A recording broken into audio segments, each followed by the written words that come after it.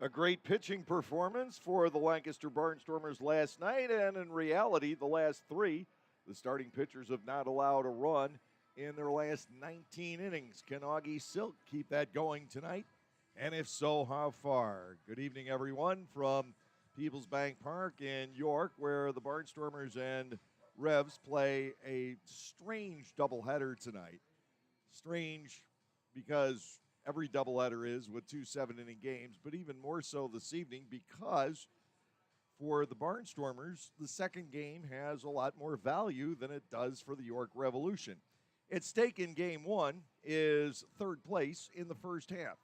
It's sort of a consolation prize at best, but if the Barnstormers win the first game of the doubleheader, they will finish third in the first half, at least via a tiebreaker. If York wins the first game of the second half, or the first game of this doubleheader, then York will finish third in the first half.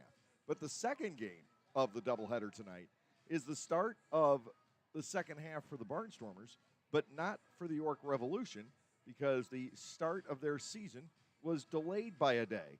So the second game finishes the first half for the Revs and opens the second half for the Barnstormers. In game one, it will be Augie Silk on the hill for Lancaster. He's 3-6, but coming off his best start of the season, a 5-2 win over the Long Island Ducks 9 days ago. And it will be Eduardo Rivera, 5-1, with a 3.48 ERA going for York. And then in game two, the Barnstormers will open the second half the same way they opened the first half with Cameron Gann on the hill. He is 4-5 coming in, and he will match up against the York bullpen, and I'm told it will be Duke von Schaman making the start for the Revs in the nightcap. He is 2-2 on the season. Let's take a look at the starting lineups for game one. For the Barnstormers, it will be Sean Dunston Jr. leading off in center. The second baseman batting number 2 will be Melvin Mercedes. Kelly Dugan will bat third. He's the DH. The cleanup batter is the first baseman Andretti Cordero. Ladarius Clark batting fifth and right. The left fielder batting sixth is Trayvon Robinson. Anderson Felice will make the start at shortstop and bat seventh. The catcher hitting eighth is Anthony Peroni. Trace Lair will bat ninth. He will be at third. And Silk with the 3-6 record on the hill. For the Revs, same lineup that they used last night. Troy Stokes Jr. is in right field leading off. The shortstop batting number 2 is Elmer Reyes. J.C. Encarnacion will bat third and play left. The cleanup hitter will be the first baseman Nelly Rodriguez. Third baseman Carlos Franco, the Atlantic League Player of the Month for June, is batting fifth and at third base. The center fielder, Connor Lean, will bat number 6. Josue Herrera is the designated hitter batting seventh.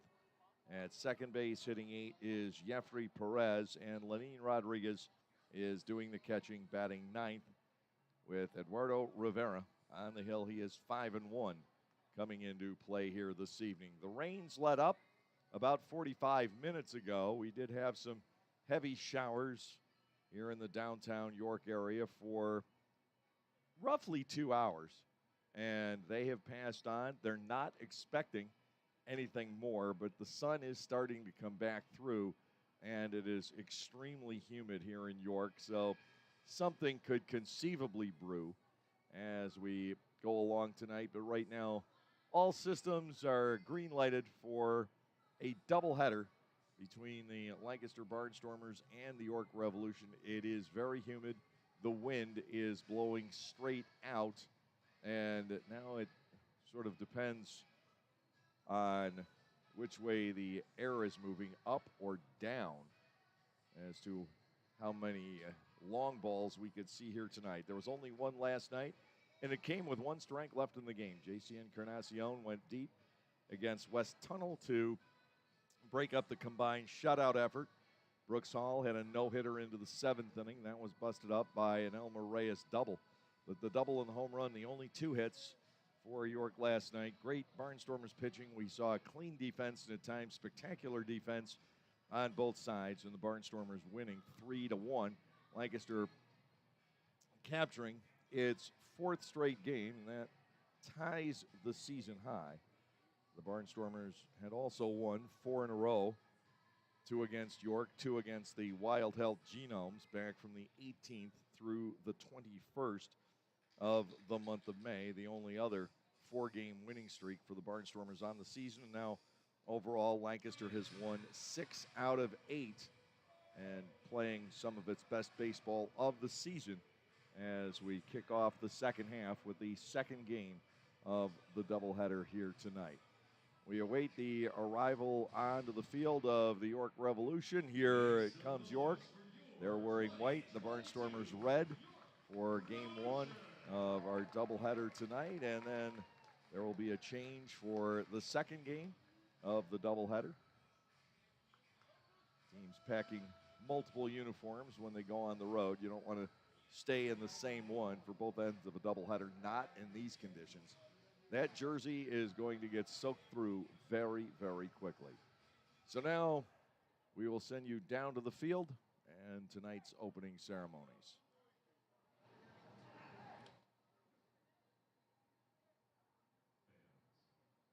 Please rise if you are able. Remove all headwear and welcome Juliana Kurikaks for the performance of our national anthem, presented by AmeriChoice Federal Credit Union.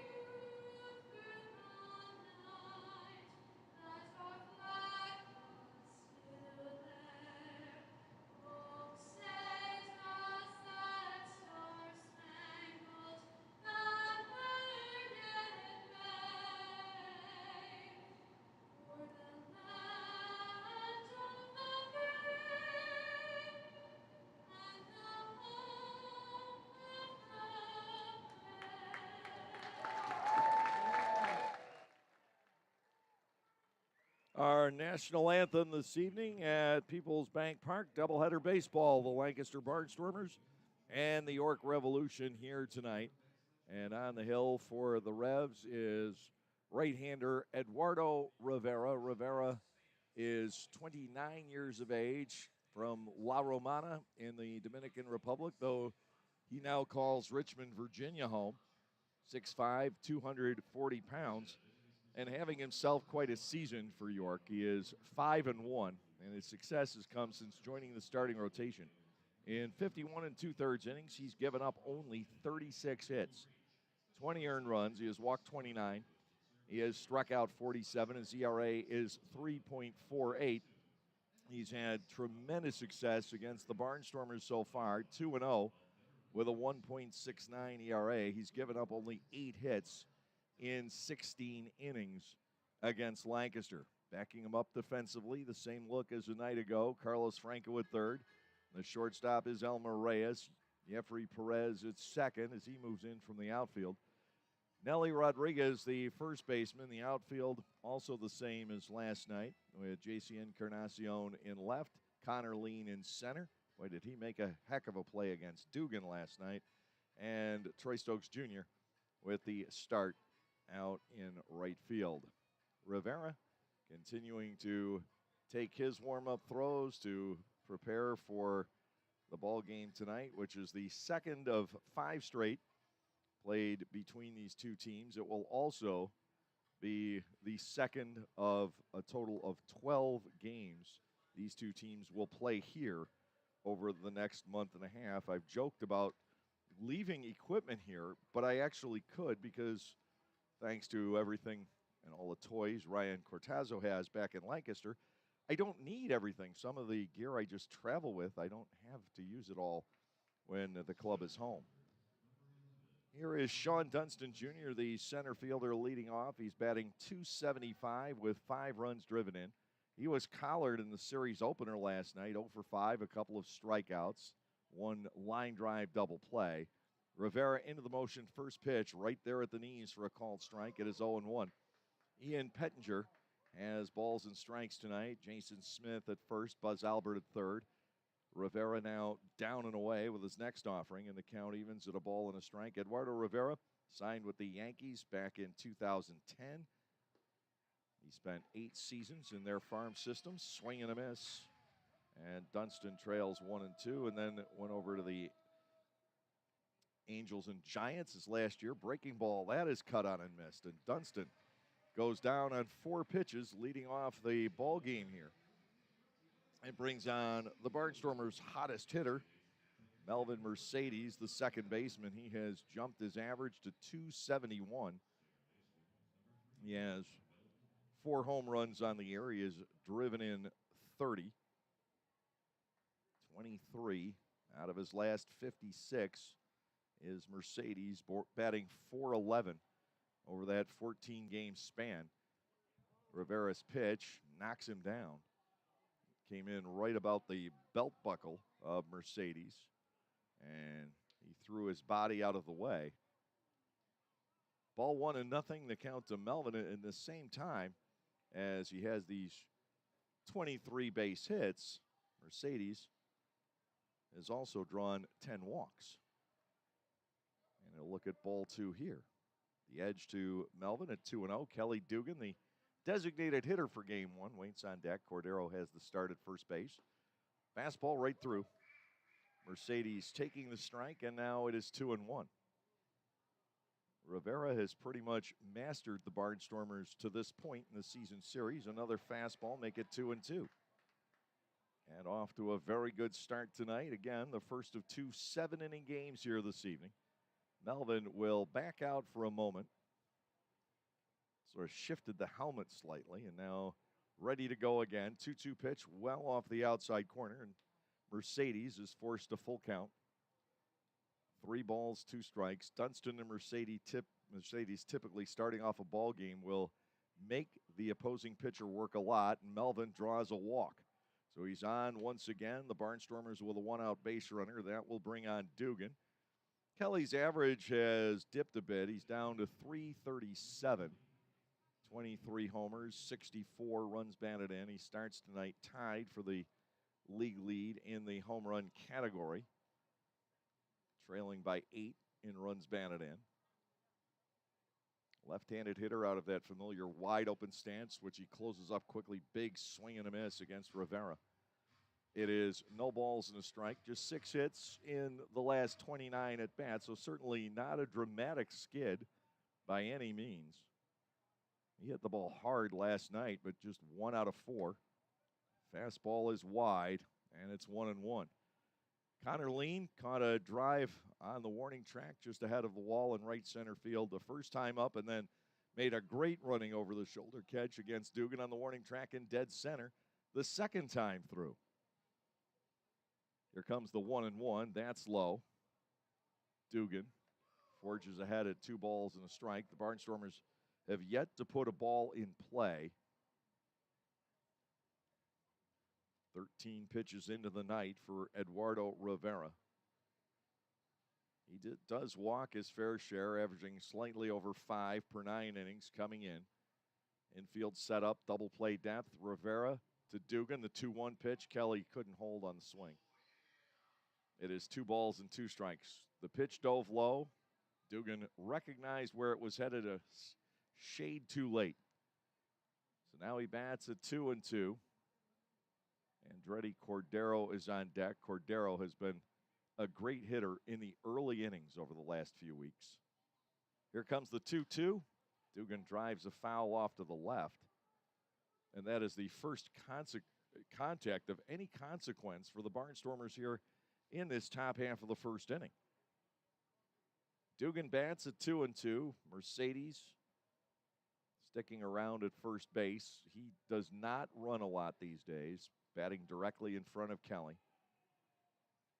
2 balls, 2 strikes. Rodriguez holds the runner. Here's the pitch. Dugan chops a foul over toward first base, and one of the Revs leaning out of the dugout, limber enough to reach down and pick that one up over the railing. 2 balls, 2 strikes, continuing on Dugan. This has been a lengthy at-bat for Kelly. 10 home runs for Dugan in the season series, an all-time record against York. Here is the set, and to Dugan up and in.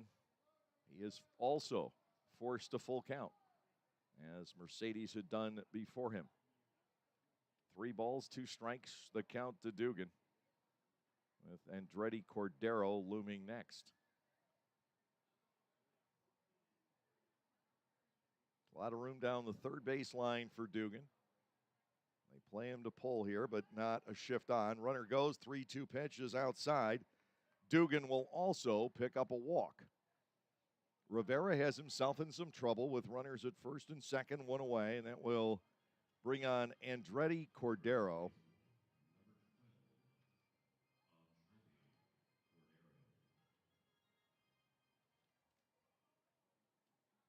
Last 6 games, Cordero is 3 for 6 in the first inning. Overall now batting .307. He has 9 homers. He's driven in 54. Rivera checking in on Mercedes behind him. Melvin not going. A swing and a foul by Cordero. It is no balls and a strike. Barnstormers lead the War of the Roses 10 games to 6. Amazingly, we are only halfway through. Lancaster spending a lot of time on this side of the river. This is the first of 4 series here in a span of about 6.5 weeks. To Cordero, 0-1 in the dirt, flagged by Rodriguez. It is ball 1, strike 1. Mercedes the runner at second. Dugan is on at first. 20 pitches have elapsed now without a ball in play in this top half of the first inning, as Rivera has walked 2 and he has struck out 1. The count is even on Andretti Cordero. Wind blowing out toward right field here this evening. The set, and a Cordero bouncing ball foul and knocked down by manager Ross Peoples, coaching over at third. Troy Steffi has the chores at first base here tonight. 1-2 to Cordero. Ladarius Clark waits on deck. Lancaster trying to make Rivera pay for the 2 walks here in the opening inning. 1-2. The count operating on Cordero, who's hit .290 against the Revs. 2 hits last night. And to Andretti, a swing and a miss at the breaking ball.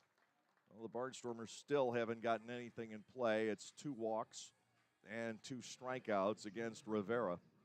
That will bring on Clark, the right fielder. Ladarius drove in the first run of last night's game, and 1 run held up for a long time. Lancaster eventually needed more. A double to left field in the first inning of that game, his 14th double of the year. Clark with 13 homers, 38 runs batted in, and hitting .284. Mercedes off second, Dugan off first. Clark starts the bat. They'll appeal to first base, and it is turned down by Jason Smith. Ball 1, the count to Clark. It wouldn't have shocked me had he been rung up on that. It was close, but he did hold in time. 1 ball, no strikes to Clark with 2 outs and 2 on here in the first inning. Eduardo Rivera, tough on the Barnstormers, having some trouble with his control from time to time in this inning. And now to Clark. It is popped up behind home plate. Shedding the mask is Lenin Rodriguez. He'll have room. The wind may have helped to keep that in play. Clark is retired on the foul pop-up. No runs, no hits, no errors, and 2 are stranded in the top of the first. We'll go to the bottom half of inning 1 with the score. The Lancaster Barnstormers nothing, the York Revolution coming up. Localflavor.com, local flavor, localflavor.com, local flavor. Excuse me, are you saying localflavor.com? Oh, yeah, it's where I save big bucks on all kinds of things. Home improvement projects, dining out, family fun, electronics, jewelry, clothing. I even bought my wife a fancy spa package for half price. Half price? Yep, you know all the deals you find in Clipper Magazine. I love Clipper Magazine. Well, they're all on localflavor.com too. And you can get them right on your phone thanks to localflavor.com's mobile app. Here, take a look. Well, this app is amazing. Look at all these restaurants, amusement parks, car washes, fitness centers. This is worth sharing about. Exactly. Localflavor.com online, the Local Flavor mobile app, and Clipper Magazine together. It's like a triple play. Do the cheer again. I'm in. Localflavor.com, Local Flavor. Come on, everybody! Localflavor.com, Local Flavor. Localflavor.com, Local Flavor.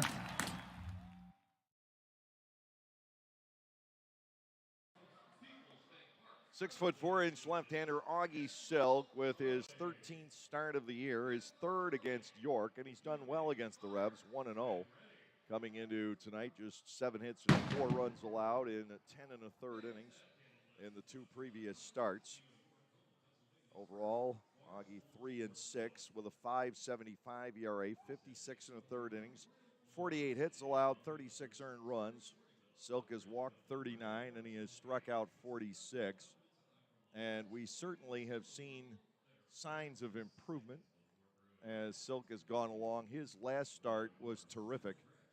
He shut down the Long Island Ducks 9 days ago on just 3 hits in 7 innings. He walked 4, gave up just 2 runs, and was on the winning end of a 5-2 ball game. But outside of the 4th inning in that Sunday afternoon game, he faced just 1 batter over the minimum. The 4th inning was problematic. He tends to hit that hurdle about that time of game.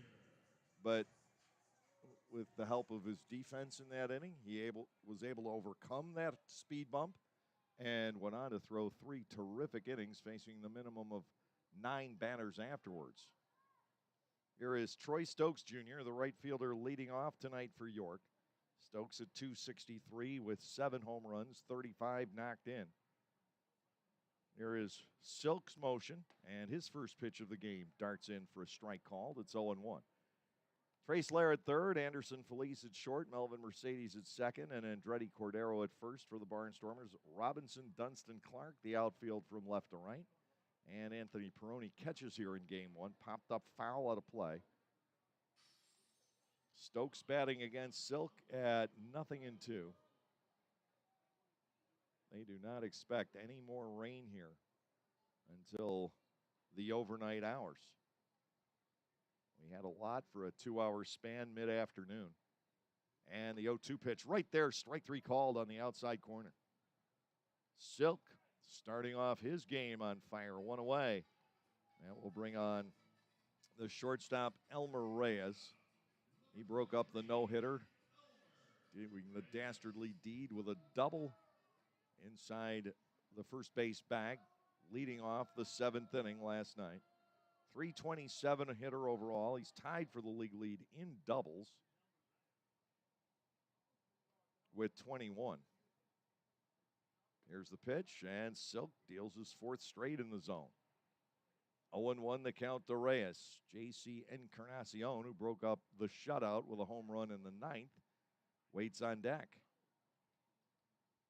Silk has the signal from Peroni, and it's inside and low. He overthrew it. The ball to the backstop, but Reyes not taking off for first base. Peroni hustled back there.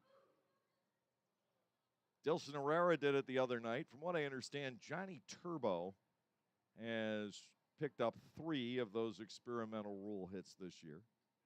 And Ladarius Clark has 2 of them. 1 ball, 1 strike. Silk goes to work on Reyes, and this is a fly ball toward the right field corner. There is room for Clark. He is there to make the catch. 2 up and 2 down for the Revs. J.C. Encarnacion, who's probably the toughest out in this lineup for the Barnstormers pitching staff, will step in. Encarnacion in the season series is hitting .356. He has a pair of home runs. He's driven in 7. And he broke up Teller's no-hit bid, and he broke up the shutout last night. He's had some big hits for York. First pitch is low. Ball 1 on Encarnacion from Augie Silk, the left-hander who Pitched very briefly in the Kansas City farm system back in 2019, coming out of Southern Cal. He didn't make too many appearances as a Trojan, but he was on their staff. And the next pitch is skied to shallow right. Backing up on this is Mercedes. He will call off Clark and make the catch. That is the 20th straight zero posted by Lancaster's starting pitching. We're through one, and there is no score here at Peoples Bank Park.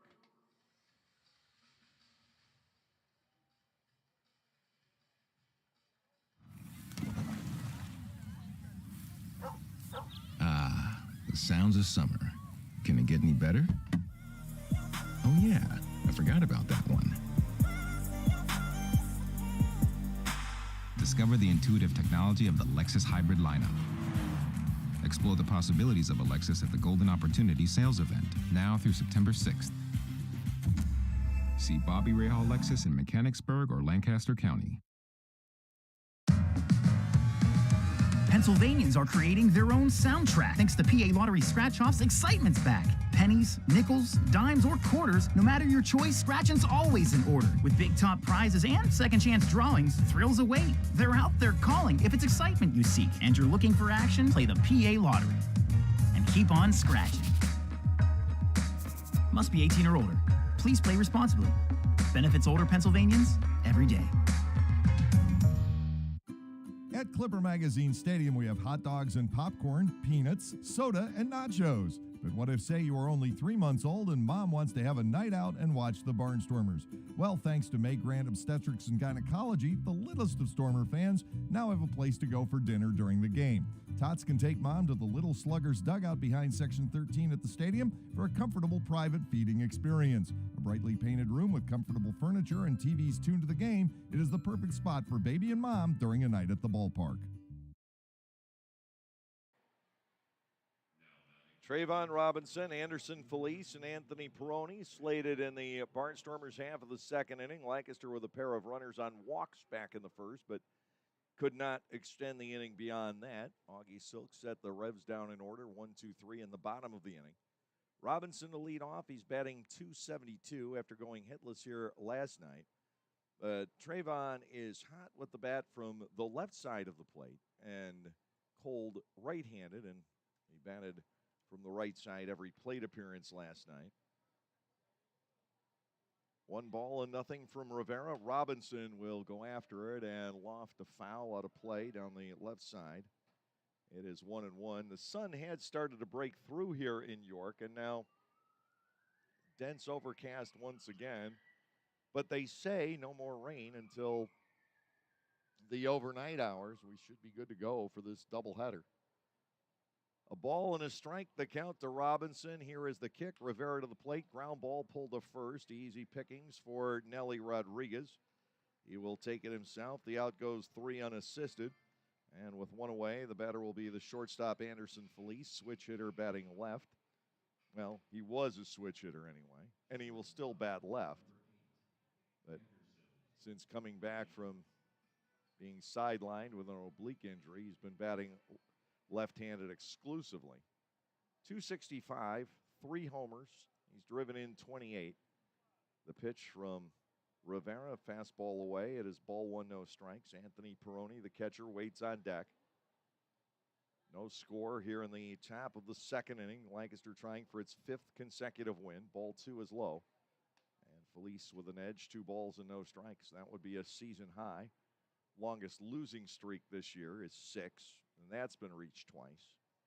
The first one of those, the last 6 games of the opening road trip. 2-0 is a called strike, 2-1. Since that opening trip, the Barnstormers have outscored their opponents by 56 runs, and they're 28-30. Statistically, they should be about 34-24 in that span. Ball 3 is low, 3-1. 1 out, nobody aboard in the second inning. Well, the team has played, by and large, pretty well, but they've let some games slip away in the late innings, and that's the one thing they're going to try and improve upon for the second half. Swing and a miss, it's 3-2. You're going to run into pitchers that have your number. Rivera seems to have Lancaster's number. But if Lancaster can stretch him out a bit, keep forcing him deep in accounts, keep drawing some walks, as Felice just picks up the third of the night here. You have an opportunity to maybe gain a run or two, push him out, get to the bullpen later on. It's up to Augie Silk to keep the Barnstormers close and perhaps continue the shutout streak for the starting staff. Here is Anthony Peroni with 1 out, 1 on. Peroni at 171. He has a home run. He has driven in 8. 3 doubles and a triple. Trace Lair, the third baseman, waits on deck. Infield looking to turn 2. Felice leads off first. He will stay put. Ball 1 is badly outside and low. Stopped by Rodriguez. I think he's one of the better defensive catchers in this league. 1 ball, no strikes. Peroni 3 out of 20 in the season series against York. There's the set, and he will deliver high. Peroni's up there 2-0. Felice does have 4 stolen bases, and the Barnstormers have been far more aggressive over recent weeks than they'd been early in the year. The club with 83 steals total. 83 out of 100. 2-0. Felice stays put. Peroni goes after the 2-0 and lobs a foul out of play. 2 balls, 1 strike. The Barnstormers so far have picked up 3 walks. 2 men have struck out. There's been a foul pop-up and a weak grounder to first. 2 balls and a strike. The count on Peroni. Lair waits on deck. Rivera comes set. Peroni will take this toward right center field. That is between the outfielders and getting all the way to the wall. Felice will race around. He's going to be waved, and we would have had a play at the plate, except the relay throw was dropped out in shallow right field. They were set up for a play at the plate, but Jeffrey Perez dropped the relay throw. So Anthony Peroni with the long double to right center field. That is where his power is. Felice coming home, and the Barnstormers take a 1-0 lead. Anthony, the runner at second base. Trace Lair, the third baseman, steps in. Lancaster managing to strike first against Eduardo Rivera. Peroni now leading off second. Rivera comes set, and the pitch to Lair is fouled off the end of the bat and off the facing of the stadium. On the inside, 1 ball, no balls rather, 1 strike on Lair. Sean Dunston Jr., the center fielder, waits on deck. Peroni inching off second. He's hoping for a ride home. Here's the 0-1 pitch. Lair will take that low. The count evens up at 1-1. The first ball hit remotely hard by the Barnstormers out of 8 batters, results in a go-ahead double. 4th 2-bagger for Peroni on the year.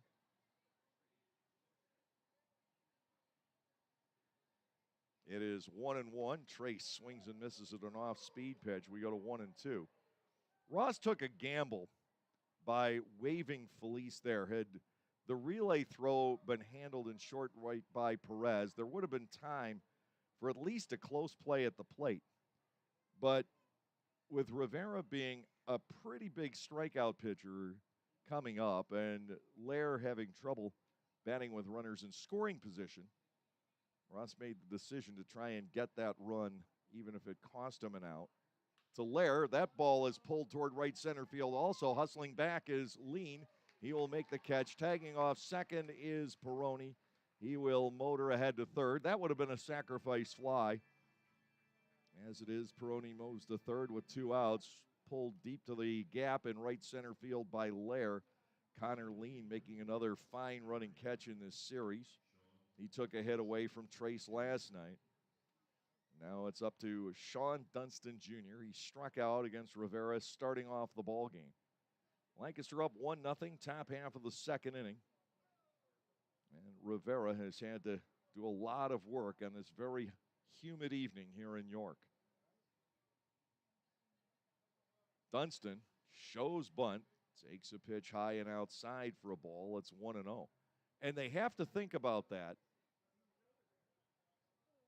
The third baseman, Franco, plays up. The first baseman, Rodriguez, is back.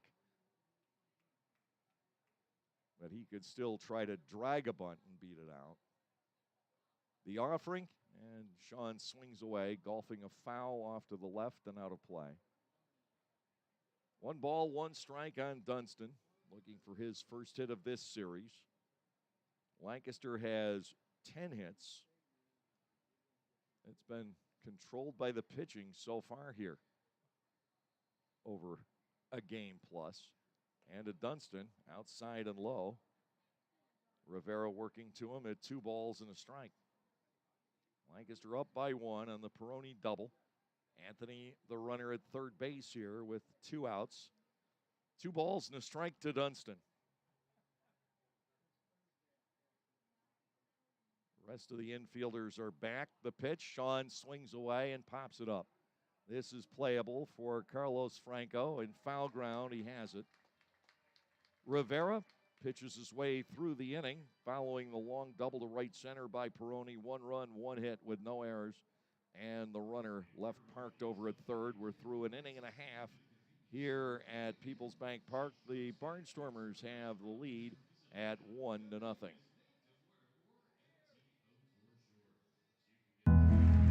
Celebrate the history of our national pastime at the National Baseball Hall of Fame and Museum in Cooperstown. See priceless treasures that will bring your baseball memories to life. Connect with events that have shaped and changed the game and our country. Our stories to tell, your memories to share. Plan your family visit today at baseballhall.org. See you in Cooperstown, where the journey becomes legend. Are you sick and tired of washers that don't use enough water or take 2 hours to clean and don't last more than a few years? Well, come into Gockenauer's in East Petersburg now and let us show you the Speed Queen commercial grade laundry. Built the old-fashioned way with warranties up to 7 full years. Gockenauer's will deliver and install your new Speed Queen, and we know you'll be fully satisfied with your purchase. Gockenauer's in East Petersburg, your hometown dealer for 73 years.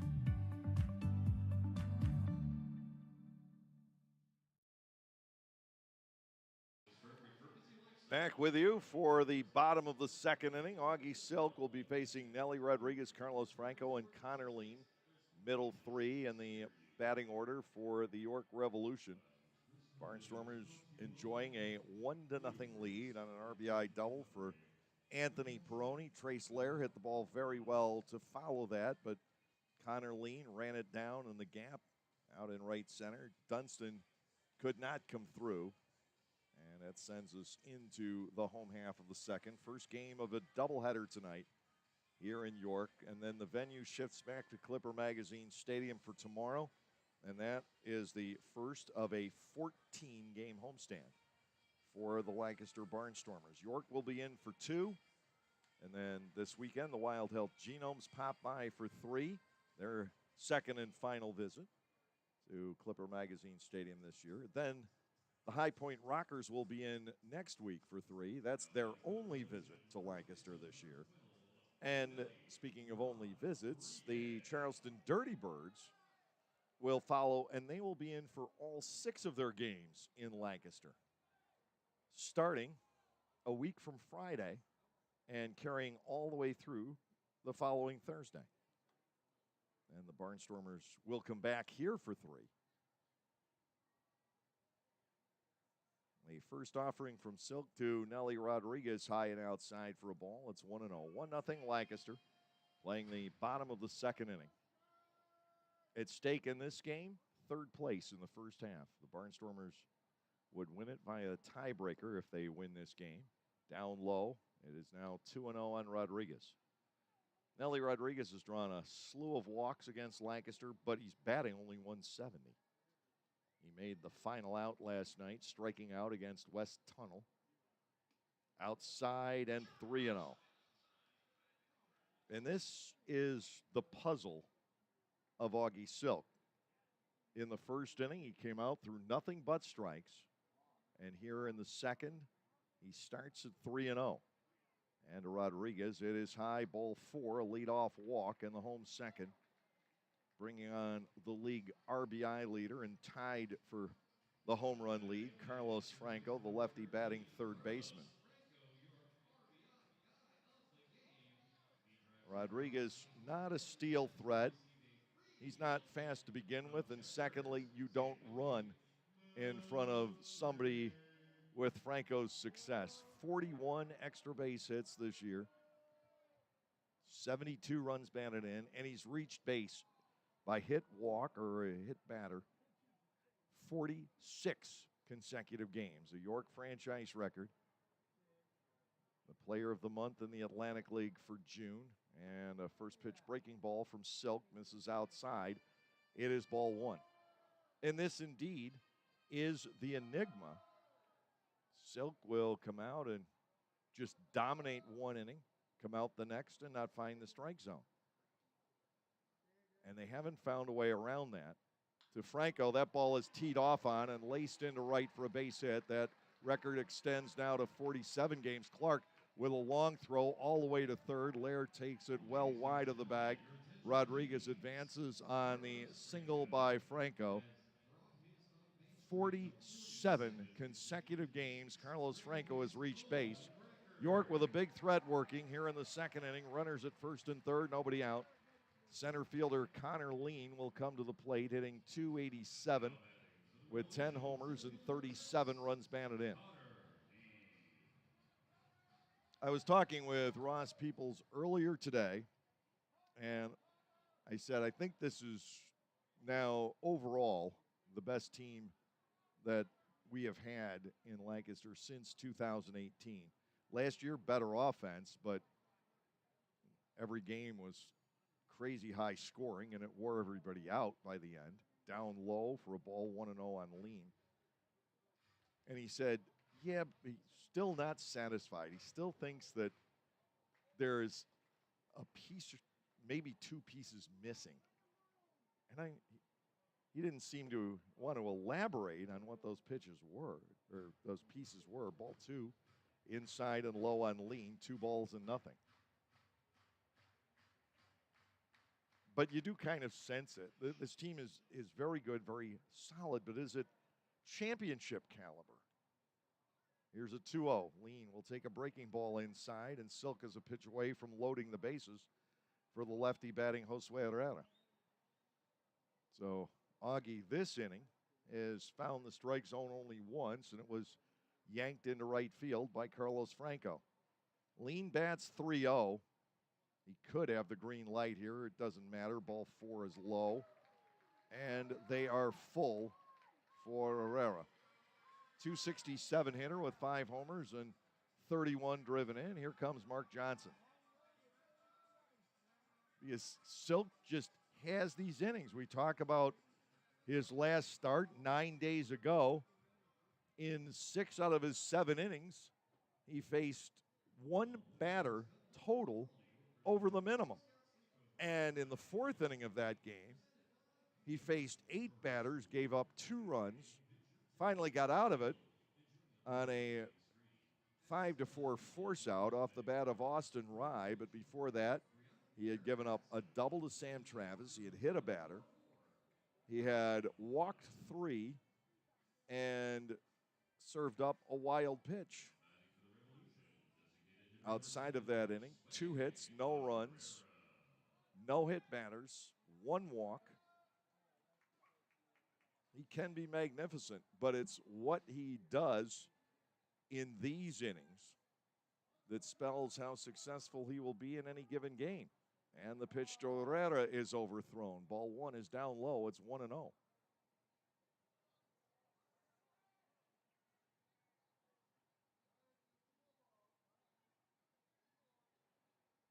You don't know exactly what is going through his mind in these tight spots, and now he misses to Herrera, ball 2. He has been out of the zone with 11 of 12 pitches here in this second inning.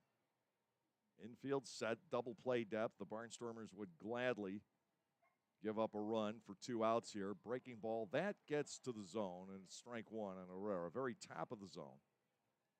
2 balls and 1 strike to the lefty batting DH. Jeffrey Perez, a switch hitter, waits on deck. 1-0 Barnstormers, but that is in serious peril here. The 2-1. He goes back to the breaking ball to Silk. That is upstairs for ball 3. And now it is 3-1. And you can't pitch like this against the York staff. You do need to throw them a lot of breaking balls. We saw that last night. Hall did, Sullentrop did. Here's a 3-1. That's over but low, and it forces in a run. Nelly Rodriguez will cross on the free pass to Josue Herrera. Still nobody out in the inning, and the yellow-shod Jeffrey Perez will come to the plate. Perez, 259 with 5 homers and 12 runs batted in. This game is not nearly as important as the next 66, and Ross will sacrifice this one in order to get off to a good start in the second half. Silk will be out there, I think, for a while. He doesn't want to dig into his bullpen early. And to Perez, first pitch strike. It is 0-1. 1-1 ball game, bottom of the second inning. Silk looking for some outs here.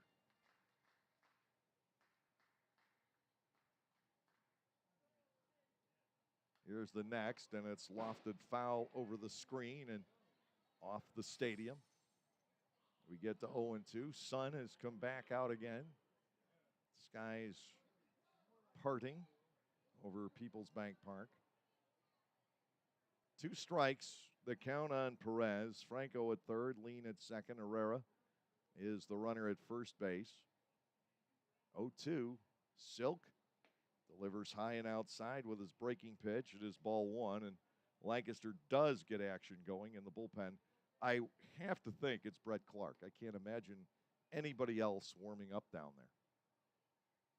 In a situation like this, he has been the long guy, and he's been very good at it. 1-2. And to Perez, it is just low and inside. Ball 2 and 2 strikes.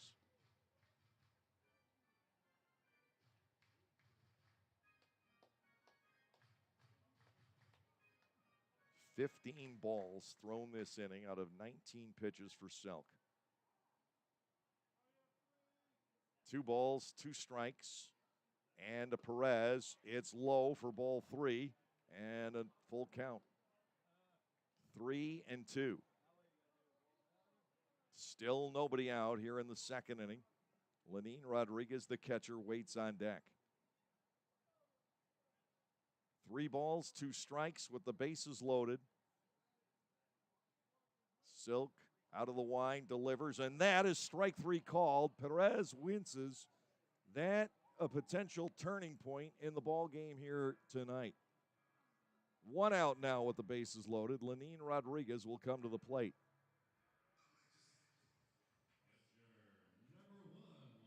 That out, that decision, enormous as far as this game is concerned. Now you get a double play, and it's still 1-1. And the starter is still in the contest. Silk goes to work and delivers a strike at the knees on Rodriguez. And it seems like Augie all of a sudden has found it again. 0-1. The count on Rodriguez. Franco at third, Lean at second. Herrera, the base runner, at first. Silk winds, brings it home. That is well wide. Rodriguez strode toward it, but kept the bat back. 1 ball, 1 strike, top of the order. Troy Stokes Jr. waits on deck. Just in the bottom of the second inning in the opener of tonight's doubleheader. Silk goes to work. The 1-1 is low. 2 balls and a strike on Lenin Rodriguez. 1 out with the bases loaded, a run across. 1-1 our score. Silk needs a ground ball here. And the 2-1, he gets it, chopper up the middle to Felice. They'll get a force, and that'll be all. Mercedes with a heck of a stop behind second base, managing to get the force out on Herrera. Give Rodriguez an RBI. The out goes 4-6. Coming across the plate is Franco. So York breaks ahead 2-1, and Troy Stokes Jr. will see Silk for a second time. Augie got the ground ball, but by the time Mercedes got there, it took a miracle just to get the out at second. Ball chopped straight back toward the middle. Time is called as a ball rolls loose from the Lancaster bullpen, where we get confirmation that it is Brett Clark warming up. I couldn't fathom anyone otherwise. First and third, Silk goes to work on Stokes, and the pitch taken outside, ball one. Long inning for Augie Silk. 2 runs have scored, but even now, it's important to minimize the harm here.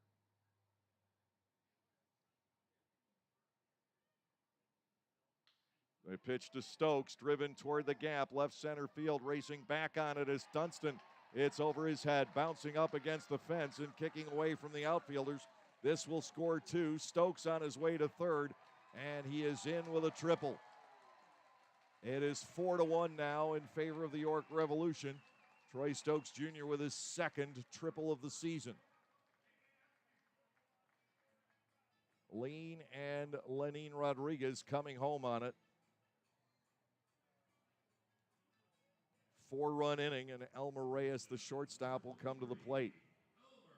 Now this breaks up the streak of success for Lancaster starting pitchers in a rather dramatic way. They had put up 20 straight zeros, and now a 4 spot here in the second inning. Reyes against Silk. First pitch is outside, and ball 1.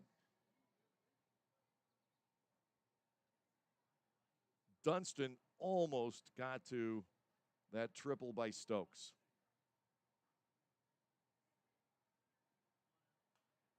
Popped up foul and out of play. It's 1-1. The almost, however, might have cost an extra base, because then the ball hit off the fence and bounced back towards center. 1 ball, 1 strike to Reyes, the shortstop. 4-1 York leading, bottom of the second inning. Silk into his wind. The pitch is fouled to the right and out of play. And after Augie threw just 8 pitches in the first inning, that is his 30th here in the second. And he might settle down and retire 9 in a row after this inning. He's done it before, and there's nothing that says he wouldn't do it again tonight. 1 ball, 2 strikes, the count to Reyes, and that's badly outside, speared by Peroni, and we get to 2-2.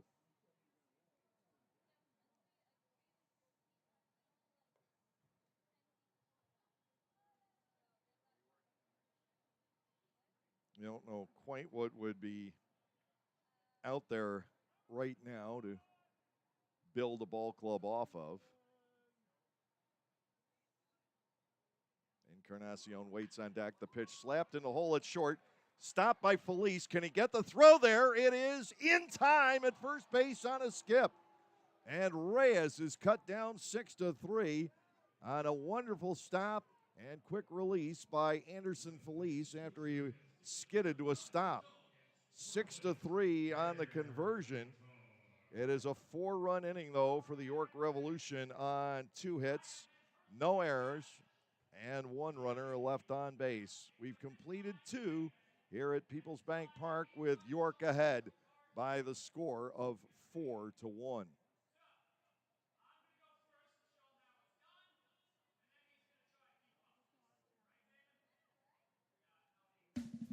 Like craft beers? Then the best place to be in Lancaster is Clipper Magazine Stadium.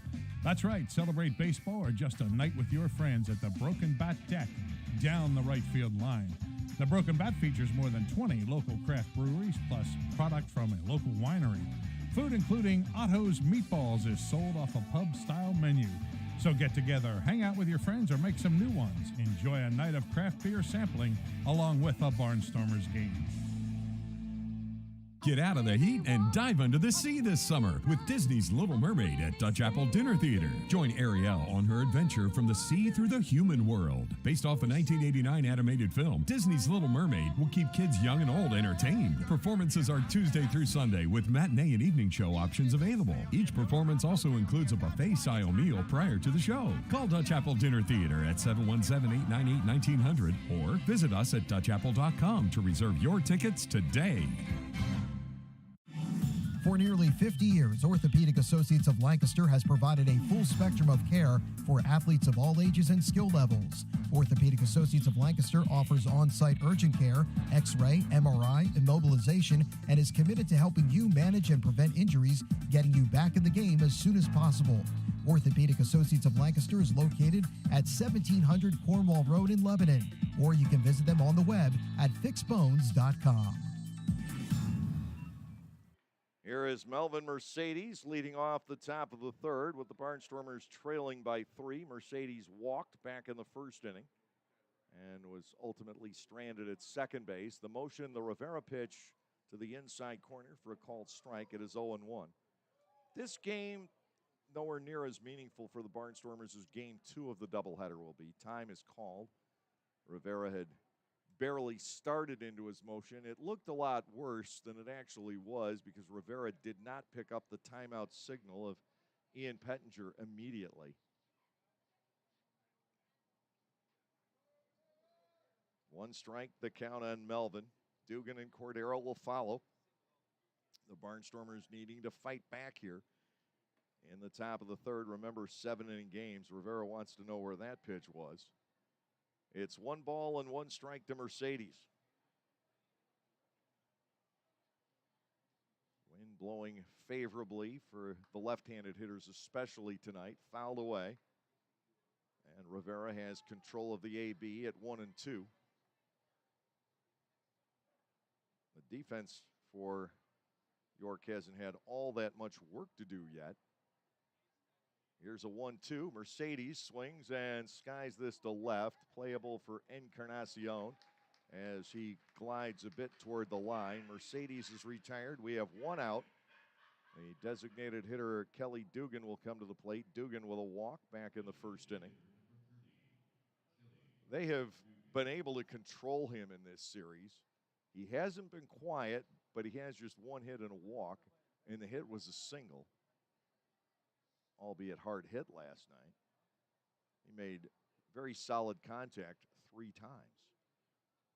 The pitch from Rivera, Squibber up the line at third. Boy, too bad that wasn't a fair ball. That would have been an automatic base hit. 0-1. Nobody could have gotten to that had that stayed fair. Franco is practically at shortstop. Rivera would have had an awfully long trip off the mound and then would have had to have set for the throw. Dugan fast enough. He's going to beat that out.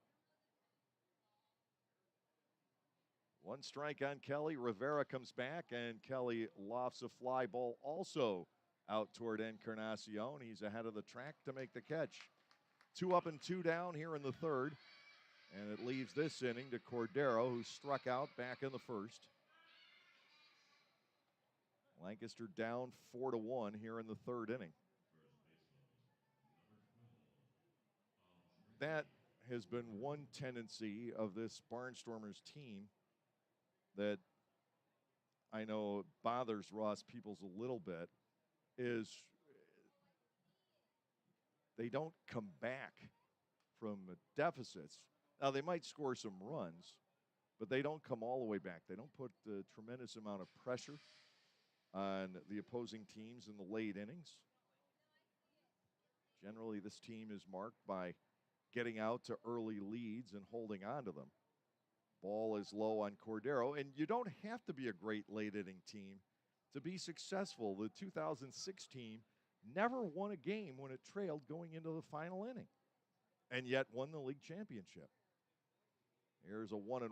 Cordero will look at this outside. Now, 2 balls and 1 strike against Eduardo Rivera. Anthony Peroni has Lancaster's lone base hit of the game. A double that drove in a run back in the second. Cordero gets ball 3 inside and low. It is 3-1 with Clark waiting on deck. But Lancaster has won only 4 games when the club hasn't scored first. 4-23 the record. Now tonight they score first, but give up that lead immediately. Foul down the third base line. Cordero bats 3-2.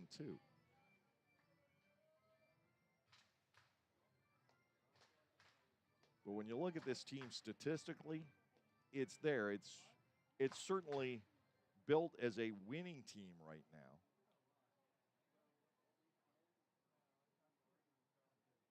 Here's the payoff pitch, grounded foul again. We'll stay at 3-2. The question is what to do, if anything, to make it a championship club. Maybe a veteran lefty reliever.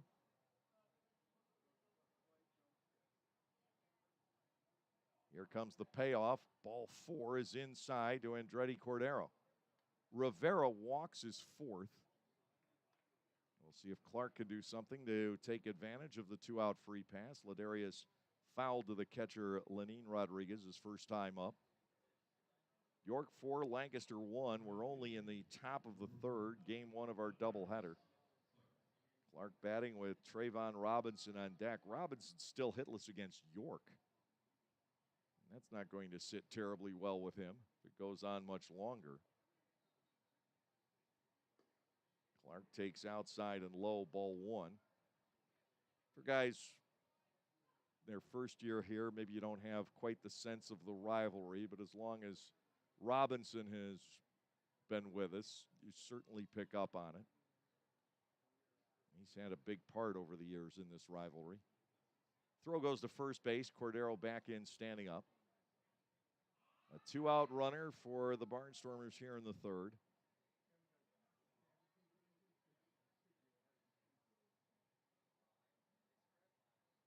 Ladarius Clark up there 1-0. He swings and misses, reaching after a Rivera fastball. 1 ball and 1 strike.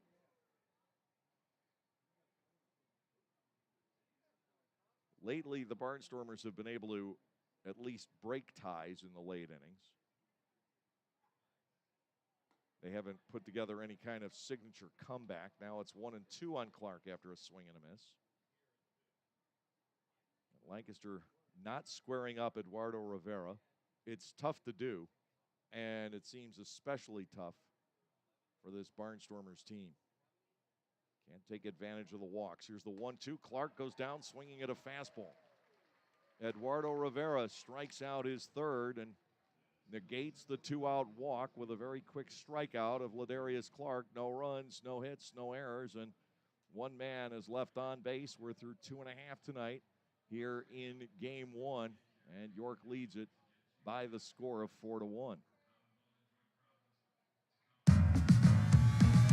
Pennsylvanians are creating their own soundtrack. Thanks to PA Lottery Scratch-Offs, excitement's back. Pennies, nickels, dimes, or quarters, no matter your choice, scratching's always in order. With big top prizes and second chance drawings, thrills await. They're out there calling if it's excitement you seek and you're looking for action, play the PA Lottery. And keep on scratching. Must be 18 or older. Please play responsibly. Benefits older Pennsylvanians every day. Hey kids, join the coolest club in town, the Storm Force. The Storm Force is presented by the Lancaster Barnstormers and Commonwealth Charter Academy. For only $25, kids under 12 get an entire summer of Barnstormers fun with 12 game tickets, a t-shirt and bag, the chance to go first when kids run the bases, exclusive activities, and coupons from Dutch Wonderland, Chocolate World, and more. Don't miss out on all the fun. Go to LancasterBarnstormers.com and sign up.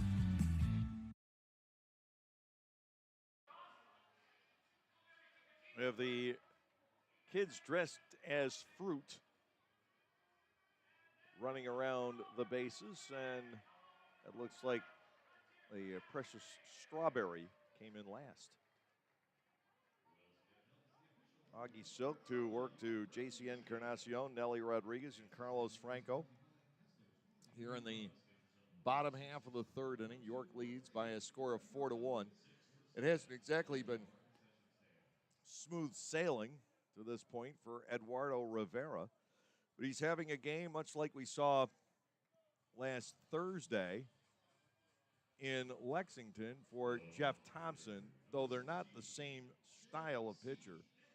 By any stretch of the imagination, Rivera throws a lot harder than Thompson does, but Jeff Thompson walked 8 in 5 innings and got away with it. The Barnstormers couldn't deliver any punch, and Rivera's walked 4 in 3 innings tonight and largely gotten away with those. Here's Encarnacion. He popped out the first time up. Now takes a pitch outside and low. It is ball 1, 1-0. 4-1, York leading, lower half of the third inning. Selk back into his windup. The pitch swung on and missed. Encarnacion chased that one around the outside corner. I can't guarantee that it wasn't there. 1-1. Anuel Polanco coaching third for the Revs. It is not Sandy De Leon right now over at first base. Here's a 1-1 pitch off the glove of Anthony Peroni. Ball 2 and a strike, with Nelly Rodriguez and Carlos Franco to follow here in the lower half of the third inning. York, an explosive offense, averaging better than 6 runs a game. The Barnstormers are averaging 5.5. They're no slouches either. Fastball high and outside. We go to 3-1 on Encarnacion. But the two clubs played to a pitcher's duel last night.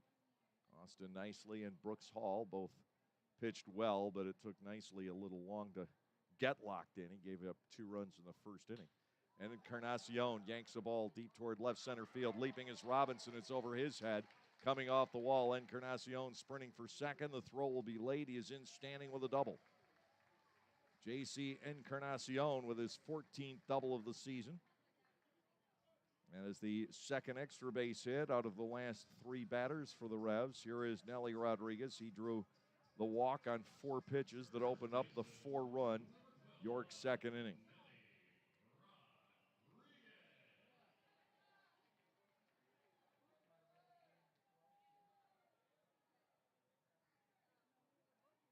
Wind blows out to right.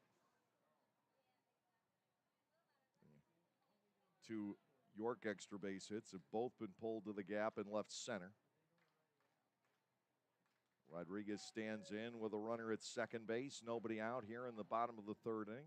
Mercedes creeps into Encarnacion's neighborhood. First pitch is a strike on Rodriguez, and he looks back as if to say to Ian Penninger, hey, don't you know who I am? I'm Nelly Rodriguez. I lead the league in walks. And if I take it, sir, it's a ball. It's the way this works, isn't it? He has 60 walks, now 61 on the year. Tops in the league by quite a bit. Swing and a miss, and Selk has him at 0-2. Tunnel struck out Rodriguez in a hurry after the home run broke the shutout last night. 2-hour, 33-minute game here in the series opener. 0-2. Encarnacion leads off second. Silk's pitch is skied out of play on the right side.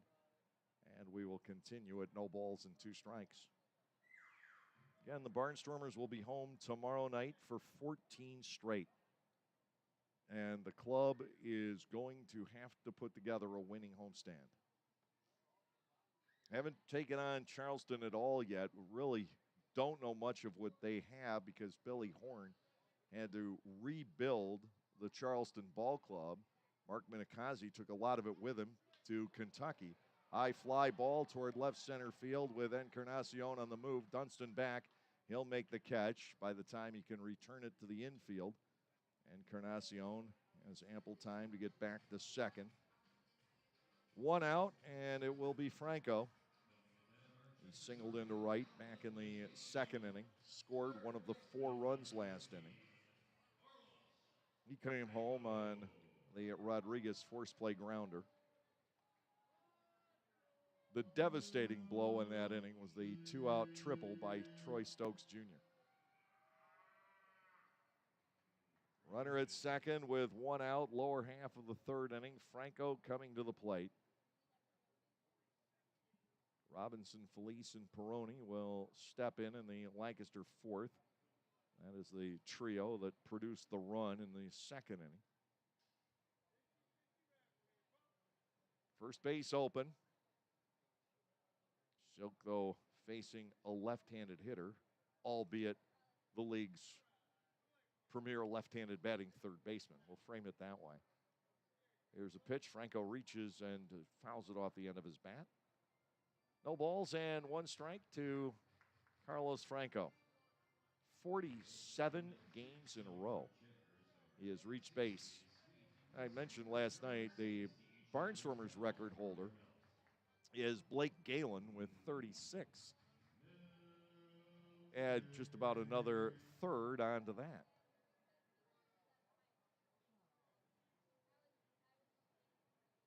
One strike, the count on Carlos Franco. Encarnacion aboard at second with one away.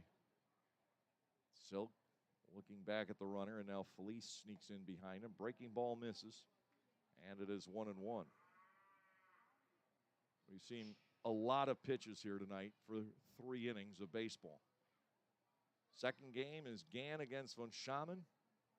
About 30 to 35 minutes after the completion of this one.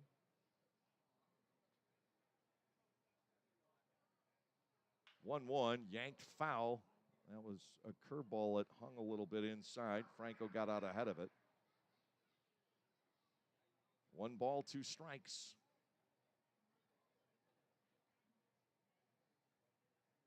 Silk in his third start against the York Revolution this year, and the first tough one. He had been 1-0 in 2 starts coming in.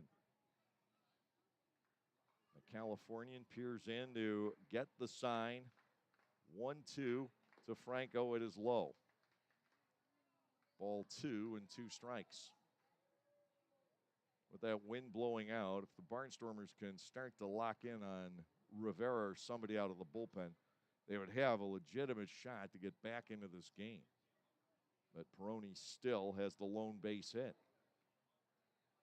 2-2 on Franco, taken low, ball 3. Connor Lean, the center fielder, waits on deck. Revs 4, Barnstormers 1, lower half of the third. Brett Clark no longer working in the Lancaster bullpen. Silk needs to absorb some innings. 3-2. Here's the payoff, and it's fouled into the net. We will continue at 3 balls and 2 strikes. They make Carlos Franco the RBI guy every night, trying to give out milkshakes here. He was 0 for 2 with a base on balls last night. That kept his streak at 46 games, breaking the franchise record.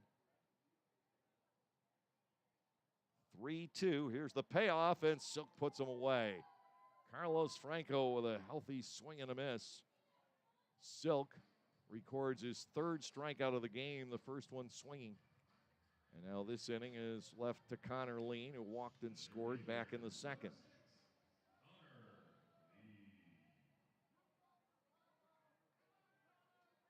Lean with his 3rd ball club here in 2022, all in the Atlantic League North.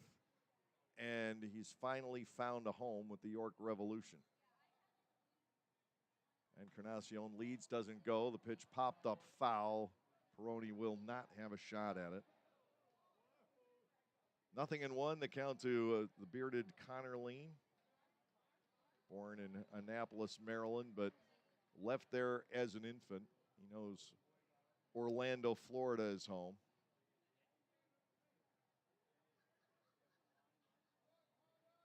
Two outs, Encarnacion, the runner at second base. 0-1. The count on Lean. Silk looking back towards second, now to the plate, and it balloons high and outside. Ball 1, strike 1, 4-1 York. We're playing the bottom half of the 3rd inning.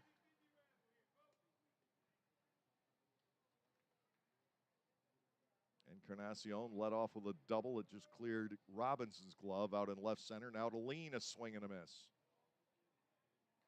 It's 1-2. Lean with 26 extra base hits overall in the Atlantic League this year. 37 runs batted in. A discard from Southern Maryland. He came to the Barnstormers, didn't want to stay. And then York picked him up, and he is the everyday center fielder here. 1-2, fouled off. And he's done a terrific job offensively and defensively for the Revs. You could always go down the what-if road. What if Lean had stayed? What if De Aza had joined the club?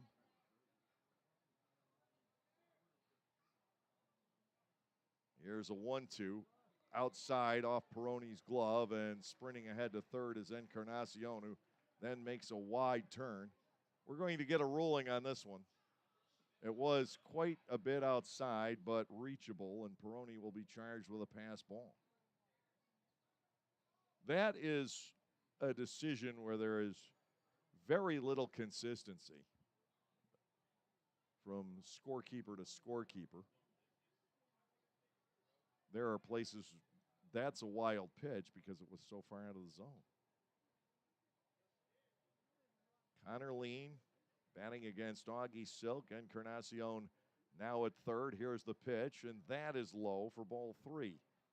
Filling out the count, 2 outs here in the bottom half of the third inning. First of a doubleheader here tonight. 4-1 in favor of York. 3 balls, 2 strikes.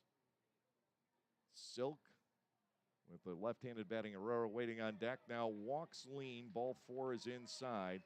Connor Lean is on for the second time. That is walk number 4 issued by Silk.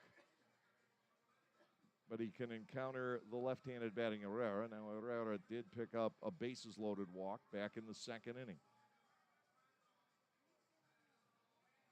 First and third, 2 outs. Herrera will step in. York could conceivably put this game out of reach here, or the Barnstormers could stay in it. And again, it seems like it's favorable hitting conditions.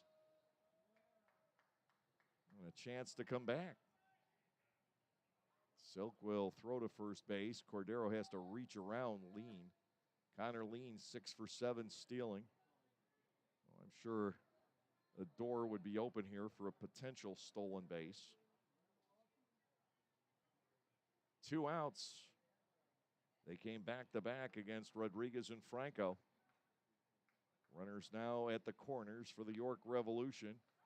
And there's a quicker pickoff throw to first.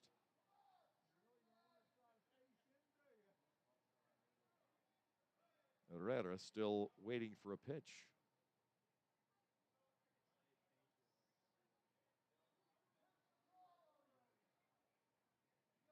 Silk to the set, long look to first, and look out high and inside on Herrera. 1-0. Ross Peoples still does not have anybody throwing in his bullpen. Remember, this is the final game of the first half, which we knew a few weeks back the Barnstormers were not going to win. 1-0, swing and a miss. It's 1-1. By the way, congratulations to the Southern Maryland Blue Crabs. They didn't just win the first half, but they put together the best half in Atlantic League history.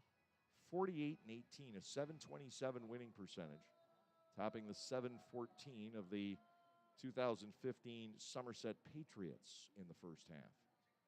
Silk will step and throw to first. Encarnacion coming a long way up from third base on that pickoff throw to first.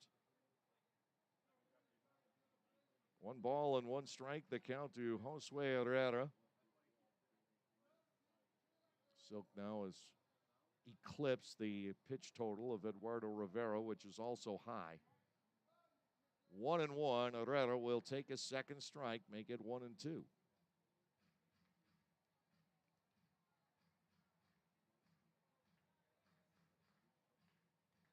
it's hard to figure out the human mind. And with that, tough to figure out exactly what to do with Silk because he can be so good in any given inning. Fouled off down the left field line. It continues 1-2 on Josue Herrera. What is it about that 1 inning a game? And typically it is just 1 inning where he runs aground very often, can't get out of it. He got out of it here tonight, but a lot of damage done. 4 runs across. And that is fouled back to the screen. Herrera sticking around with a count of 1 ball and 2 strikes. 33 pitches thrown by Silk last inning. I have him at 28 already here in the third, just on batter number 5. Josue Herrera bats at 1 ball, 2 strikes. Encarnacion and Lean lead from the quarters. Lean goes, and there's a 1-hopper slapped right to Andretti Cordero. And that will end the inning. 3 unassisted to close out the third. No runs for York, 1 hit, no errors, and a couple of men stranded on the bases. We go now to the 4th inning of baseball. The score remains York 4 and Lancaster 1.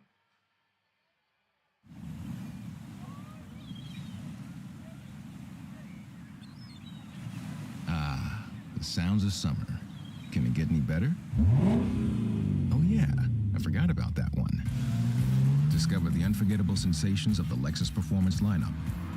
Explore the possibilities of a Lexus at the Golden Opportunity sales event, now through September 6th. See Bobby Rahal Lexus in Mechanicsburg or Lancaster County.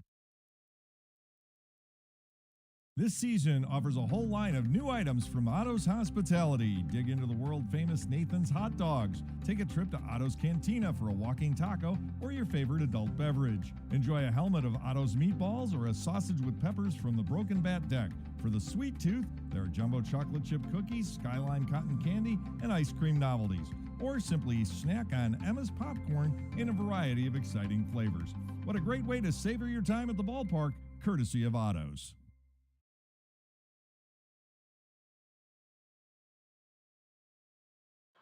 Game 1 of our doubleheader tonight at People's Bank Park in York. And for the Revs, it's 4 runs, 3 hits, no errors, and 3 left. The Barnstormers a run on 1 hit with no errors and 4 runners left on base.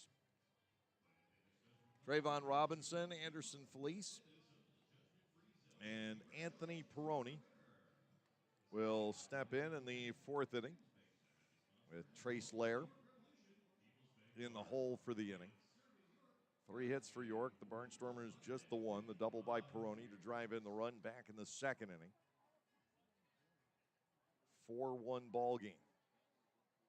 Robinson to lead off. He grounded out to Nelly Rodriguez, leading off the 2nd inning.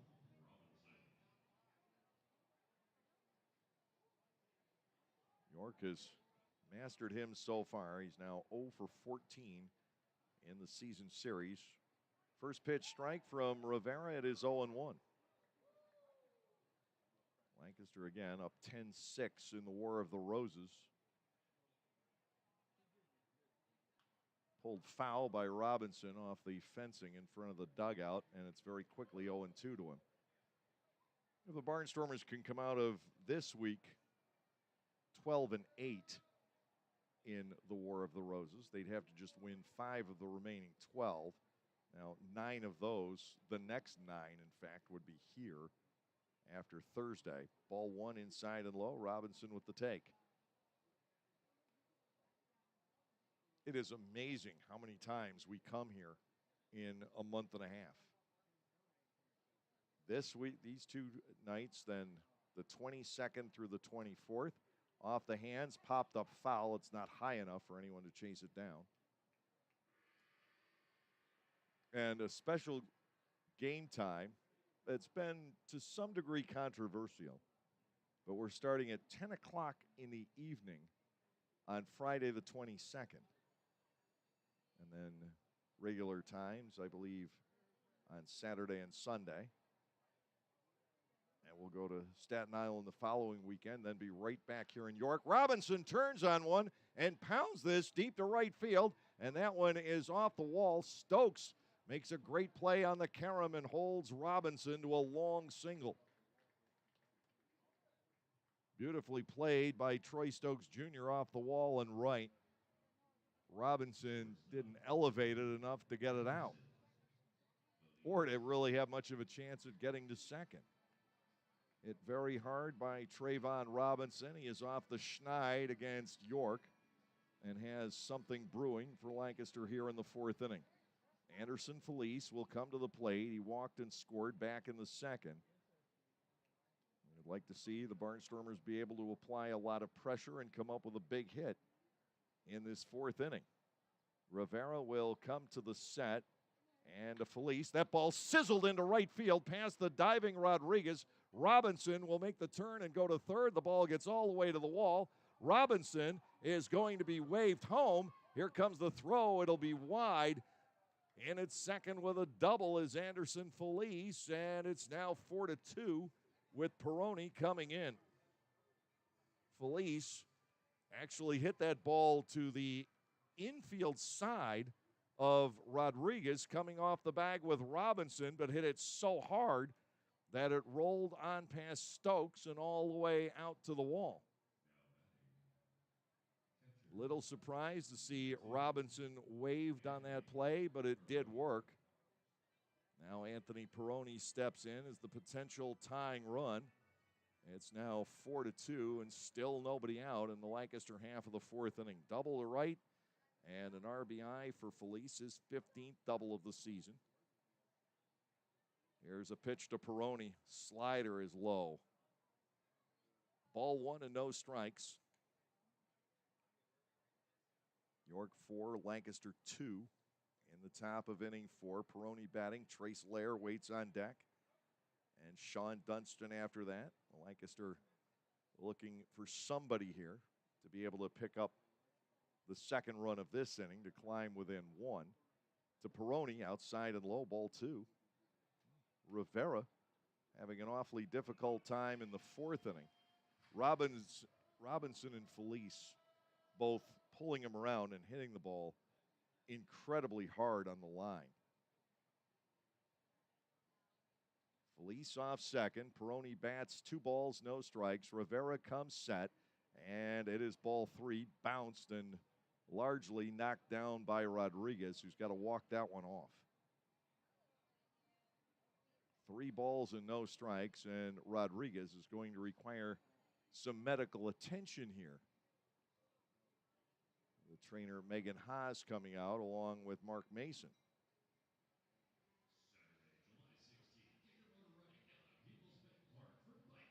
Rodriguez, hand and wrist being checked out by the trainer.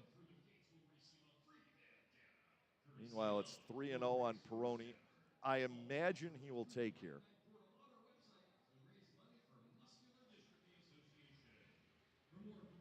Peroni walks. You may very well see Lair try to get a bunt down. But right now, York's concern is about its primary catcher, Lenine Rodriguez. They have backup in John Nunez. They let the guy they had earlier this year, Mondesi, go, and they traded Carlos Castro to the Genomes. Rodriguez still trying to work the pain out of the hand. They're going to check to see if it's swelling at all. 4-2, York leads, playing the top half of the fourth inning. This has the makings of a very long night here at Peoples Bank Park. Rodriguez is going to play some catch with, looks like it might be Reyes tossing with him.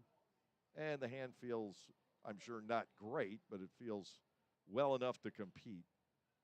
Rodriguez will stay in. The count on Peroni, 3 balls and no strikes. My guess is Peroni takes here, but that would be uncertain. First base open, runner in scoring position. Here's Rivera's 3-0. Peroni does take, and it's right through the zone for a called strike. We get to 3-1. That might have also been the perfect time to take a break, give Rivera a mental break, slow this inning down a bit. Anthony Peroni has an advantage, 3 balls and a strike, 1 run already home. Here in the Lancaster 4th inning, York now leading 4-2. Felice off second with nobody out. Peroni swings and misses, and we get to 3 balls and 2 strikes. I don't think that was intentional on the part of Lenin Rodriguez at all, but it definitely served a purpose to give Rivera a breather.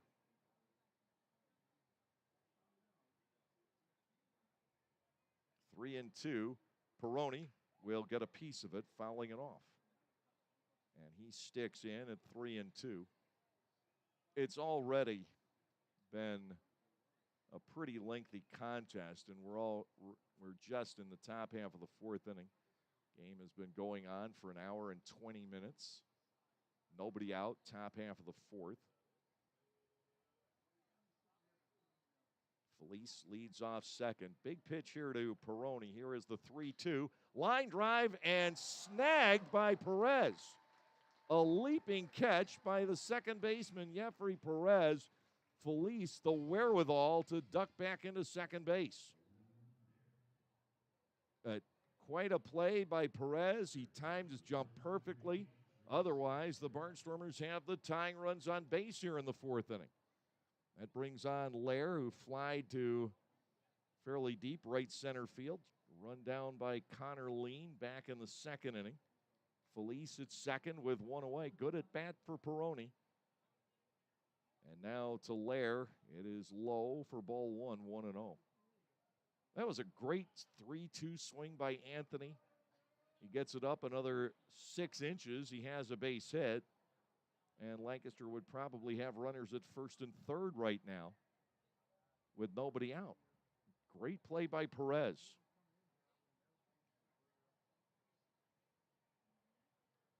Here's a 1-0. Lair looks at a strike on the inner part of the plate. We get the 1-1. Sean Dunston Jr., the center fielder, waits on deck.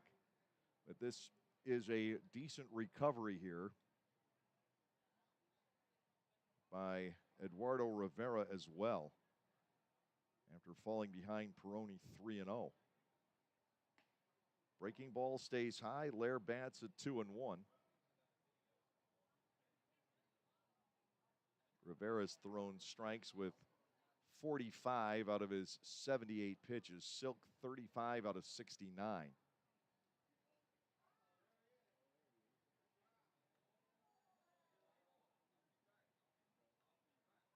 Ultimately, you want to be right about where Brooks Hall was last night. 2/3, 70% maybe.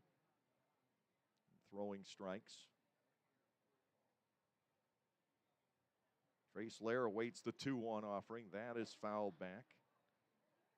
2-2. You don't want to be under 60%. And that's where both of these starters have been in this game. But Rivera beginning to close in on 60. He has walked 4 in 3 1/3 innings. Lancaster now with 3 hits off of him. 2 balls, 2 strikes to Lair. The pitch is driven foul, and that cracks the stadium once again. We're going to send Trace a bill after this at bat for stadium repairs. 2 balls, 2 strikes on the Lancaster third baseman, hitting .265 in the season series.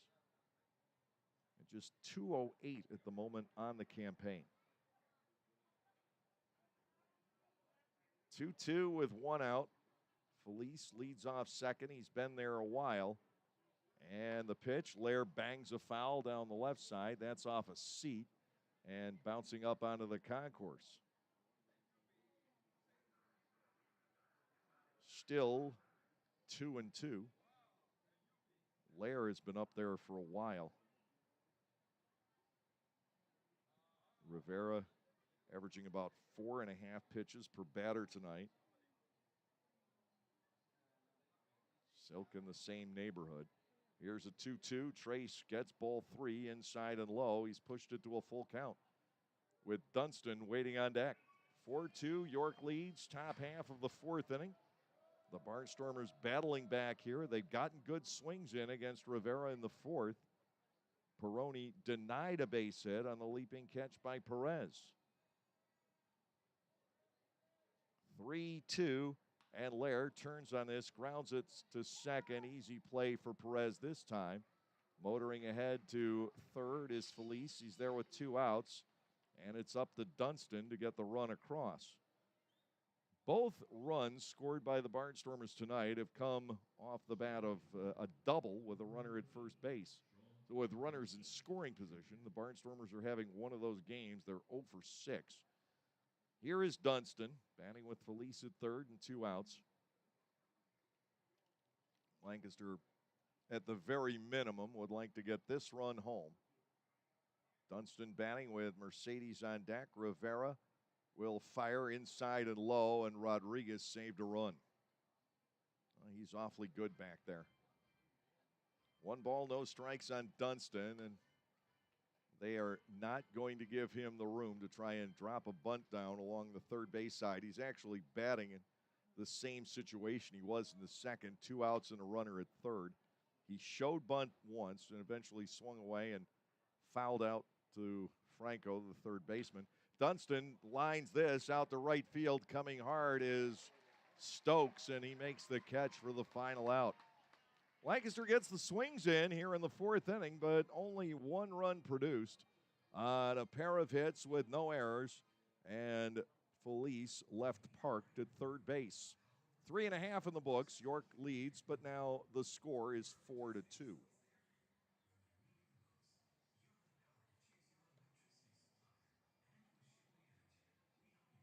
Localflavor.com, local flavor. Localflavor.com, local flavor. Excuse me, are you saying localflavor.com? Oh, yeah, it's where I save big bucks on all kinds of things. Home improvement projects, dining out, family fun, electronics, jewelry, clothing. I even bought my wife a fancy spa package for half price. Half price? Yep, you know all the deals you find in Clipper Magazine. I love Clipper Magazine. Well, they're all on localflavor.com too. And you can get them right on your phone thanks to localflavor.com's mobile app. Here, take a look. Well, this app is amazing. Look at all these restaurants, amusement parks, car washes, fitness centers. This is worth sharing about. Exactly. Localflavor.com online, the Local Flavor mobile app, and Clipper Magazine together. It's like a triple play. Do the cheer again. I'm in. Localflavor.com, local flavor. Come on, everybody! Localflavor.com, local flavor. Localflavor.com, local flavor. Lancaster County Motors Subaru once again presents the Subaru Outdoor Experience. Located along the first base line, this space welcomes fans to a different experience while attending games. The Subaru Outdoor Experience focuses on creating social engagement among the fans. Fans will identify with the Subaru Outdoor Experience, which includes games like life-size Jenga, shuffleboard, ping pong, giant checkers, and bocce ball, along with an art wall of kayak, bike, and recycling arts parts and information, a dog-kissing booth, a barbershop corner, and opportunities to engage with the local business that made this unique space possible. Come enjoy the games while watching the game.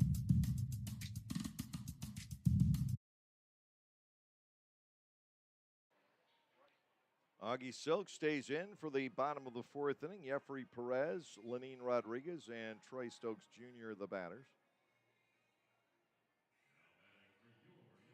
4-2, thanks to Perez taking the base hit away from Anthony Peroni. The Barnstormers, in all likelihood, would have scored at least 1 more run in the top half of this inning were it not for that leaping catch against Peroni. Perez, a strikeout victim. He went down looking first time up, and he stares at a strike from Augie Silk here. It is 0-1. York leading 4-2. Play is in the bottom of the 4th. That's line and fair. Past the third baseman Lair down into the corner. Perez will sprint for second, and he will park with a leadoff double. That is his 7th double of the year. Second straight inning that has begun with a double for the York Revolution. Encarnacion drove a ball over the head of Trayvon Robinson in left center field last inning and never scored. Here's Lenin Rodriguez. He drove in a run with a force play ground ball back in the second and then later scored on the Troy Stokes Jr. triple. Stokes is on deck. Lancaster will get some action going in the bullpen. The offering fouled over the screen. One strike on Rodriguez. And it's going to be Colton Shaver down warming somebody up. I'm not used to seeing that. Typically, it's Rob Rosado, and he was earlier. Which, of course, begs the question, why? High pop-up by Rodriguez. Melvin Mercedes ahead of second base on the edge of the grass with the catch. Rodriguez pops out. That keeps Perez at second. A lot less likely to score from there. And here is Troy Stokes stepping in. Stokes Jr. 1 out of 2 with that big triple to left center field back in the second inning. And that is, at the moment, the difference in the game. We are the only doubleheader in progress tonight. Everything else just about getting started. High Point and Gastonia, a little bit of an earlier start, 6:15. No score in the bottom of the first at Caramount Health Park. Time is called as Silk was paying quite a bit of attention to Jeffrey Perez, who has 9 stolen bases on the year. Long Island at Staten Island, Charleston at Southern Maryland, and Wild Health in Lexington tangle tonight. All of the travel partners squaring off around the 4th of July holiday. Down and in, good stop made by Peroni. Ball 1, the count on Stokes. 4-2, York leads, bottom half of the 4th inning. The Barnstormers made a lot of noise in the top of this inning. They hit the ball really well. Ross has to be quite pleased. It's just after the Felice double, nothing else would fall in. To Stokes' 1-0 pitch, and he got fooled on an off-speed delivery from Silk chasing it after it. 1 ball and 1 strike. We have seen a triple and 2 doubles for York in the game. The Barnstormers with a couple of doubles.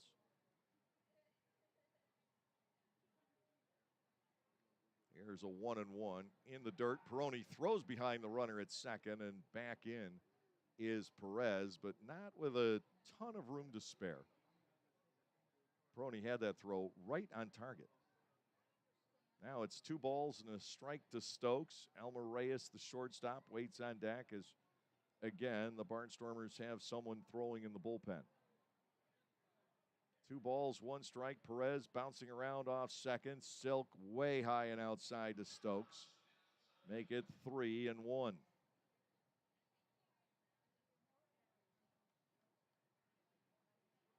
Just the bottom half of the 4th inning, game 1 of our doubleheader. On the Major League scoreboard, Seattle is up 4-2 over San Diego at the end of 7. It's the only game that has gotten far in. Now the walk. Silk giving up his 5th. Runners are at first and second for Reyes. 1 out here in the lower half of the 4th inning. The Mets and Cincinnati are being held up by rain. They were just about to start, and the Angels in Miami will be getting underway in a couple of minutes. Everything else is later. Perez at second, Stokes at first here with 1 out in the bottom of the 4th inning. Silk tries to get out of this inning. The Barnstormers just put a run on the board to close within 2. Mercedes over to take a throw. Silk bluffs, never makes the throw.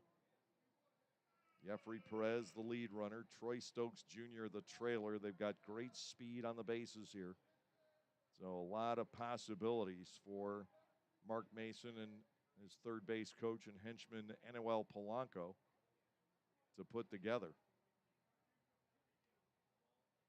Here's the offering. It is low on Reyes. Ball 1 and no strikes. Silk around 80 pitches now, and Rivera around 85. And we're just in the 4th inning of baseball. Silk comes back, and that is fouled, and that one dings up Peroni. 1 ball and 1 strike.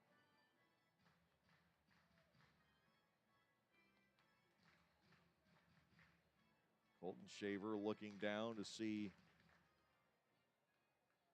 if the reliever, and we'll assume that it is Brett Clark once again, will be summoned. Here's a pitch. Ground ball pulled to short. This could be 2. Felice goes to Mercedes 1. Plenty of time for the double play on Elmer Reyes, and Augie Silk able to work his way out of the 4th inning with the proverbial pitcher's best friend, the double play ground ball. No runs, 1 hit, no errors. York leaves 1. We've gotten through 4 tonight in the opener of our doubleheader, and it's still York 4 and Lancaster 2. Ah, the sounds of summer. Can it get any better? Oh yeah, I forgot about that one. Discover the confidence of Lexus Safety System Plus. Explore the possibilities of a Lexus at the Golden Opportunity Sales Event, now through September 6th. See Bobby Rahal Lexus in Mechanicsburg or Lancaster County. Not a substitute for safe and attentive driving practices. See Owner's Manual. There is a weekend in July where the baseball world revolves around a village in upstate New York. Baseball Hall of Fame induction weekend in Cooperstown is an unforgettable experience full of family-friendly activities and priceless moments. Make your plans today for July 22nd through 25th for the induction of Bud Fowler, Gil Hodges, Jim Cott, Minnie Minoso, Tony Oliva, Buck O'Neill, and David Ortiz as the class of 2022. Visit baseballhall.org today for the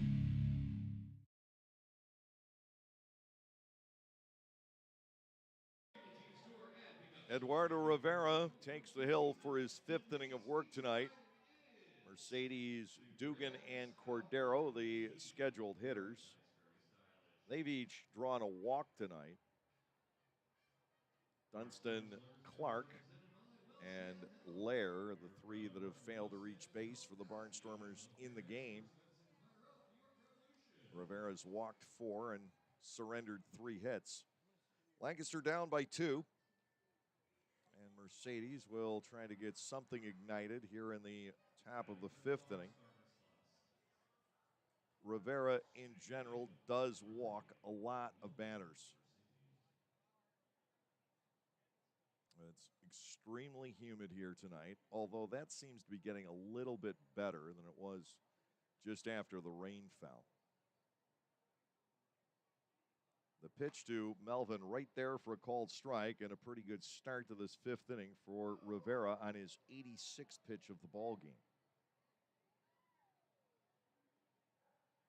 Here's the 0-1. Mercedes with a drive toward the wall in left field. This one is going to hit high off the wall and deflect back past Encarnacion. Mercedes will glide into second with a leadoff double here in the 5th inning as Melvin's hot streak continues.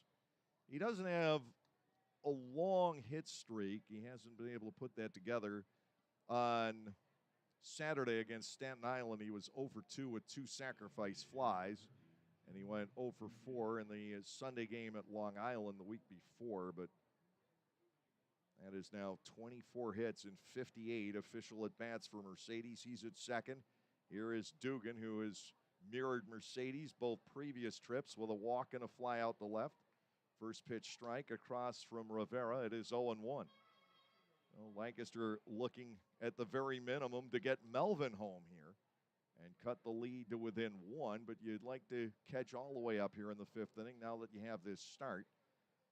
1 strike to Dugan. Kelly looks at a ball down low. It's 1-1. Cordero on deck, and then Clark. Lights have been flipped on here at Peoples Bank Park.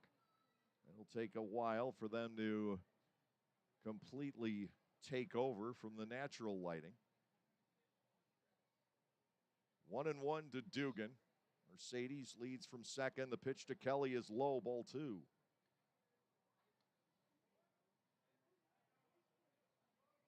That was the 10th double of the season for Melvin Mercedes. Most of the guys who have been around for the entire year have reached double figures in 2 base hits. Nobody more than 16, though. To Dugan, he yanks this down the right field line, but he hooked it foul. A long foul ball. It would have tied the game, but now it is 2 balls and 2 strikes to Dugan.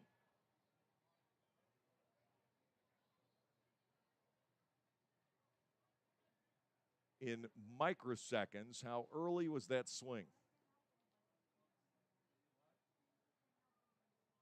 2-2 after that long foul fly ball.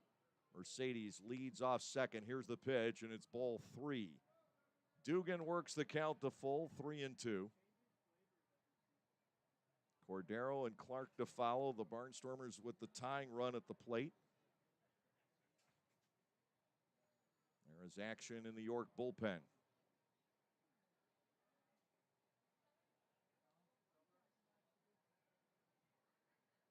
The set, and 3-2. Dugan skies this the other way. Coming on is Encarnacion for the catch.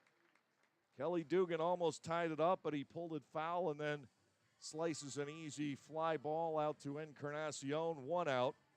And the batter will be Andretti Cordero, who has struck out and he has walked so far in the ball game. It is Brett DeGus warming up in the bullpen for the York Revolution. Cordero stands in. Clark on deck. One of the two needing to pick up Mercedes from second base. To Andretti, slider outside and low, ball 1. Dugan so close to tying the game, but it was evident from the beginning that ball was going to hook foul.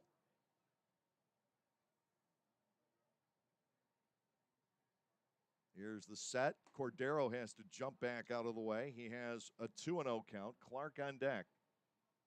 Ladarius has had a difficult night so far.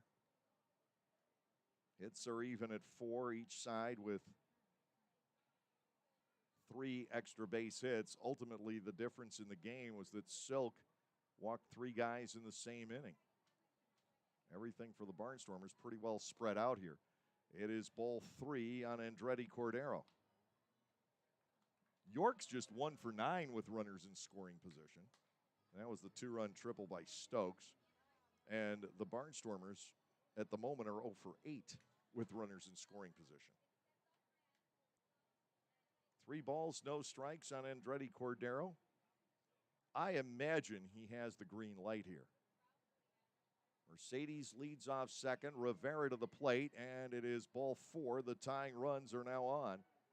Cordero has walked twice here tonight, and Clark will get a shot.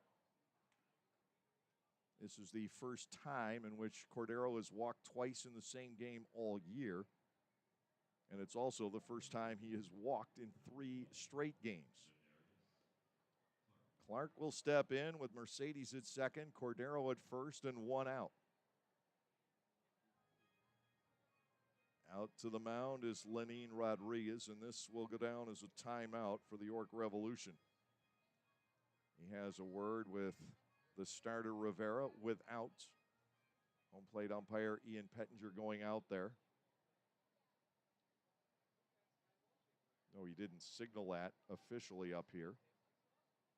1 out with Mercedes at second, Cordero at first. Clark stands in. He's fouled out and struck out so far.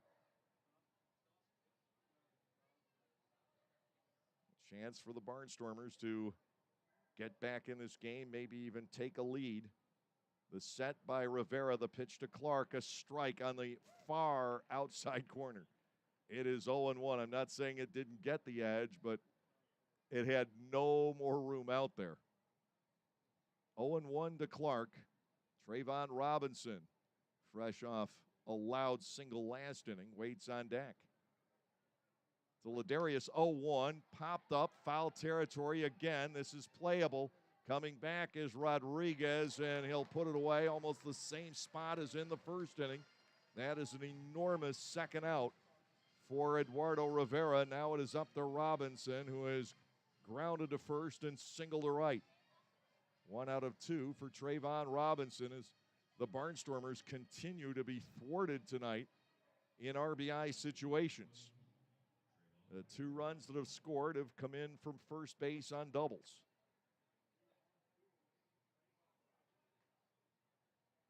Now 0 for 9 with runners in scoring position. Can Robinson come through? Mercedes at second, Cordero the runner at first. The set by Rivera, the pitch. Robinson will take low. It is ball 1. Anderson Felice, who has swung the bat well against Rivera, waits on deck. Eduardo Rivera now reaching 100 pitches for the ball game.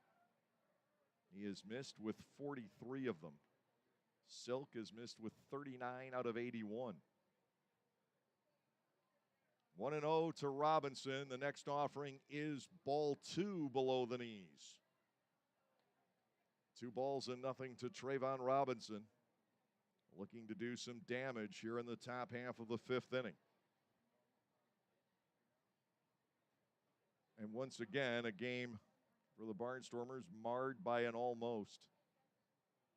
Dugan just fouled down the right field line. Ultimately, by the time it cleared the pole, it was probably fouled by 10, 15 feet. To Robinson, he goes after the 2-0 and loops a foul at a play to the left. It is now 2-1. York 4, Lancaster 2, 5th inning of play from Peoples Bank Park here in York.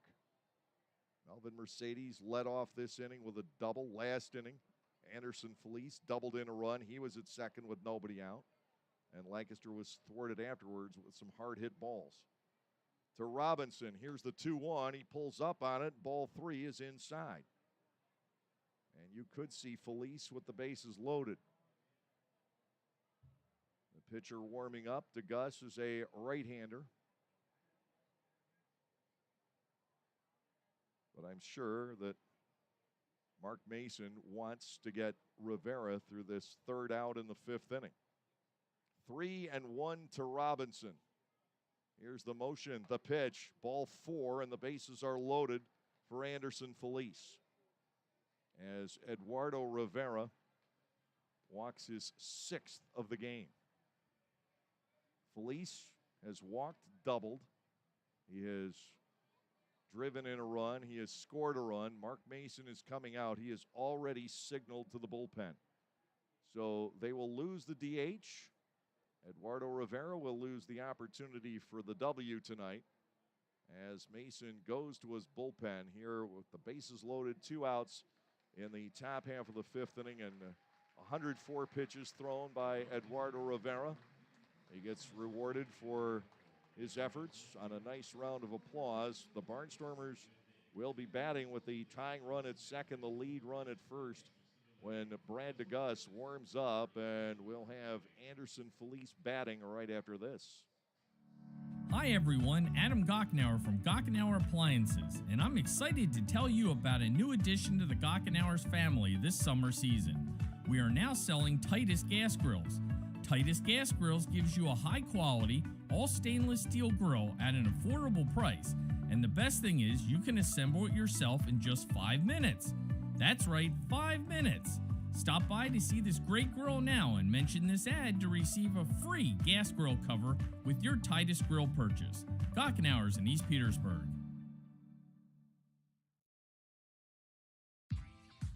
For the youth of our area, the Barnstormers are offering a wide variety of camps throughout the summer to teach everyone some tips on baseball and softball. Camps are offered to kids as young as 4 and as old as 12. Some even involve the parents. They run from June 11th all the way through September 17. For more information, go to LancasterBarnstormers.com and click on the Youth Baseball tab. All presented by Orthopedic Associates of Lancaster and Play It Again Sports.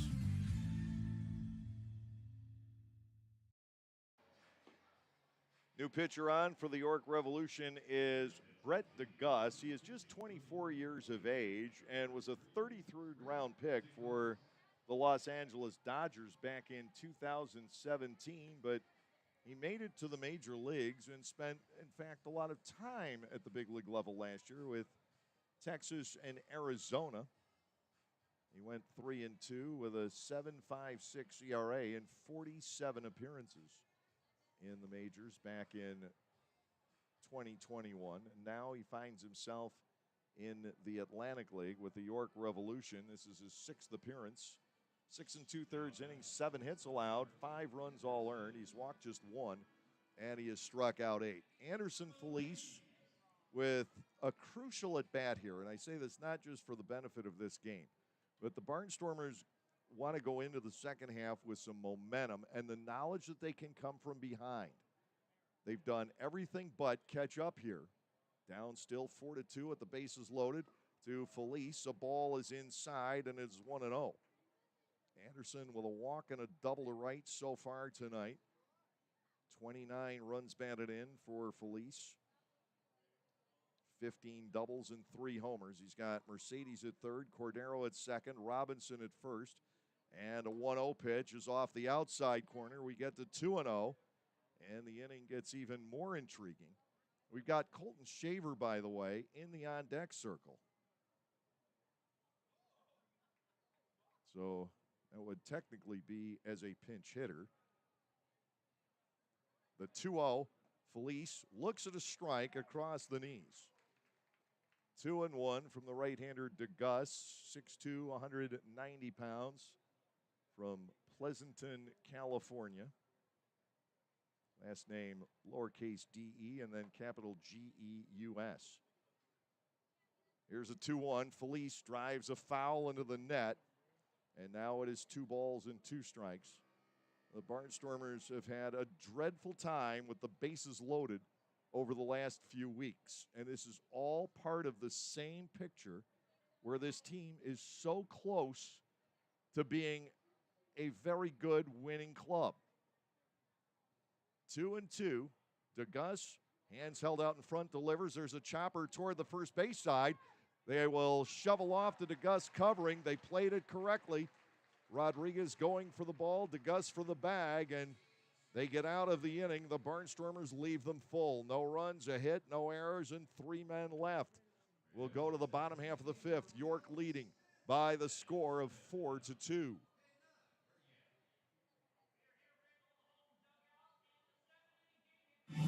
For nearly 50 years, Orthopedic Associates of Lancaster has provided a full spectrum of care for athletes of all ages and skill levels. Orthopedic Associates of Lancaster offers on-site urgent care, X-ray, MRI, immobilization, and is committed to helping you manage and prevent injuries, getting you back in the game as soon as possible. Orthopedic Associates of Lancaster is located at 1700 Cornwall Road in Lebanon, or you can visit them on the web at fixbones.com. Get out of the heat and dive under the sea this summer with Disney's Little Mermaid at Dutch Apple Dinner Theater. Join Ariel on her adventure from the sea through the human world. Based off the 1989 animated film, Disney's Little Mermaid will keep kids young and old entertained. Performances are Tuesday through Sunday with matinee and evening show options available. Each performance also includes a buffet-style meal prior to the show. Call Dutch Apple Dinner Theater at 717-898-1900 or visit us at DutchApple.com to reserve your tickets today.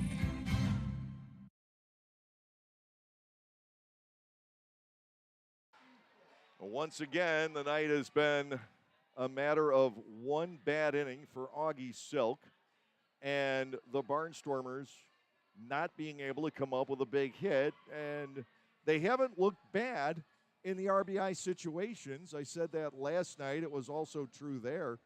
And outside of the first inning tonight, we've seen some pretty good swings with runners in scoring position, but quite simply, the Barnstormers are now 0 for 10 in those situations tonight, and 0 for 1 now with the bases loaded after Anderson Felice went ahead in the count, 2 balls and nothing.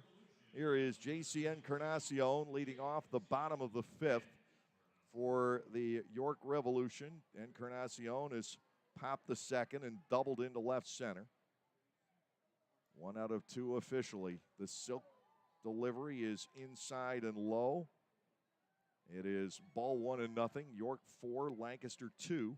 The Barnstormers have left 8 runners on in the game. Swing and a miss by Encarnacion. It is 1-1. York is stranded 4. More action in the Revs bullpen down the right field side. For the moment, the Barnstormers are quiet. Foul to the right and out of play. Encarnacion bats at 1-2. And Colton Shaver is, in fact, in behind the plate. I think Peroni got banged up by one of those foul tips last inning. 1 ball, 2 strikes. Silk brings it home. That is foul tipped, and Shaver holds on. So Colton coming into the game cold. Holds on to a critical foul tip. 4th strikeout for Silk. And with 1 away, Nelly Rodriguez will come to the plate. Rodriguez has walked and flied to center. Peroni, Lair, and Dunston scheduled in the top of the 6th, which will be Shaver, Lair, and Dunston now.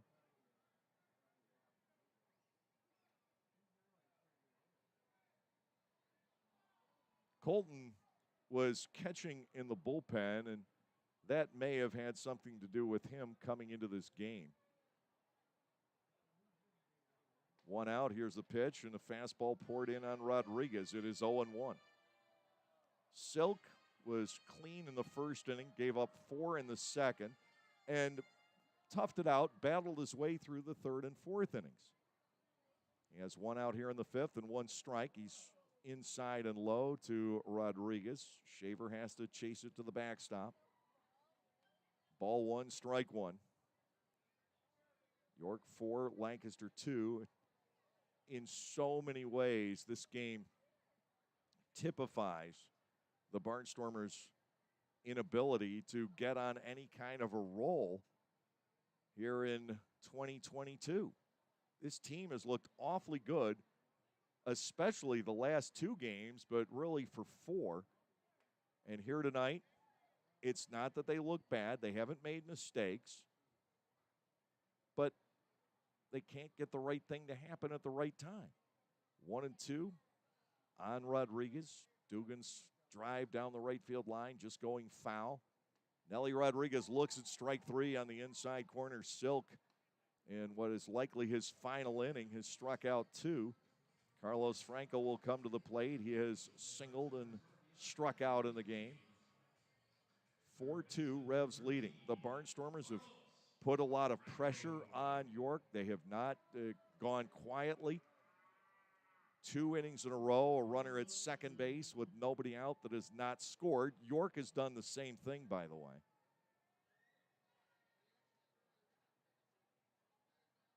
Here's the motion by Silk and to Franco. The pitch snaps off the outside corner. Ball 1 and no strikes. 4 hits each way.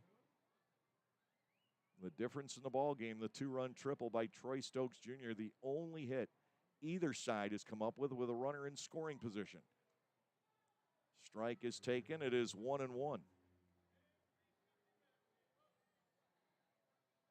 Lancaster has 2 shots left at the improving York bullpen. Breaking ball skied out to left. Trayvon Robinson is patrolling out there. He's ahead of the track to make the catch. Silk throws a 1-2-3 inning in the bottom half of the 5th. Now he has thrown 92 pitches for the ball game now. Just that one bad inning. We'll go to the 6th with the score, York 4 and the Barnstormers 2. Localflavor.com, local flavor. Localflavor.com, local flavor.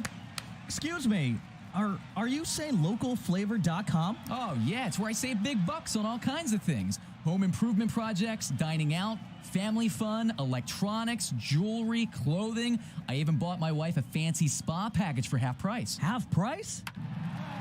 Yep, you know all the deals you find in Clipper Magazine. I love Clipper Magazine. Well, they're all on localflavor.com too. And you can get them right on your phone thanks to localflavor.com's mobile app. Here, take a look.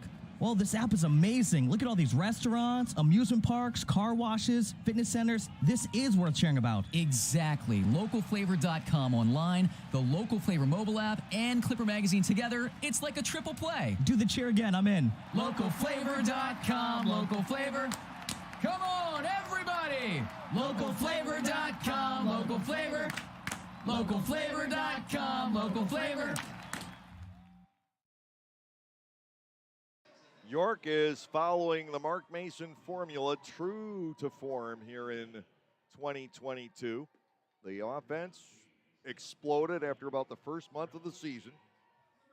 And the pitching staff, he jettisoned some guys who weren't doing well, including some Atlantic League veterans like Isaac Sanchez and Alberto Rodriguez. They're gone. And he has brought in some guys with some different backgrounds, all the way from Tuck Tucker out of an NAIA school to Brent DeGus, who was in the major leagues last year. And now the Barnstormers will face Nick Howard. Howard, a 29-year-old, originally from Stamford, Connecticut, now living in Florida. And most recently, he was a Louisville Bat in the AAA International League. Colton Shaver will lead off the sixth against him. And Trace Lair and Sean Dunston Jr., only Jake Hoover remains available off of the Lancaster bench. Howard in his 14th game, 0-1 with a 2.7 ERA.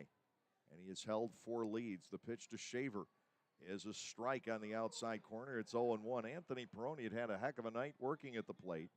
He doubled in a run back in the second inning and lined out in the fourth. That catch by Jeffrey Perez made a big difference in this contest. Now a breaking pitch to Shaver, and very quickly to Colton. It is 0-2. Shaver batting .266 with 10 homers. He's driven in 40. No balls, 2 strikes. Howard to Shaver, a swing and a miss. That's a 3-pitch strikeout.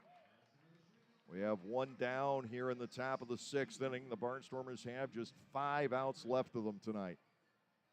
Trace Lair will step in. He is 0 for 2. The Barnstormers will be making a pitching change, it appears, going into the bottom of the 6th. Augie Silk, again, he hung in there, but he couldn't find his way through that 1 inning. To Lair, ground ball pulled on the right side, backhanded stop by Rodriguez. He will feed Howard. That is the second out. It goes 3-1. Nick Howard has 2 outs in the top of the 6th on just 4 pitches. And the batter will be Sean Dunston Jr. He is 0 for 3, line to right, with a runner at third base his last time up. Lancaster still trailing by 2. It's not as if the Barnstormers have not made noise. They have had some good swings. They have had opportunities.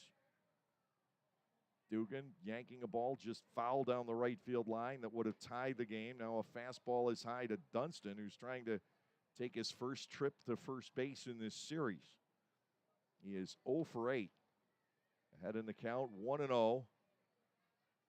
Howard comes back and gets that across at the letters for a called strike, and now it is 1-1. Melvin Mercedes is on deck. If Dunston's retired here, you get the Mercedes-Dugan tandem up in the 7th inning. Dunston with a chopper foul as he reached wide across the plate. And now it is 1-2 to Sean. The game has pretty much been even. 4 hits, 3 for extra bases on both sides. 5 walks given up by Silk, 6 by Rivera. But York leads by a pair. There is a swing and a foul tip. And Rodriguez got a shot from that one as well. Dunston alive at a ball and 2 strikes. Lancaster with doubles from Peroni, Felice, and Mercedes in this game. Dugan, Cordero, and Clark, the usual power hitters, have not been able to get much going. Cordero's walked twice. Dugan's walked once, flied out the left twice, and rocked that long foul down the right side. Ball 2, low and inside on Dunston. He takes the count to 2 balls and 2 strikes, trying to get on here, trying to get something going for the Barnstormers in the top half of the 6th inning. 4-2 York. All 4 York runs scoring in the 2nd inning. And the final 2 on the 2-out triple by Stokes. Dunston swings and misses. Howard gets rid of the Barnstormers in a hurry in the top of the 6th inning. 2 strikeouts around a grounder. And we will go to the bottom of the 6th with the score. The York Revolution 4 and the Lancaster Barnstormers 2.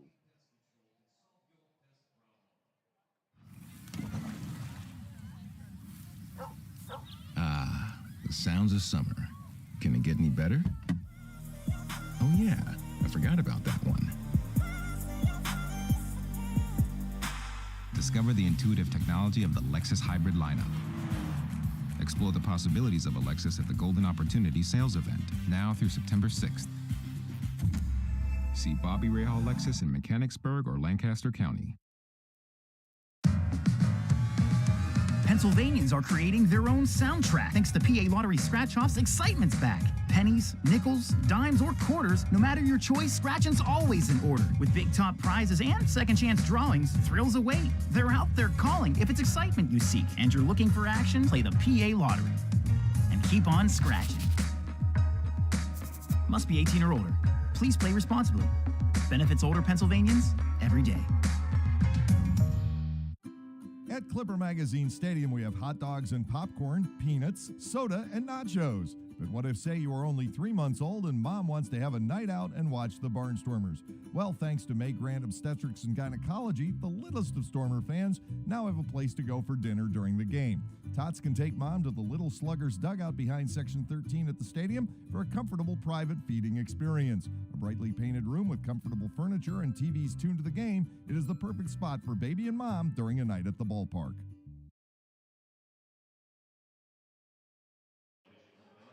The Barnstormers will go to Brett Clark as we hit the 6th inning. He's warmed up 2 or 3 different times here tonight, but Augie Silk managed to get the Barnstormers through 5 innings and keep the DH, which ultimately is crucial because Dugan is due up second in the top of the 7th inning.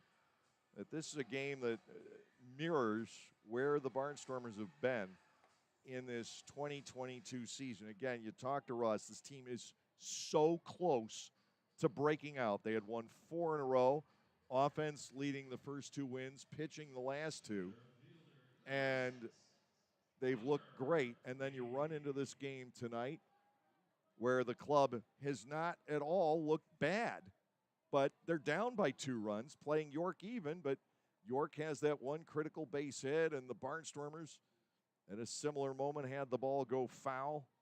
It's just been this way seemingly all year.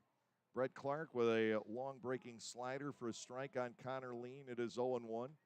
Lefty closer Jim Fuller is warming up in the bullpen for the York Revolution, with Mercedes, Dugan, and Cordero scheduled swing and a miss again against the breaking ball. And Clark has Lean at 0-2. Brett Clark 1-1 with a 2.31 ERA, 19 hits, 6 earned runs in 23 and a third innings.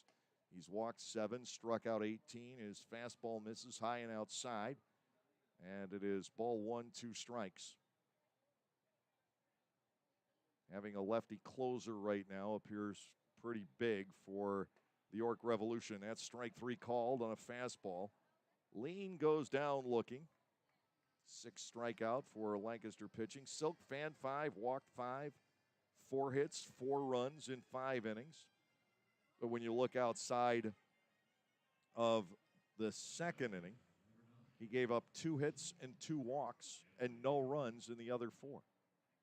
That has been what is pockmarked this season also. Just the one bad inning for a starting pitcher. Here is Josue. Well, it would be Josue Herrera. It's not. I believe this is Jack Kenley batting. And he takes ball 1. It's 1-0. Herrera, the DH, was lost when Rivera didn't pick up the final out in the Barnstormers' 5th. Kenley stands in at 1-0. Clark comes back, gets a ground ball skimming to Mercedes. Easy play for Melvin. 2 up and 2 down in the bottom of the 6th.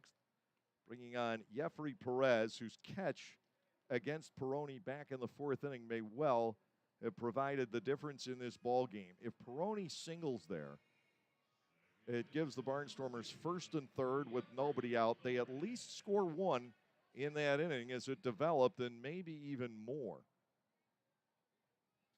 Perez coming up with the big play in the fourth inning. That is the defensive gem of the night so far. 2 are out, and Perez will take a ball that gets him in the foot. And there will be a runner at first, and Perez is clearly hobbled. Lenin Rodriguez, the catcher, will come to the plate. Hit batters remain a mystery. Clark hits his third, and all in his last 4 appearances. It's the first batter the Barnstormers have hit in the 2 games of this series, but they're generally good for about 1 a night. Sandy De Leon walking Jeffrey Perez down to first base. He seems hobbling, but next thing you know, he's taking off for second and trying to get into scoring position here. Lenin Rodriguez will step in. He is 0 for 2. Hit a bounder toward the middle. Melvin Mercedes able to get the ball to Anderson Felice for a force out. Back in the second. That was a key second out for Silk, but a run did score on the play, and then Rodriguez scored on the triple by Stokes. Runner at first base is Perez, and they're still waiting for him now to remove all the protective gear and hand it off to Sandy De Leon. He's still unwrapping. He's Lazarus out of the grave over there. Good heavens. 2 outs. Perez out to a big lead, not going anywhere. First pitch is outside to Lenin Rodriguez. Ball 1, no strikes. 4-2 ball game, bottom of the 6th inning. The Barnstormers will get 1 more shot, and they'll be looking, hopefully, just to make up a 2-run deficit. Breaking ball for a strike. Rodriguez bats at 1-1. With Mercedes, Dugan, and Cordero. That Dugan's power is generally neutralized by lefty pitchers. So they're going to have to build for Cordero or Clark. Ball 2 is away to Rodriguez, 2-1. But first and foremost, Clark needs to get the final out here in the bottom half of the 6th. Runner goes, the pitch swung on and missed. Shaver throws from his knees, and that will be late. Of course he stole that base. You knew he was going to, hobbling all the way down to first. Runner at second base. The count on Lenin Rodriguez is 2 balls and 2 strikes. A base hit makes this a 3-run game and will make it all that much harder for the Barnstormers to come back in the top of the 7th. And unless the Barnstormers score at least 2 runs in the 7th inning, they will finish the first half in 4th place in the North. 2-2. Ground ball toward the middle. Mercedes will get over. He'll throw on the run. Nice play turned in by Melvin. He helps out Clark, and that will strand the runner here in the 6th inning. No runs, no hits, no errors. 1 man left. So we're going to the 7th. It's Mercedes, Dugan, and Cordero against the closer, Fuller. We'll have it in a moment here on the Lancaster Barnstormers YouTube channel.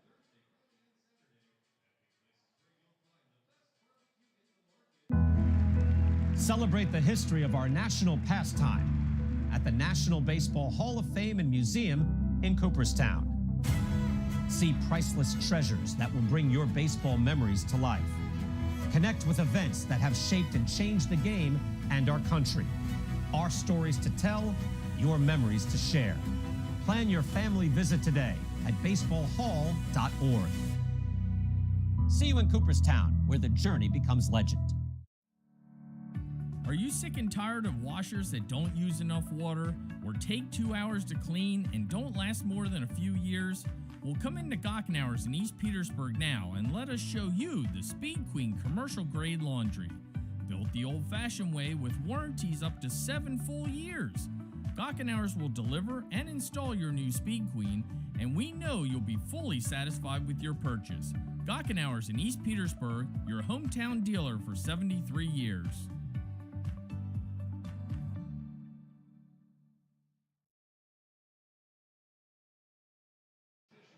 One last shot for the Lancaster Barnstormers here in the first half. They'll be facing left-hander Jim Fuller, an Atlantic League veteran and a guy picked up by York in the dispersal draft of the New Britain Bees. For this season, Fuller is 2-4 with a 3.38 ERA, 20 hits allowed, 7 earned runs in 18 2/3 innings. He has walked 10. He has struck out 18. He is good, but he is beatable. Melvin Mercedes will lead off the inning as a right-handed batter. Mercedes has a double and a walk here tonight. The Barnstormers have left 8 runners on base. Again, this is a game that so incredibly mirrors what has happened in the first half of this season. The Barnstormers have been a team statistically ahead of their opposition. But when it comes to winning games in the late innings, they've had trouble. A strike on the outside corner to Mercedes. It is 0-1. Lancaster winning a 2-run game last night, but as happened in most of the close Barnstormers wins, they've had a bigger lead that has been cut down in the late innings. Called second strike on Mercedes. Fuller is ahead 0-2. The Barnstormers have not hit the ball out of the infield against the York bullpen. 0-2, the count to Mercedes. Fuller comes back. Melvin stays alive with a little bounder toward his own dugout. And we will continue with 2 strikes in the count here. Lancaster needing a couple of runs. You've got the big part of the order coming up. Well, it is 1-2 on Melvin Mercedes. Just trying to get something started here. It doesn't matter how. The 1-2 is outside. 2 balls and 2 strikes. A 2-run deficit, of course, plays a lot differently than a 1-run deficit. Somebody needs to get on, and somebody needs to hit a ball hard somewhere. 2 balls, 2 strikes to Melvin Mercedes. And the Revs are questioning that. Lenin Rodriguez wheeling around and doubting Ian Pettinger. I don't remember the first ball. And now they do change it to 1 ball and 2 strikes. It is 1-2. I'm not losing my mind, but this is the second time this has happened over the last few days. It happened on a Jake Hoover at bat the other night at home against Staten Island. So it is 1-2. Mercedes drives it to center. This will be harmless. Connor Lean fades back to make the catch. That is out number 1. Dugan will step in. Kelly is 0 for 2 with a walk. He almost tied the game back in the 5th inning with a rocket down the right field line off of Eduardo Rivera, but the ball hooked foul. It obviously went foul. So now Dugan cannot tie it up here. He needs to get on base and get Cordero and Clark up there. Off the wrist, a little looper, and up for it again goes Jeffrey Perez. Not hit terribly well by Dugan, but it had a chance. And the Barnstormers are now down to a final out, and Andretti Cordero will try to keep it alive here. The Barnstormers for the season have only won once when they've been trailing going into the last 2 innings. And never when they've been trailing going into the last inning. 2 outs, nobody on. Perez robbing another one. Fastball high and outside to Cordero. It is ball 1, no strikes. Ladarius Clark waits on deck. Cordero needs to get on base here. And maybe the Barnstormers can stun York here in the 7th inning. 1-0 to the plate and hammered out to right center field. Lean going back. This ball over his head and over the fence on a bounce. It'll be a ground rule double for Andretti Cordero. And ultimately, the fact that the ball jumped the wall doesn't matter. Cordero keeps it going. He has his 12th double of the year. And Ladarius Clark will step in as the potential tying run. Tough night so far for Ladarius. He has fouled to the catcher twice, and he has gone down swinging. Lancaster with its 4th double of the game and one final chance to bat with a runner in scoring position. 0 for 10 for the club here tonight. Cordero, the runner at second with 2 outs in the 7th inning. A long double to right center. Lean couldn't run it down. And now to Clark. Ladarius with a swing and a miss. He goes down a strike at his 0-1. Cordero reaching base for the 3rd straight time. You could make the claim that the Barnstormers have actually outplayed the York Revolution in this game. Here's a pitch. Clark lets it go, and it's a 2nd strike at his 0-2. Lancaster with more hits. They've drawn more walks.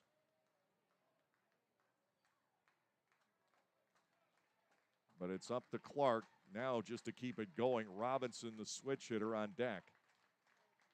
Ladarius Clark bats 0-2. Here is the pitch, and he chases it out of the zone for the final out of the game. No runs, 1 hit, no errors, and a man left. We'll be back with a recap of Game 1 of our doubleheader in just a moment. The first half comes to an end as the first half played out for the most part with the Barnstormers in a game that they just weren't able to pull out. Final score in Game 1 of our doubleheader, the York Revolution 4 and the Lancaster Barnstormers 2.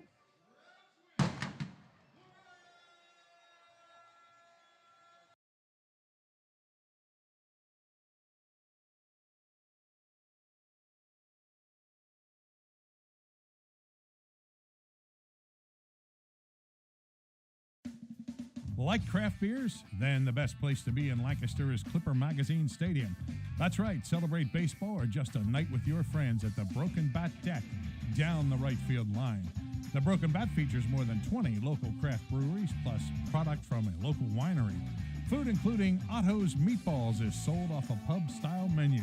So get together, hang out with your friends, or make some new ones. Enjoy a night of craft beer sampling along with a Barnstormers game.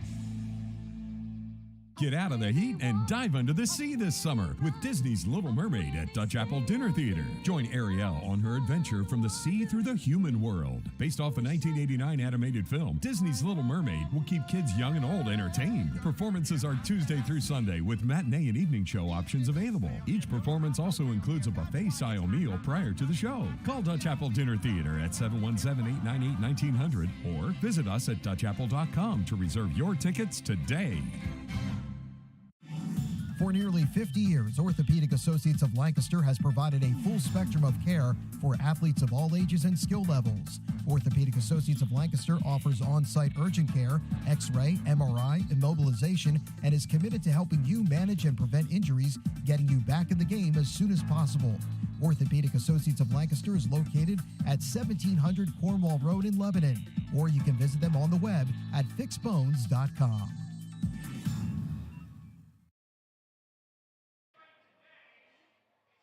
Well, the Barnstormers fall in Game 1 of our doubleheader tonight, 4-2, and that will wrap up the first half of the schedule for the Barnstormers with a record of 29 wins and 37 losses.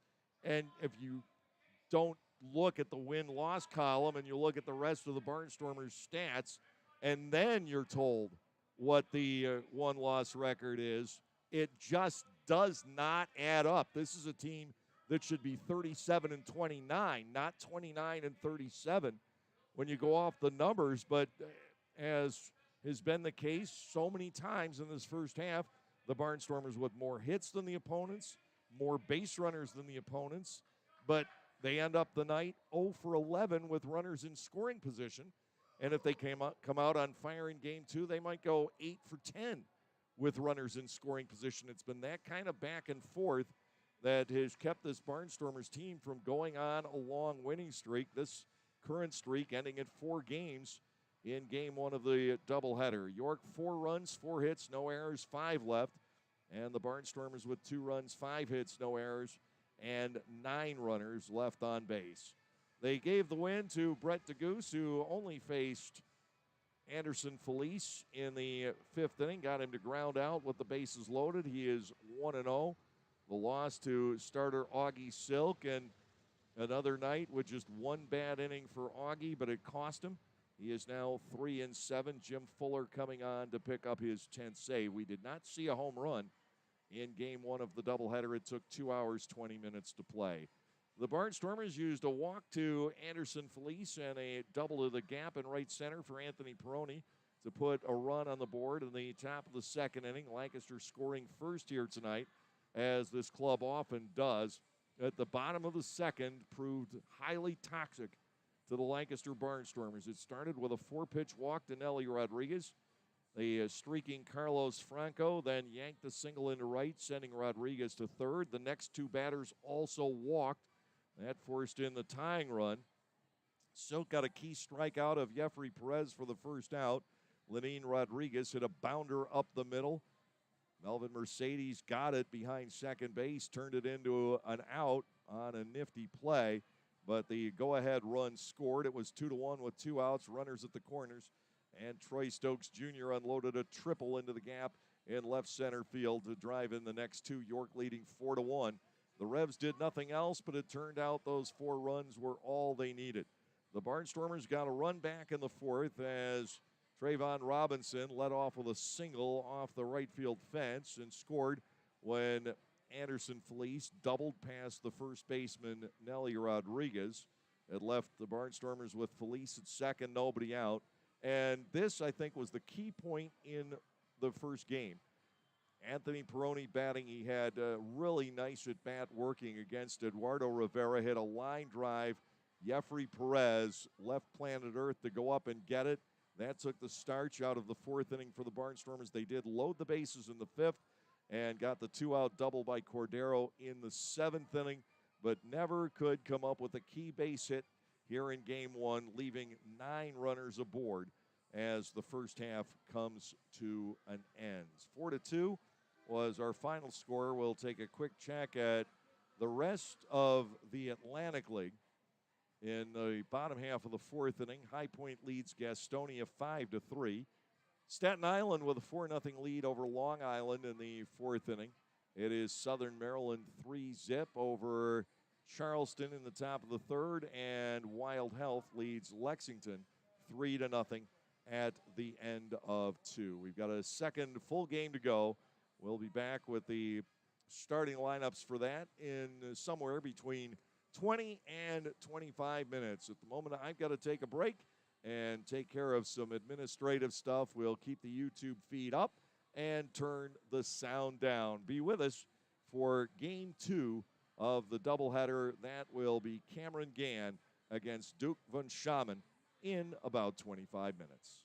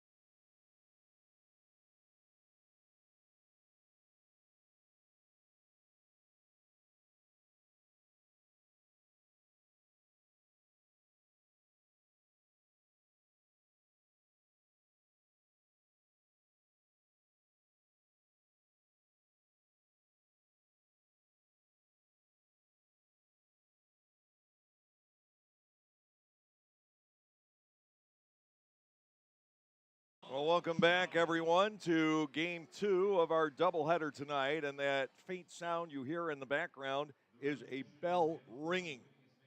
That bell is starting the second half of the season. And for the Lancaster Barnstormers, over about the next 5 to 6 weeks, it is do or die. They have to be in first place or awfully close to it by the 14th of August. If not, the season is in all likelihood over, because then the Barnstormers embark on a stretch that will take them on the road for 21 out of 24. They've got home games and a slew of them coming up. They'll open the second half on the road with the second game of tonight's doubleheader, and then it will be 14 consecutive games at Clipper Magazine Stadium. It's where this team needs to get the jump. A 4-2 loss in game one of the doubleheader tonight, and it was the same old things. One bad inning for the starting pitcher, and the Barnstormers 0 for 11 with runners in scoring position. They got close, couldn't catch all the way up. Now, here are the starting lineups for game two of our doubleheader. For the Barnstormers, it will be Sean Dunston Jr. leading off in center. Melvin Mercedes will bat second and play second base. Kelly Dugan back on defense. He is the first baseman hitting third. Andretti Cordero will be in the cleanup slot. He will play third base. Ladarius Clark is the right fielder batting fifth. Colton Shaver will be in back of the plate and hit sixth. Anderson Felice, the left fielder, in the number 7 slot. Trace Lair will be the DH. He will bat eighth. And Jake Hoover gets the start at the shortstop position, and he will bat ninth. On the hill, Cameron Gann, who is 4-5 with a 5.72 earned run average. For York, it is Jeffrey Perez leading off in right. The shortstop batting second is Elmer Reyes. Carlos Franco gets bumped up to number 3. He will play third base. Nelly Rodriguez, the first baseman, will bat cleanup. Josue Herrera is batting fifth as the DH. J.C. Encarnacion will bat sixth and play left field. Connor Lean with the start again in center, batting seventh. Jack Kenley will bat eighth. He has second base. And John Nunez is doing the catching and batting ninth. On the hill for York here in the second game is right-hander Duke Van Schamen, who is 2-2 with a 6.21 earned run average in 6 starts and 11 relief appearances. Van Schamen, the Oklahoma native, stands 6'4", goes 220 pounds. He is now 31 years of age, former Dodger and Indian farmhand, who has become a fixture here in York. 37 2/3 innings. He has allowed 40 hits. He's walked only 10. He has struck out just 14. The ball will be in play against Van Schamen. It's just a question of how hard the opposing team hits that ball in play. That he has had a fair share of success against the Barnstormers this year. In fact, in 12 1/3 innings, he has allowed Lancaster only 6 hits against the other clubs, 34 hits in 25 1/3 innings. The lights are on here at Peoples Bank Park as we get the second half of the 2022 schedule underway. It's hard to believe that half a season has gone by, and a first half where the Lancaster Barnstormers simply could never get on track. They finish it in 4th place in the North with a record of 29 wins and 37 losses, despite statistics that would indicate that this is a winning team, not a championship team, but a team that certainly should be 6 or 7 games, maybe even 8 games better off than they are. They very easily could have been 37 29 with the same stats, but they just have not been able to pick up the key base hits, typifying what's gone on with this ball club. The team batting average under 200 with the bases loaded. They're under 60% driving in runners from third base with fewer than 2 outs. And the numbers are not published, but what they are batting with runners in scoring position in the late innings, either tied or down by 1 or 2, cannot possibly be good. Here is Sean Dunston Jr. leading off the second half of the schedule, and he takes a strike from Van Schamen. It is 0-1. Dunston has been totally shut down by York in this series. He is 0 for 9, down to 263. As a Barnstormer hits a chopper to first, this will be taken easily by Rodriguez. He handles it himself, 3 unassisted. 1 up, 1 down in the top of the first inning. Melvin Mercedes will come to the plate. Melvin at 272 and continues to be the Barnstormers' hottest hitter right now. He came into tonight with 23 hits in his last 56 at-bats. He was 1 for 3 in the opener, so still batting over 400 in a span of 15 games. 272 on the year. Von Schaman to Mercedes. The first pitch up and away. Ball 1, no strikes. Jason Smith has balls and strikes here in game 2 with Buzz Albert at first. Ian Pettinger has moved out to umpire third base. 1-0 the count to Mercedes. Von Schaman will come back, and it's popped up foul over the seats just off to the third base side. The count is 1-1. Kelly Dugan waits on deck. York has been able to neutralize him in this series. He's getting good swings in, but only 1 hit to show for his efforts. Here's a 1-1 now. Mercedes looks at a fastball high and outside for ball 2. It is 2-1. Carlos Franco at third with Elmer Reyes, the shortstop. Jack Kenley makes this start at second. Nelly Rodriguez again at first. Encarnacion in left with Connor Lean in center. Jeffrey Perez moves out to right for game 2. Line drive foul and out of play. Mercedes bats here at 2 balls and 2 strikes. John Nunez spells Lenin Rodriguez in back of the plate. 1 out, nobody on. Top half of the first inning.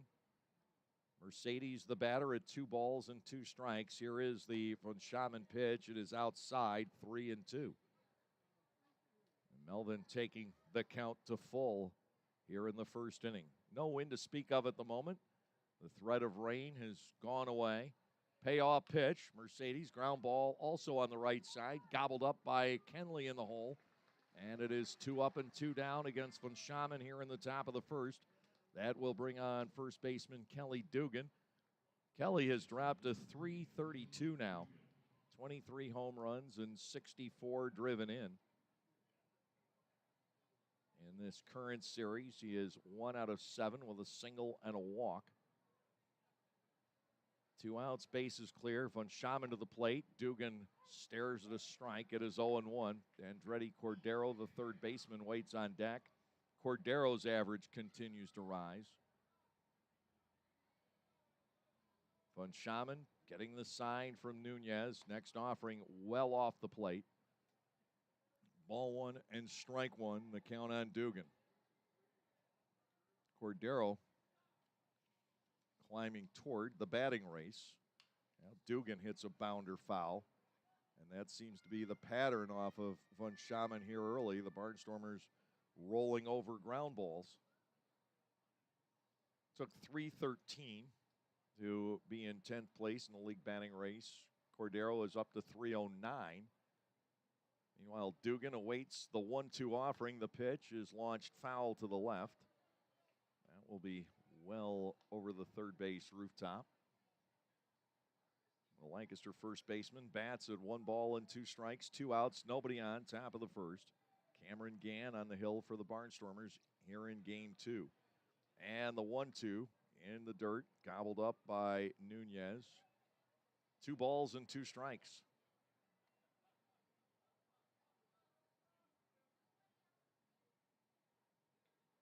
First game took 2 hours, 20 minutes to complete. First few innings took most of that. Here's a 2-2. Dugan gets a piece. He fouls it to the backstop. And Kelly gets to stick around with a count of 2 balls and 2 strikes. Coming into this series, he had demolished York with 10 home runs in 14 games. He came close here twice last night. Fly to the warning track his first 2 trips. 2-2 against Von Schaman. That is a fastball up high, 3-2. Well, Duke Von Schaman, generally a contact pitcher, has gone to a 3-2 count on back-to-back hitters here in the first inning. Dugan awaiting the full count delivery. The 3-2 is ball 4 off the outside corner. They're not letting Kelly hurt them. 2-out runner on for the Barnstormers, and Cordero will get a shot. Andretti at 309, 9 homers, 54 driven in. He is 3 out of 5 with 3 walks in this series. Ladarius Clark, the right fielder, waits on deck. 2 outs, Dugan the base runner, held by Rodriguez. And a Cordero ground ball to the shortstop. Again, rolling over a pitch and hitting an easy grounder. Cordero hits into the force out, 6-4. No runs, no hits, no errors, and Dugan left on base. We'll go to the bottom half of the first inning. It is Lancaster nothing, and York coming up.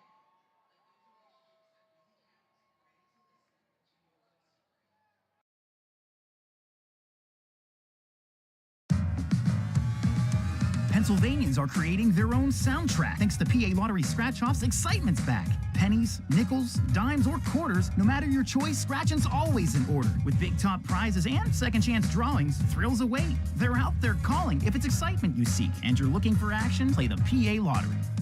And keep on scratching. Must be 18 or older. Please play responsibly. Benefits older Pennsylvanians every day. Hey kids, join the coolest club in town, the Storm Force. The Storm Force is presented by the Lancaster Barnstormers and Commonwealth Charter Academy. For only $25, kids under 12 get an entire summer of Barnstormers fun with 12 game tickets, a t-shirt and bag, the chance to go first when kids run the bases, exclusive activities, and coupons from Dutch Wonderland, Chocolate World, and more. Don't miss out on all the fun. Go to LancasterBarnstormers.com and sign up.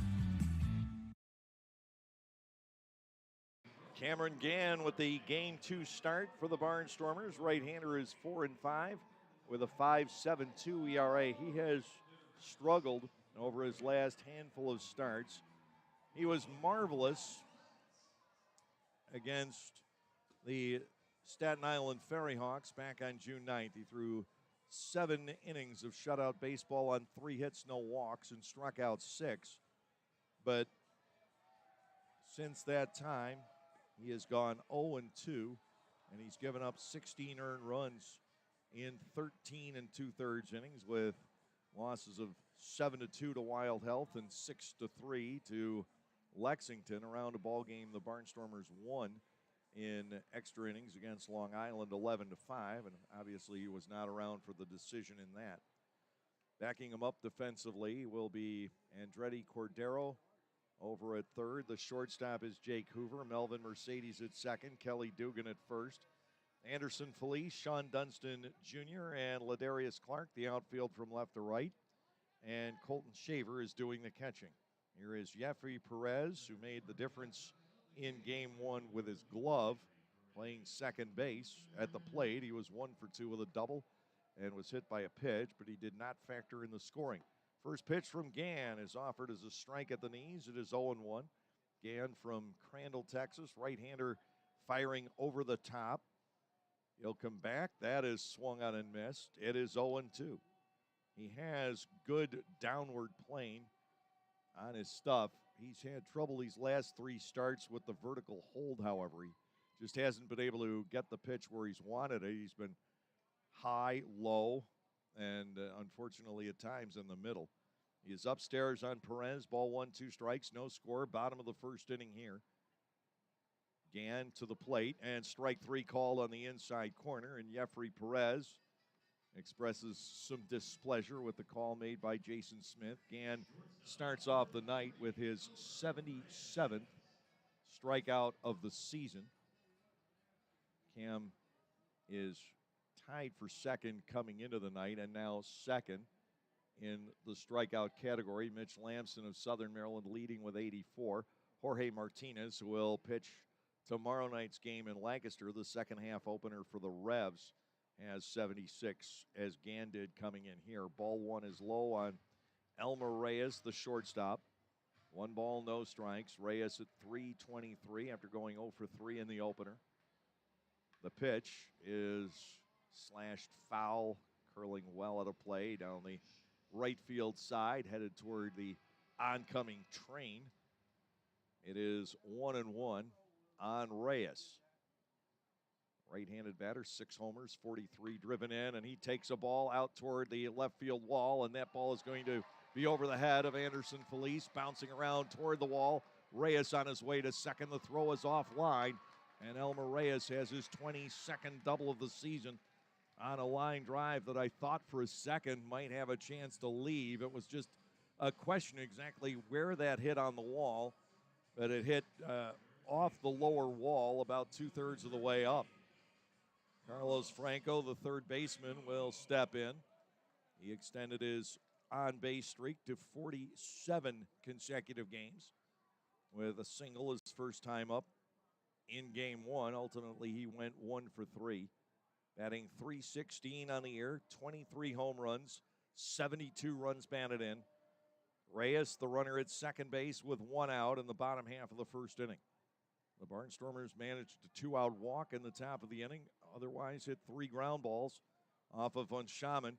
Now Gann to the plate. He is inside and low on Franco. It is ball 1 and no strikes. Nelly Rodriguez, the first baseman, waits on deck. Manuel Polanco coaching third. Sandy De Leon is over at first. Here's the pitch, and it's right straight through on Franco for a 1-1 count. You know York will be a factor in the second half. The Revs almost always are. They have some pretty good starting pitching. And Nicely, who has come around. He lost last night, but a quality start. They have Martinez, who's been fantastic for them. Eduardo Rivera had an off night tonight. 1 ball, 1 strike. And the offering is popped up foul. Franco will bat at 1-2. Reyes, the runner at second, with 1 out in the bottom half of the first inning. York taking Game 1 by the score of 4-2 with all 4 runs scoring in the second inning. And the Barnstormers leaving a total of 9 men on base. Out of those, 6 in scoring position. Here's a 1-2. Franco gets nearly flattened by Cameron Gann. Fastball high and tight. 2 balls and 2 strikes. Franco let go of the bat, his life's possessions and everything else to get out of there. 2-2. Reyes had the 1-out double. He stands at second. Carlos Franco digging back in at 2-2 against Gann. Cameron trying to say don't get too comfortable up there. Now he's in the dirt for ball 3. It is 3-2. Lights on here in York. Second game of the doubleheader. Playing the bottom half of the first inning. This game of much greater consequence for the Lancaster Barnstormers. So to some degree also York than the first game, which just decided third versus fourth place in the first half. 3 balls, 2 strikes to Franco. Here's the pitch, and that's swatted foul out of play to the left. Gann and Franco will continue to bat here. 3 balls, 2 strikes the count. The Barnstormers have got to come out of the gate flying in the second half. They must have a good homestand. 14 straight games, York for 2. Wild Health and High Point for 3 each, Charleston for 6. And it's got to be not just a winning homestand, but a big winning homestand. Fouled back as Franco continues to draw a bead on Cameron Gann. He was not off by much on that fastball. Gann obviously has to be careful with one of this league's 3 top weapons. Kelly Dugan, one of the others, and Courtney Hawkins from Lexington. 3 top players in the league in the first half, all on clubs with losing records. Shades of Andre Dawson. 3 balls, 2 strikes to Franco. The pitch is lifted down the left field line and going foul up onto the concourse. Franco fending off what looked like a decent pitch there. He has set the York franchise record in first half homers and runs batted in.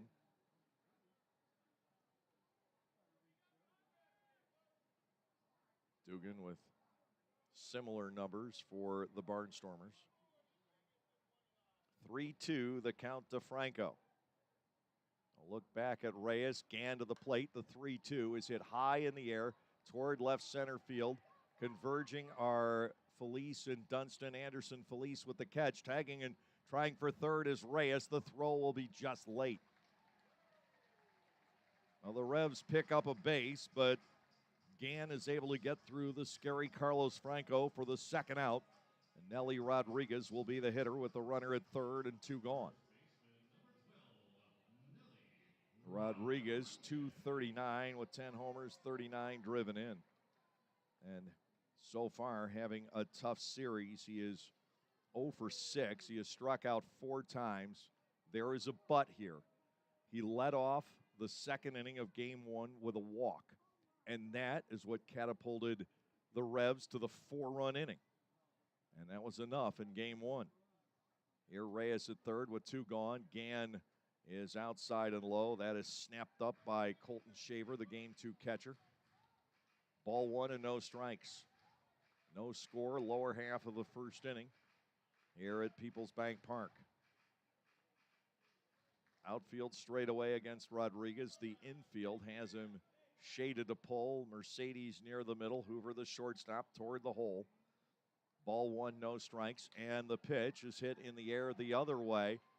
Over goes Clark. He'll set up underneath for the catch. And Gann has pitched his way through the first inning, forcing York to waste the 1-out double. No runs on a hit, no errors, and 1 left. At the end of 1 here at Peoples Bank Park in Game 2, the Barnstormers and the Revs are scoreless.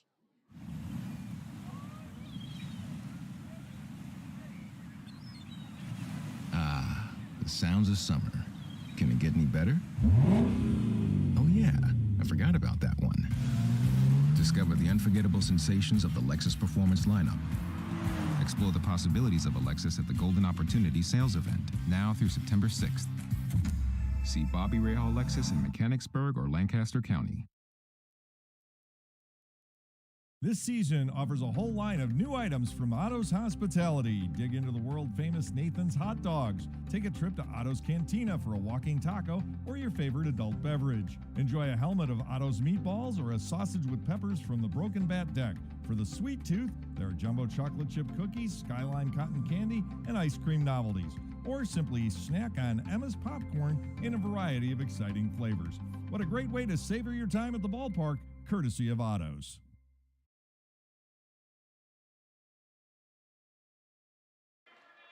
Into the second inning as we watch Troy Steffi head out to coach first base.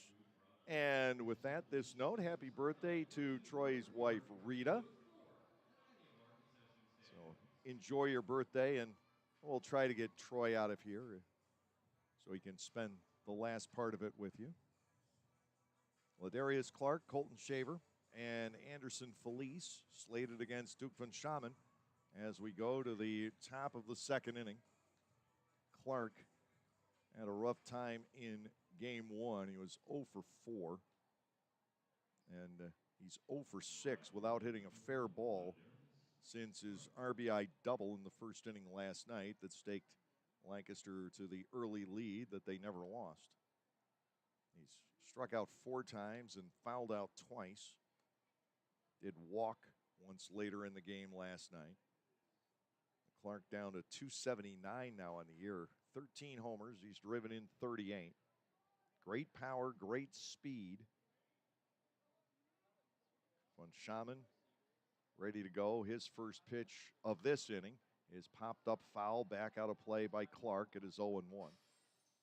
Colton Shaver came in defensively for Anthony Peroni back in Game 1, and I think Anthony got hurt. We haven't gotten an update. I think he was injured by a foul tip in the bottom of the 4th inning. Stayed in there. To Clark, 0-1. Bouncing ball left side. That is caught by Franco. The throw to first in time to get Ladarius Clark. Franco spearing that to his left, wheeling around, and getting Clark by half a step. We've seen some great defense out of both clubs in this series, but York making the bigger and better plays. One man down as von Schaman gets his 4th ground ball out of the night. It brings on Colton Shaver, batting .265 with 10 homers, 40 runs batted in. Like Clark so close to beating that one out. But Franco made a great play against him, going to his left, and he had to get rid of it in a hurry. Now to Shaver, it is outside, ball 1. Colton in his one at bat in the first game ended up striking out against Nick Howard to start the 6th. Here's a 1-0 from von Schaman. That is bounded foul over to the on-deck circle, and Anderson Felice. Ball 1, strike 1. The Barnstormers getting no elevation at all against Duke von Schaman here in the first couple of innings. Everything has been hit on the ground. 1-1 to Colton. He's given a lot of room toward right center field. The von Schaman pitch, swing and a miss, make it 1 ball and 2 strikes. Beginning of the second half for the Lancaster Barnstormers, and obviously you want to get off to a good start under any circumstances, but the second half of this half is going to be played just about all on the road. 1-2 pitch gets to the backstop. Shaver isn't going to try it. It is 2 balls and 2 strikes. Felice waits on deck. Shaver with 10 homers. He has driven in 40. He has 16 doubles, and 11 of those came within a span of about 14 games. And Colton without a double since June the 18th. Here's a pitch. Spanked foul. Again on the ground, though. 2 balls, 2 strikes, the continuing count for Duke von Schaman. Lancaster leading the War of the Roses now 10 games to 7. If you want to look at the run differential, you can do that as well. 2-2 pitch, that's scalded foul past Ross Peoples and down toward the Lancaster bullpen bench. We continue at 2 balls and 2 strikes.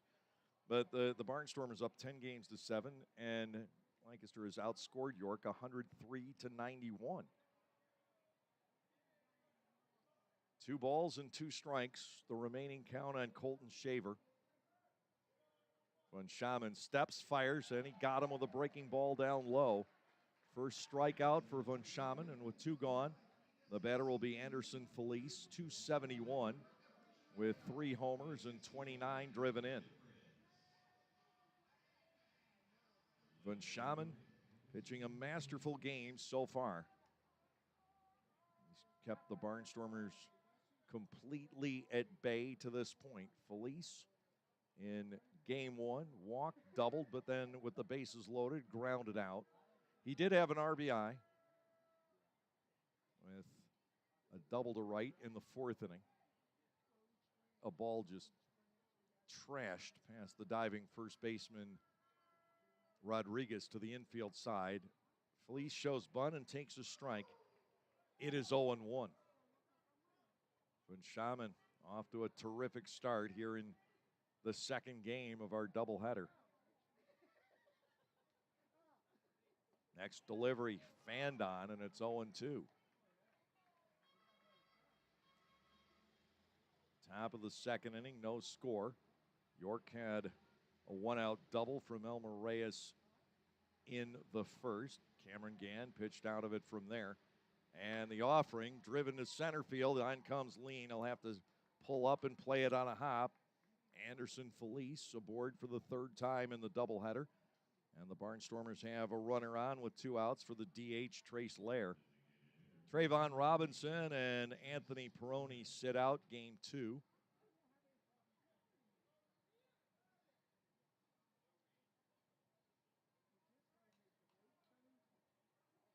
Felice, the base runner for the Barnstormers. He has 4 steals. Don't know if he'll try to get going here and move into scoring position or not. Lair takes a pitch up and away. They suspected he was going. That wasn't quite a pitch out, I don't think, but it was awfully close to being one. Nunez would have been in perfect position to make a throw.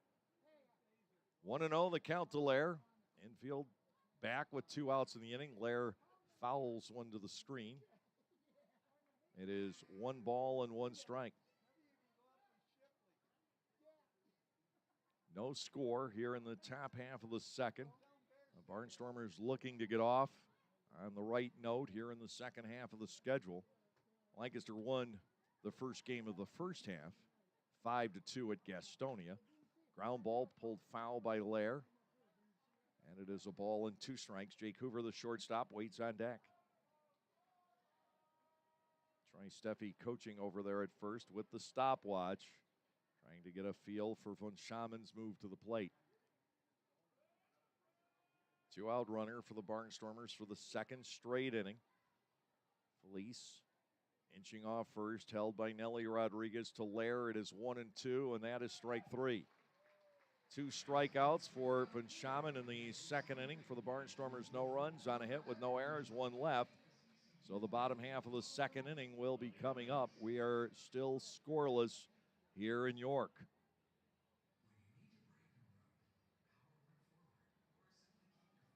Localflavor.com, local flavor. Localflavor.com, local flavor. Excuse me, are you saying localflavor.com? Oh, yeah, it's where I save big bucks on all kinds of things. Home improvement projects, dining out, family fun, electronics, jewelry, clothing. I even bought my wife a fancy spa package for half price. Half price? Yep, you know all the deals you find in Clipper Magazine. I love Clipper Magazine. Well, they're all on localflavor.com too. And you can get them right on your phone thanks to localflavor.com's mobile app. Here, take a look.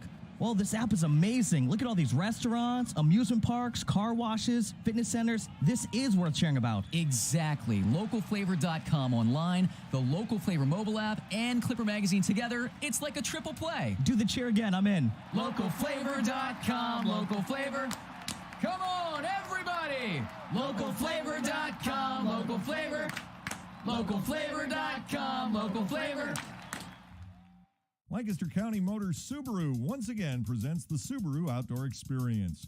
Located along the first base line, this space welcomes fans to a different experience while attending games. The Subaru Outdoor Experience focuses on creating social engagement among the fans.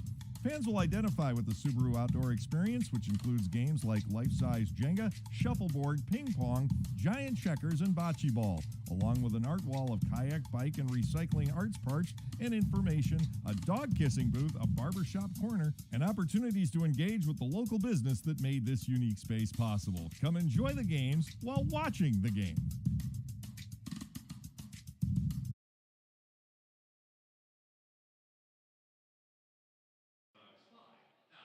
No score. We go to the bottom of the second, and here is the lefty batting DH Josue Herrera to lead off. 265 for Herrera on the season with 5 homers, 32 runs banded in. He drew a bases-loaded walk in the 4-run second inning for the Revolution in Game 1.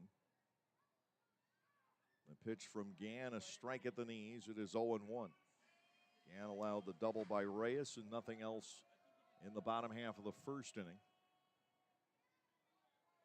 Next pitch, off speed and a swing and a miss. Herrera finds himself trailing at no balls and 2 strikes.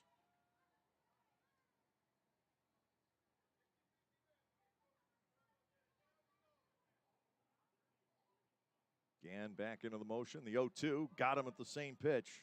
Herrera strikes out. Cameron with his second of the night. And with 1 gone, the batter will be J.C. Encarnacion, the left fielder. .340 hitter is Encarnacion with 7 homers, 33 runs banded in. Around the Atlantic League, 8-5, Gastonia leads High Point in the 6th inning. Staten Island with a 4-1 lead through 7 over Long Island. Southern Maryland 4-0 over Charleston in the 7th. Strike to the outside corner on Encarnacion. It is 0-1. And 3-all in the top of the 6th. Wild Health against Lexington. Another fastball lands at the knees on the outside corner, same spot. And Gann having a tremendous beginning here to his second inning. 0-2. Here's the windup. Encarnacion looks at strike 3 called. Gann, 6 pitches, 6 strikes, 2 strikeouts. Here in the second, it brings on Connor Lean, the center fielder, batting .286 with 10 homers, 37 runs batted in. We were close to an immaculate inning in the sixth against Staten Island Friday night. Cole Aker ended up needing 10 to strike out the side. Aker goes to work here. Lean swings and misses. Cam Gann, meaning business, here in the bottom half of the second inning. 7 strikes in a row. And a Lean, 0-1, swing and a miss, make it 8. And we're close to an immaculate inning. Does he waste a pitch here, or does he go after him? No balls, 2 strikes to Gann. He peers in, has the sign from Shaver, 0-2. Oh, it's fouled back. That's what happened to Aker the other night. 2 strikes, the continuing count. 1 pitch away from an immaculate inning for the second time in a week. And a foul ball the result. Gann back to work, 0-2 on Lean. Here is the windup, the kick, the pitch, and he wastes this one. Ball 1 and 2 strikes. I think he wanted that immaculate inning. They don't come along very often. And now to Connor Lean, a ball and 2 strikes. Lean .286 coming in with 10 homers and 37 knocked home. Here is the 1-2, and that is outside on the fastball. Now it's 2-2 with the left-handed batting Kenley waiting on deck. That same train is chugging around just beyond the first base stands here. 2-2. Breaking ball, slow dribbler foul up the third baseline. Lean will return at 2 balls and 2 strikes. He's turned this into a heck of a battle. There is a walkway up the first baseline of the stadium back out to the right field parking lot. And we have fencing, and on the other side of the fencing, just on the other side of the fencing, is the railroad yard.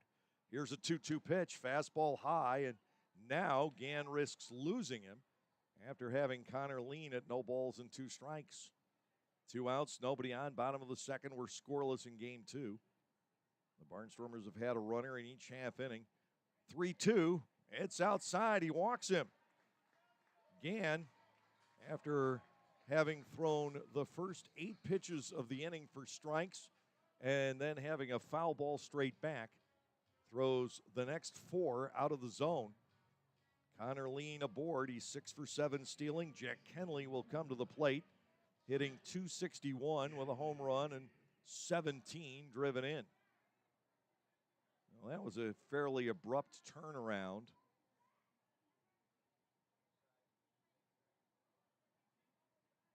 Here in the bottom half of inning 2. 2 outs with the runner on. Lean stays put, and Gann comes back and deals a strike to Kenley. It's 0-1. On the Major League scoreboard, Seattle defeated San Diego today 6-2.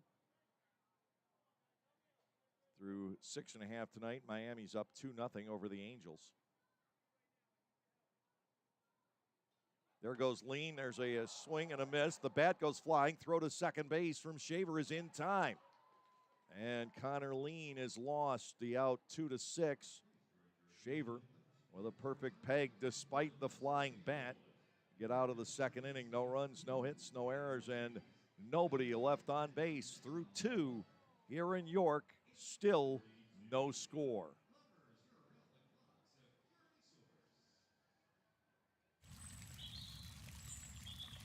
Ah, the sounds of summer. Can it get any better? Oh yeah, I forgot about that one. Discover the confidence of Lexus Safety System Plus. Explore the possibilities of a Lexus at the Golden Opportunity Sales Event, now through September 6th. See Bobby Rahal Lexus in Mechanicsburg or Lancaster County. Not a substitute for safe and attentive driving practices. See Owner's Manual. There There is a weekend in July where the baseball world revolves around a village in upstate New York. Baseball Hall of Fame induction weekend in Cooperstown is an unforgettable experience full of family-friendly activities and priceless moments. Make your plans today for July 22nd through 25th for the induction of Bud Fowler, Gil Hodges, Jim Cott, Minnie Minoso, Tony Oliva, Buck O'Neill, and David Ortiz as the class of 2022. Visit baseballhall.org today for the In other Major League games, they finally got started in Cincinnati. The Mets and the Reds are scoreless. They play the bottom of the fourth inning. Baltimore's up 4-3 over Texas in the fifth. Phillies own a 4-0 lead over the Washington Nationals in the bottom of the fifth. The Pirates are up 4-1 over the Yankees in the bottom of the fifth inning. Detroit has the Guardians down 6-2 in the fifth inning. Tampa Bay, Boston, 3-all in the fifth. Atlanta 5, St. Louis 1, bottom of the fourth inning. Kansas City up 2-1 over Houston. The Astros on a winning streak. They're in the bottom of the second inning. Minnesota and the Chi Sox, no score. Milwaukee 2-0 over the Chicago Cubs in the bottom of the second inning. San Francisco at Arizona, Toronto at Oakland, and Colorado at the Dodgers coming up later on. Jake Hoover to start off the third for the Barnstormers. Jake playing for the first time in this series. Boy, was he hitting the ball hard over the weekend against Staten Island, but he had just a double to show for it. He was robbed twice on great defensive plays. One by Cespedes, one by Reyes. When Shaman deals to the outside corner here for a strike, it's 0-1. Jake hitting .234. He has a home run. He has driven in 14. 13 doubles for him and 4 triples. He's got good alley and I guess you would say line power. The pitch fouled away. Van Shaman getting ahead of another Barnstormer at 0-2. He has 1 walk and 2 strikeouts over the first 2 innings. Barnstormers with a couple of base runners, but in separate innings with 2 outs. A walk and a single. You don't get too much done with that. And a Hoover 0-2, ground ball left side. It will be scooped up by Franco. He will throw on to get the out. That is the 5th ground ball to retire a Barnstormers hitter here in game 2 of the doubleheader. The batter will be Dunston. Sean grounded out to Rodriguez to start off this second game. Again, for the Barnstormers, the first game of the second half. And this team needs to get hot. The elements are all there. We saw it the last 4 games prior to game 1 of this doubleheader. And again, the Barnstormers played well in game 1. You can't find fault with anything. There's a bunt by Dunston. Franco was waiting for it. He'll come up firing. It's a low throw and gets away by Rodriguez. That's backed up by the second baseman Kenley. Throw back to first, and Dunston is able to return safely. We'll see how this one is ruled. It will be a base hit for Sean on the bunt. He had been held completely off base in this series, so he decided he was going to drop it down, try to stir things up a little bit, and it pays off as Franco rushed the throw, made a low throw.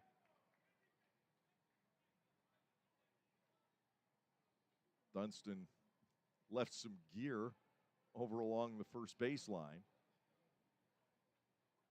And he'll reapply that. Perhaps a running glove popped off. But he's safe on the bunt single. Here's Mercedes, who grounded out his first time up. You had to almost figure Dunston was going to do that, and Franco knew it. He was waiting on it. First pitch, a called strike, 0-1, but Dunston's speed forced a rush throw. I think they would have had him if Rodriguez had handled the bounce, but it would have been close. 1 strike to Mercedes with 1 out, 1 on. The Barnstormers with their second hit off of Van Shaman. To Melvin, that is taken into center field. He has a base hit. Dunston will pull up at second, and 2 men are on in front of Kelly Dugan. Dugan with a walk back in the first inning. Mercedes continuing to wrap out the base hits. That is his 4th of this series.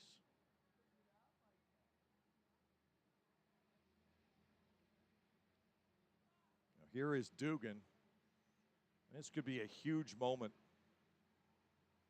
here in the third inning tonight. Dunston and Mercedes the runners. To Dugan, it is outside for a ball, 1-0. Kelly walked on a full count pitch back in the first inning.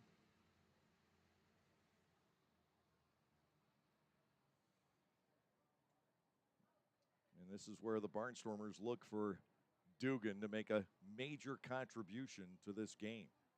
1-0 pitch. He swings and misses.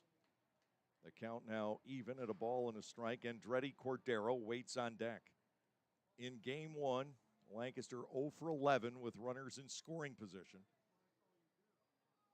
They drove in a couple of runners from first base with long doubles.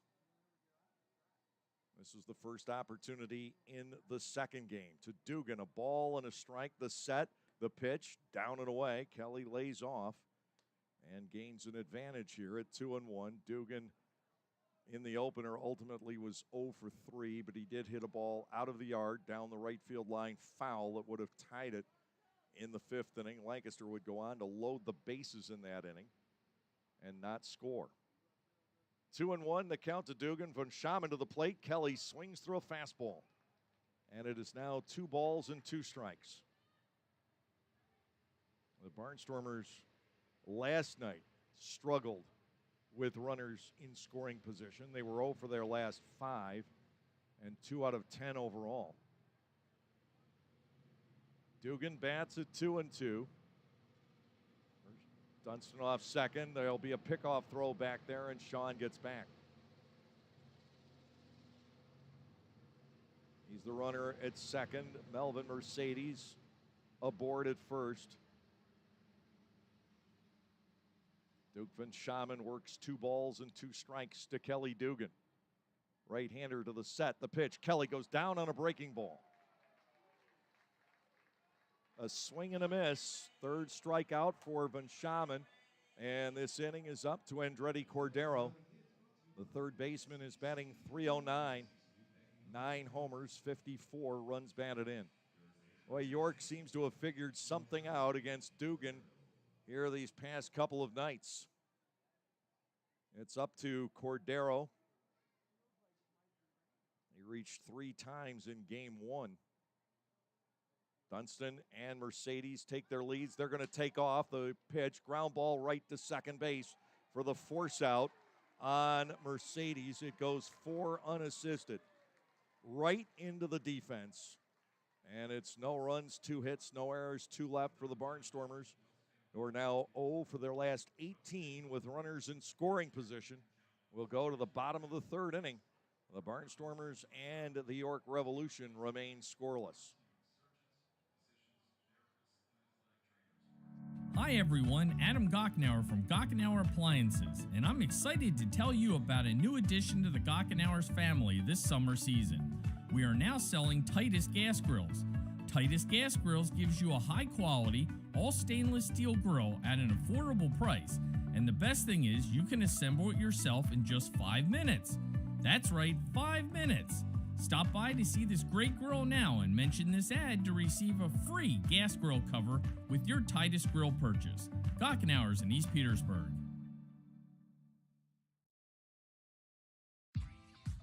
For the youth of our area, the Barnstormers are offering a wide variety of camps throughout the summer to teach everyone some tips on baseball and softball. Camps are offered to kids as young as 4 and as old as 12. Some even involve the parents.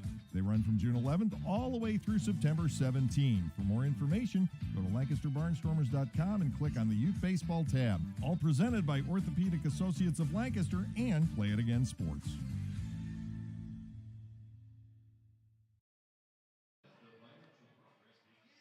Jack Kenley, John Nunez, and Jeffrey Perez will face Cam Gann as we go to the bottom of the third inning. The Barnstormers had a chance in the top of the inning, and the big guys in the middle, after Dunston and Mercedes set the table, couldn't come up with the necessary base hit to give the Barnstormers the first run of this game. And the next 14 are at home. We've got plenty going on at Clipper Magazine Stadium. Make sure that Barnstormers baseball in your plans, but you probably wouldn't be tuned in here if Barnstormers baseball was not in your plans over the next couple of weeks. So I think I'm more than any other time preaching to the choir. Here is Jack Kenley, 261 hitter with a home run, 17 runs batted in. He was at the plate when Connor Lean got cut down by Colton Shaver. Left-handed batting second baseman stands in. The pitch by Gann is over but low, and ball one. It's 1-0.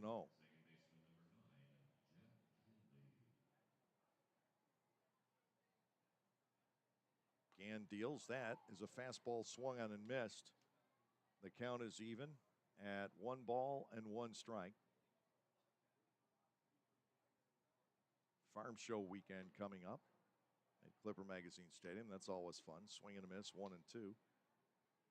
With the Genomes in town. Sunday is Princess Day.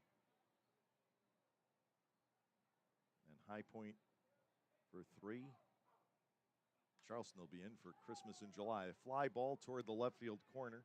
Giving chase on that is Felice. He disappears from my view, and it's simply a foul ball for Jack Kenley. 1 ball and 2 strikes. Silo's birthday will be celebrated on Sunday the 17th.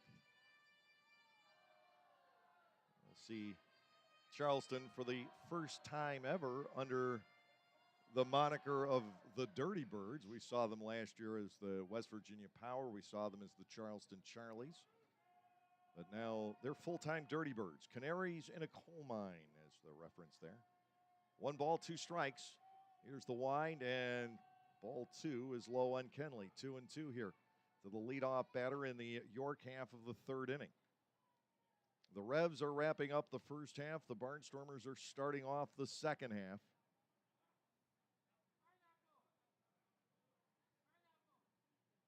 Two is on the way. Fastball hit off the wrist and a line drive base hit past Mercedes. Runner on with nobody out here in the 3rd inning. As Kenley drives a single into center. It's the second York hit here in game 2. Catcher John Nunez will step in. 239 hitter with a couple of doubles and 9 runs batted in. York able to pick up Nunez, who has a significant level of experience.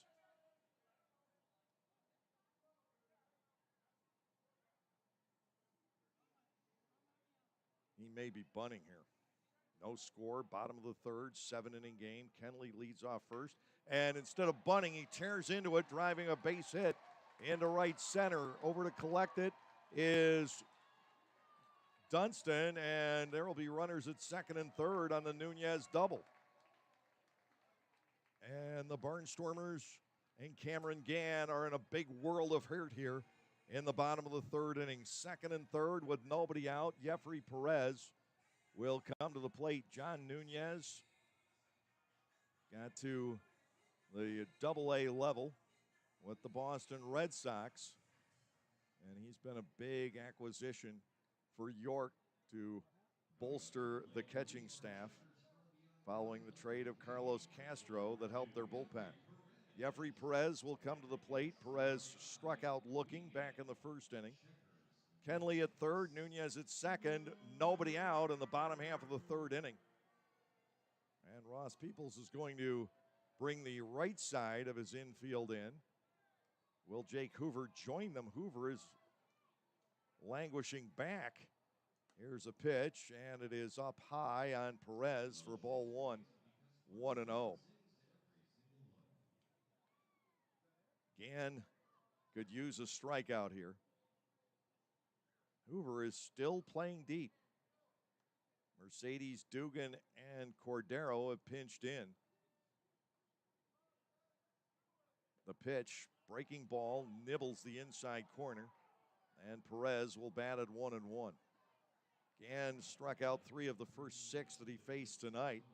He is allowed now 3 batters in a row to reach base. York in position to strike for the first run here in game 2. 1 ball, 1 strike. Gann will kick. He'll fire. Ground ball right side. Mercedes will come to the plate, but it's a wide throw, and everybody will be safe. Melvin Mercedes trying to do a little too much there. Scoring on the play is Kenley. It's 1-0 York. Perez safe at first on the fielder's choice.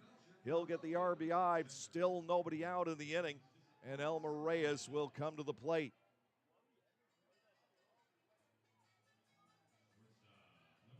The Barnstormers bring the infielders in for just that play. A ground ball hit to Melvin's left. He had to spin to make the throw, and he couldn't line it up. The scoreboard wants to put a hit up for that, but that is the essence of a fielder's choice. Staying at second all the way was Nunez. Ground ball pulled to third. Gloved by Cordero. Out at second. Mercedes back to first, and that is in time for the double play. 5-4-3 on Elmer Reyes and 2 quick outs, leaving the Revs with Nunez at third base and Carlos Franco stepping in. 1-0 York leading. The Barnstormers, to get the second half off on a winning note, will need to be able to come from behind here.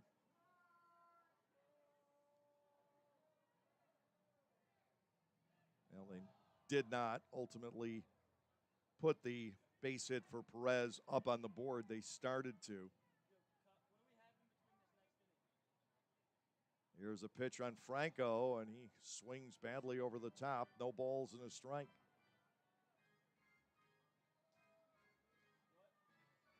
Gann doing his level best to pitch out of this inning. This is one of those innings. You keep this at 1 run, and you've done the job. And it's up to the offense to get that run back, and as quickly as possible. Fastball met and fouled to the backstop. Gann has Franco at no balls and 2 strikes. 2 outs with Nunez, the runner at third.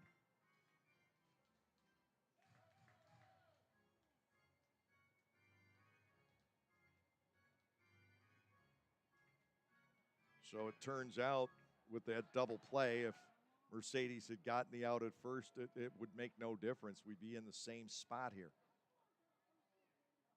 0-2. Franco takes a pitch low. It's blocked by Shaver. Ball 1 and 2 strikes. York 1, Lancaster 0. Bottom half of the third inning. John Nunez yanking a double to the gap in right center field. That has built this run-scoring inning for York. Now Gann has to get through Franco. He has pitched to him here. 1 ball, 2 strikes to the slugging third baseman who's shown up defensively in this game. And the pitch is low, ball 2. And not to say Franco is a bad third baseman. He's not at all, but generally he does the damage with the bat. He made a very nice play against Ladarius Clark starting off the second inning, or who knows where that inning would have gone. Felice singled later on.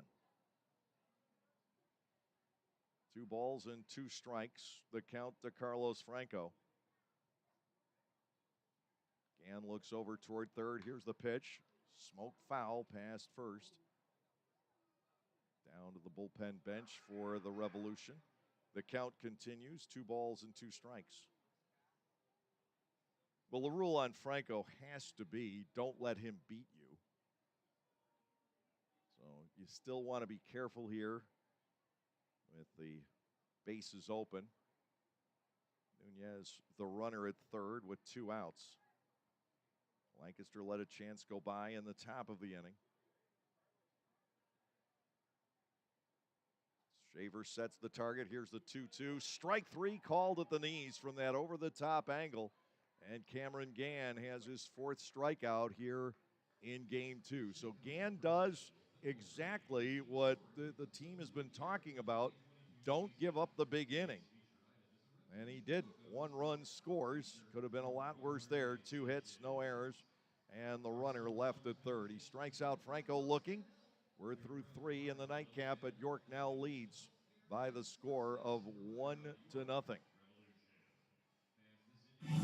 For nearly 50 years, Orthopedic Associates of Lancaster has provided a full spectrum of care for athletes of all ages and skill levels. Orthopedic Associates of Lancaster offers on-site urgent care, X-ray, MRI, immobilization, and is committed to helping you manage and prevent injuries, getting you back in the game as soon as possible.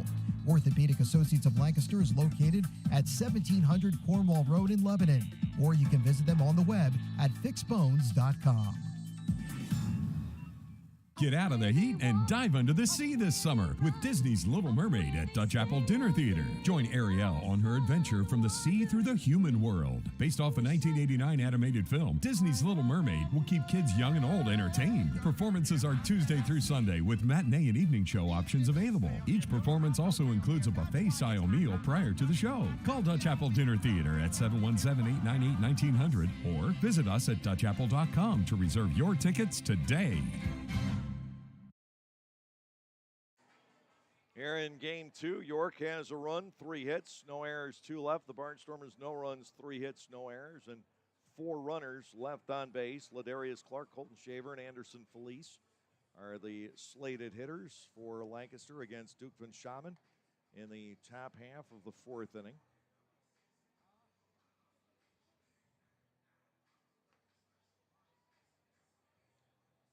Barnstormers finish the first half.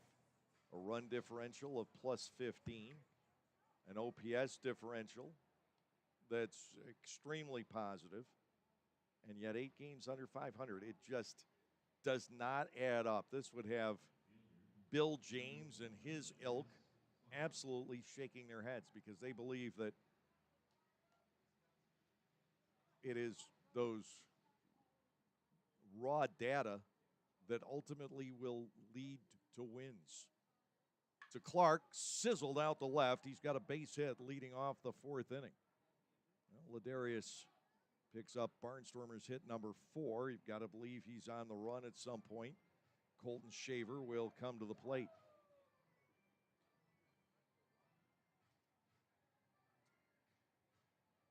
That is the loudest of the 4 hits off of Van Schamen.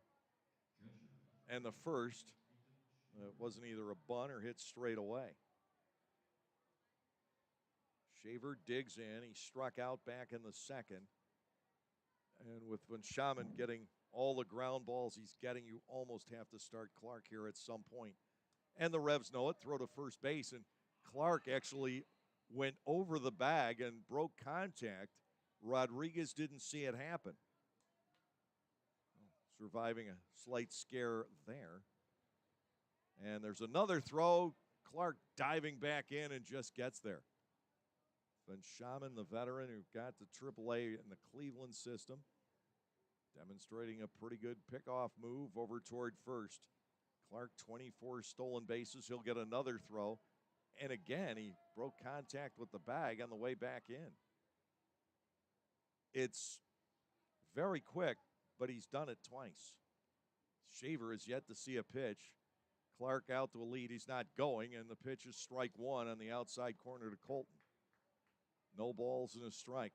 Can the Barnstormers take advantage of the leadoff man reaching base here in the 4th inning and at least get the tying run home? Shaver batting, Felice on deck, and then Lair. Infield at double play depth to Shaver. It's wrapped foul on the ground past Ross, and Van Schamen has him at no balls and 2 strikes. Clark can't get going. He has not tried to break yet. Van Schamen has done a very good job. In fact, York has done a very good job in this entire series, keeping the Lancaster offense in check. You could say the same the other way. York an explosive offense, and they haven't done it. There's a pitch high with Clark going, and he's going to be out at second base. Nunez cuts down the leadoff runner. The out goes 2-4, and Shaver will bat with 1 out, nobody on, and a 1-ball, 2-strike count. Seems like no matter what the Barnstormers do here tonight, they can't get any offense going. They've had the hits.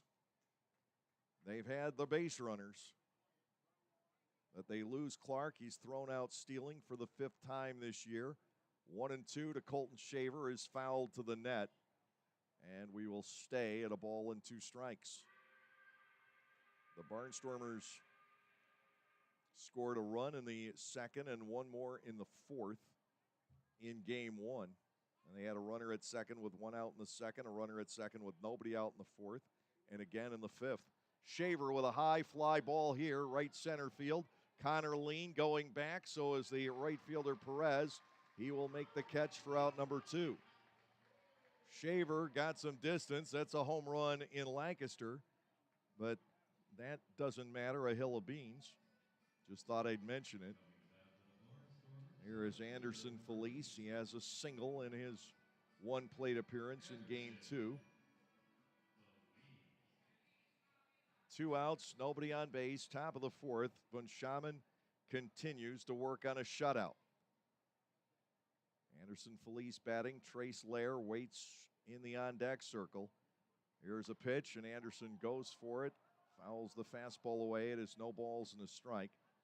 And while in game 1, Eduardo Rivera threw 104 pitches in 5 innings, Von Schaman is not halfway there through 3 2/3. 0-1, the count to Felice. Anderson tears into a pitch, but lines it straight at the right fielder Perez for the final out. Barnstormers hit the ball very well against Von Schaman in the 4th inning. That could be promising later on, or it could be their only chance. No runs, 1 hit, no errors, nobody left. Those are 3 well-hit balls in the top of the 4th, but still only a 3-batter inning. And we will go to the bottom of the 4th with York leading 1-0.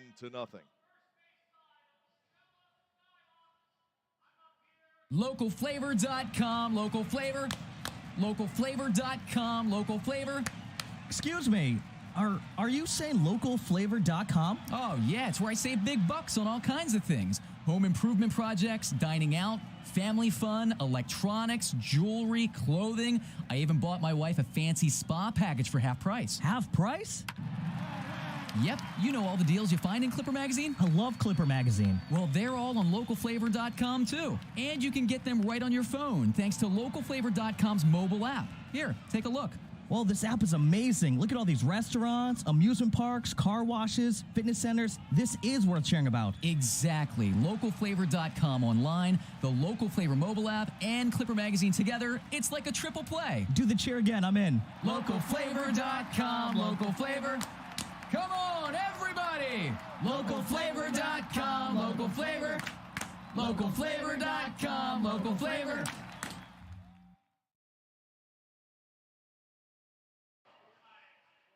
Bottom of the 4th inning, Nelly Rodriguez, Josue Herrera, and J.C. Encarnacion will be facing Cameron Gann, who has certainly pitched well, but he trails 1-0 over the first 3.5 innings.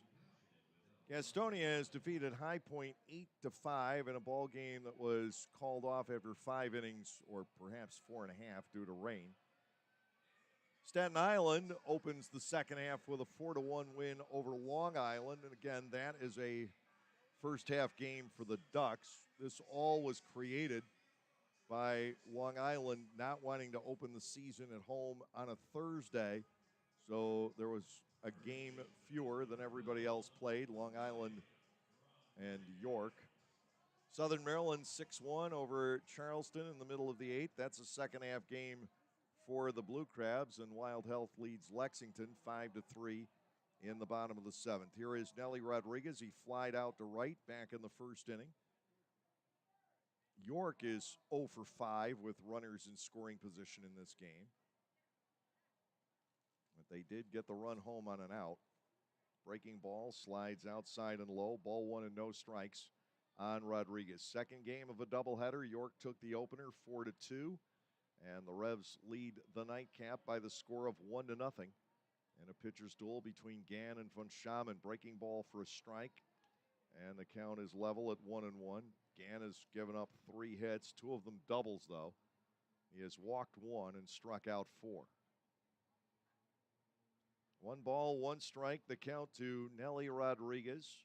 Gann will fire and miss. It is ball 2, 2-1. Gann with the best of his last 4 starts. Came into tonight at 4-5. He had been 4-3.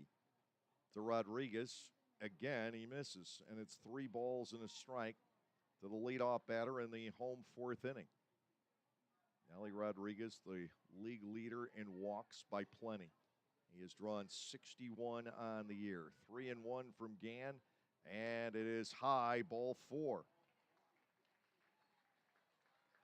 Second walk given up by Gann. The leadoff man is on. Josue Herrera, the designated hitter, will come to the plate. He struck out his first time up.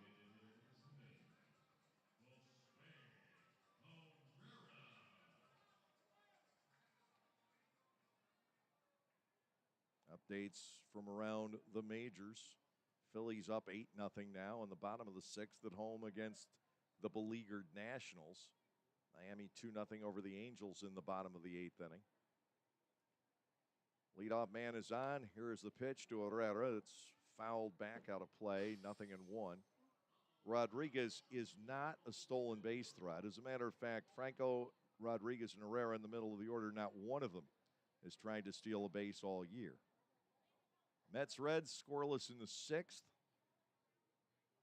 Texas and the Orioles tied at 4 in the 7th at Camden Yards. 1 strike here. Gann goes to work. Fastball high and over the head of Josue Herrera to level the count at 1 apiece. Pirates have extended the lead over the Yankees. It's 5-1 into the 7th inning. Tigers up 8-2 over Cleveland in the 6th. Tampa Bay 5 and Boston 3. They're in the top of the 6th inning. 7-1 Atlanta over St. Louis in the 5th. Kansas City 4-2 over Houston in the 4th. And the Twins lead the White Sox 3-0 in the 4th inning. Rodriguez leads off first to Josue Herrera at 1-1. Swing and a miss. Make it a ball and 2 strikes. With 4 strikeouts so far tonight, Gann has reached 80. We'll have a chance to pass John Anderson's single-season franchise record that he set back in 19. 1-2. Gann goes to work, check swing. That bat flickered, and that bat went far enough, says the third base umpire, Pettinger. Herrera has gone on strikes for the 2nd time. That is 5 for Gann. 1 out, 1 on. J.C. Encarnacion will be the batter.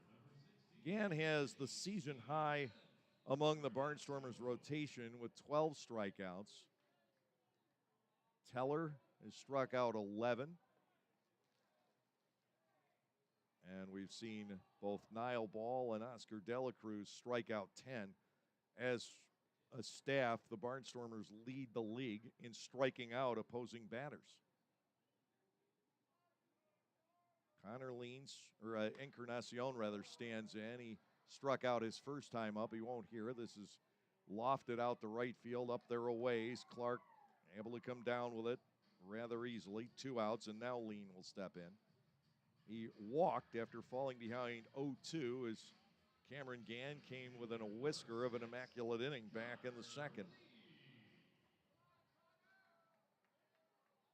2 outs. Nelly Rodriguez remains at first. We're in the bottom of the 4th. York up 1-0 on a ground ball driving in Kenley back in the 3rd inning.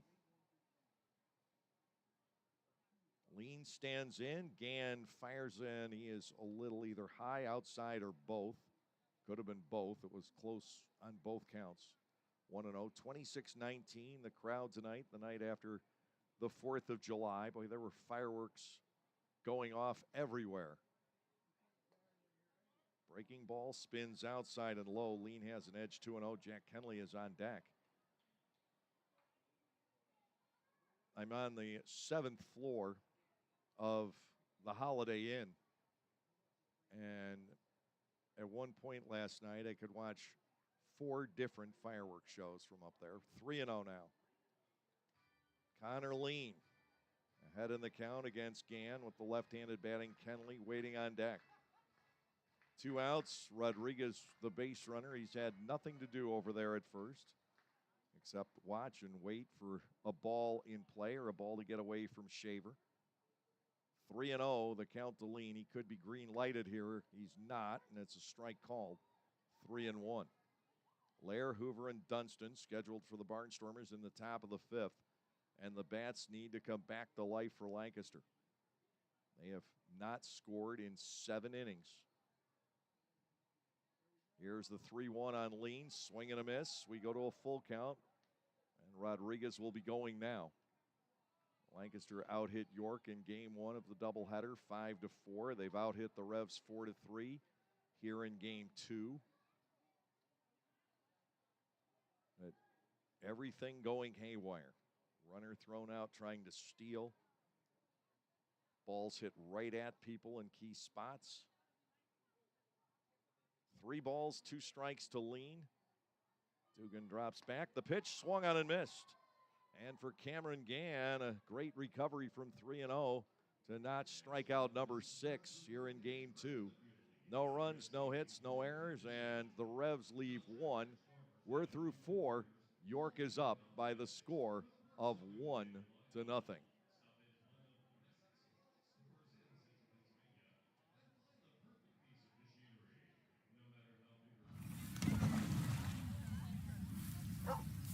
Ah, the sounds of summer. Can it get any better? Oh yeah, I forgot about that one. Discover the intuitive technology of the Lexus hybrid lineup. Explore the possibilities of a Lexus at the Golden Opportunity sales event, now through September 6th. See Bobby Rahal Lexus in Mechanicsburg or Lancaster County. Pennsylvanians are creating their own soundtrack. Thanks to PA Lottery Scratch-Offs, excitement's back. Pennies, nickels, dimes, or quarters, no matter your choice, scratching's always in order. With big top prizes and second chance drawings, thrills await. They're out there calling. If it's excitement you seek and you're looking for action, play the PA Lottery. And keep on scratching. Must be 18 or older. Please play responsibly. Benefits older Pennsylvanians every day. At Clipper Magazine Stadium, we have hot dogs and popcorn, peanuts, soda, and nachos. But what if, say, you are only 3 months old and mom wants to have a night out and watch the Barnstormers? Well, thanks to May Grant Obstetrics and Gynecology, the littlest of Stormer fans now have a place to go for dinner during the game. Tots can take mom to the Little Sluggers dugout behind Section 13 at the stadium for a comfortable private feeding experience. A brightly painted room with comfortable furniture and TVs tuned to the game, it is the perfect spot for baby and mom during a night at the ballpark.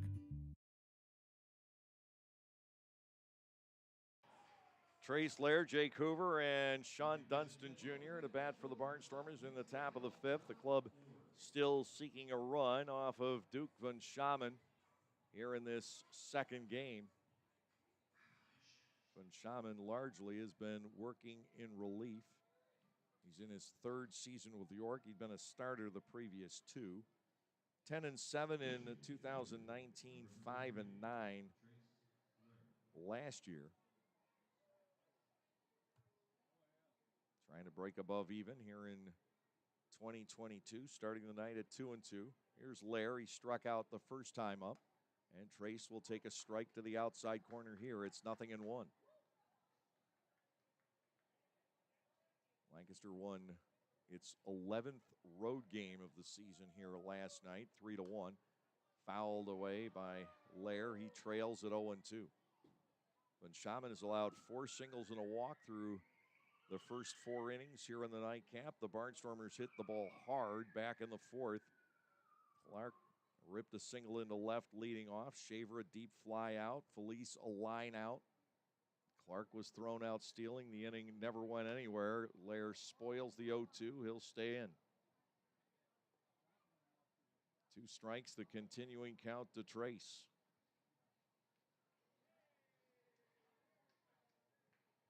He has gone 0 for 7 since a single his first time up last night. Here comes the 0-2. He lays off a pitch in the dirt. Ball 1, 2 strikes. 1-0, York leading. Jeffrey Perez driving in Jack Kenley with a throw made to the plate back in the 3rd inning. Lair goes for the 1-2 and pops this up. This to a very shallow center, just to step out on the lawn is Reyes for the catch. Lair is retired. That's one down, and Jake Hoover will step in. Hoover grounded out back in the third inning. Von Schaman is just that type of pitcher that stymies this offense. Like a Darrell Thompson. And Lancaster cannot find a way to break out of the shackles here. Von Schaman ready for Hoover and missing inside with his fastball. It is 1-0.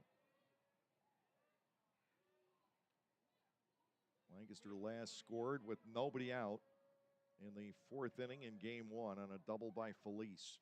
1-0 pitch, high hopper, up for it goes Franco. He secures it, has the long throw, and it is there. Hoover is retired on a nice play by Franco once again, and there are two outs.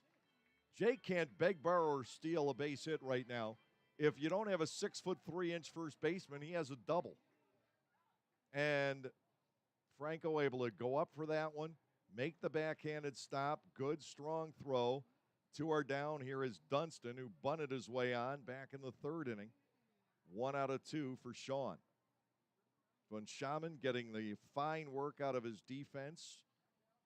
Neither side, by the way, has made an error in the 3 games in this series. 2 outs. Here's Dunston looking at a fastball outside, 1-0. Hoover, in his last 3 games, has had at least 3 hits taken away by some really good defense. To Dunston, a fastball for a strike, and it is now 1-1. Now the Barnstormers running out of outs. They have just 7 left of them in the second half opener here. 1 ball, 1 strike. Dunston lets it go and takes ball 2. It is 2-1.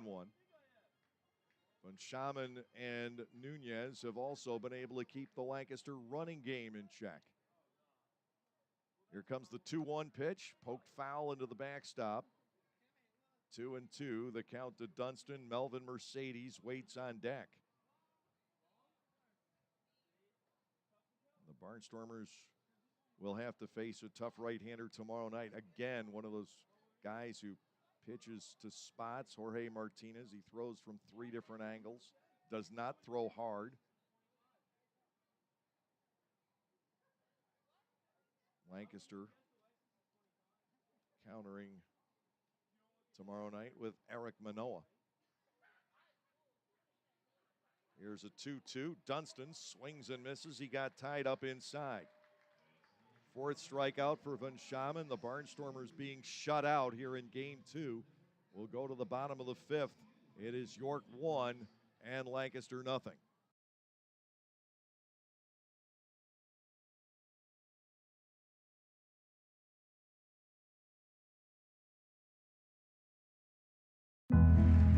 Celebrate the history of our national pastime at the National Baseball Hall of Fame and Museum in Cooperstown. See priceless treasures that will bring your baseball memories to life. Connect with events that have shaped and changed the game and our country. Our stories to tell, your memories to share. Plan your family visit today at baseballhall.org. See you in Cooperstown, where the journey becomes legend. Are you sick and tired of washers that don't use enough water or take 2 hours to clean and don't last more than a few years? Well, come into Gockenauer's in East Petersburg now and let us show you the Speed Queen commercial grade laundry. Built the old-fashioned way with warranties up to 7 full years. Gockenauer's will deliver and install your new Speed Queen, and we know you'll be fully satisfied with your purchase. Gockenauer's in East Petersburg, your hometown dealer for 73 years.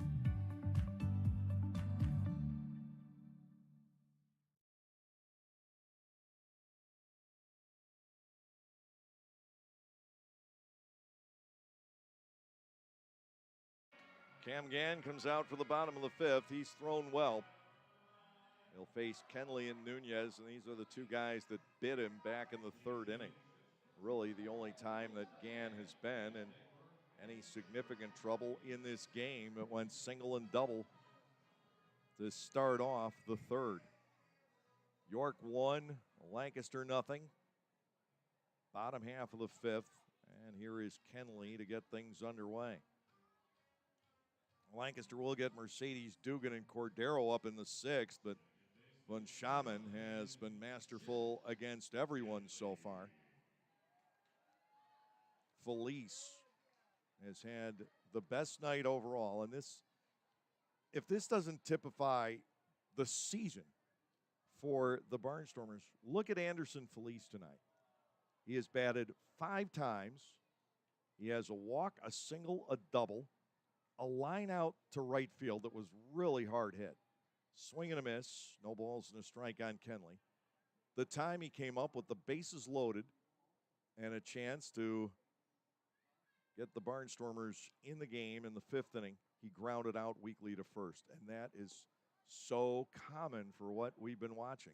Felice has had a great night offensively. 0-2, the count to Kenley. Gann now in position for possibly his 7th strikeout here in game 2. Shaver setting the target, Gann into the wind. The 0-2 is low and through the legs of Colton Shaver. Kenley goes nowhere, and it's ball 1, 2 strikes. York 1 and the Barnstormers nothing. Bottom half of the 5th inning.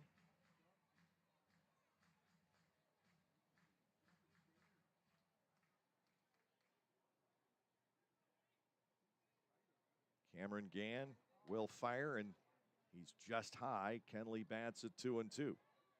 He scored the run to Jack Kenley back in the 3rd. Turned loose by Noel Polanco on a grounder to the left of Melvin Mercedes. And he beat the throw home. Chopper over the hill. It will be Hoover coming in. He throws to first, and it's in time. So the Barnstormers turn in a nice play in the field. Hopper over the mound. Jake Hoover flying in from his shortstop position. We've got one down here in the 5th inning for York. John Nunez will step in. He has the biggest hit of the game so far, a double yank to the gap in right center. Only his 3rd 2-base hit. 1 out, nobody on here in the bottom of the 5th inning.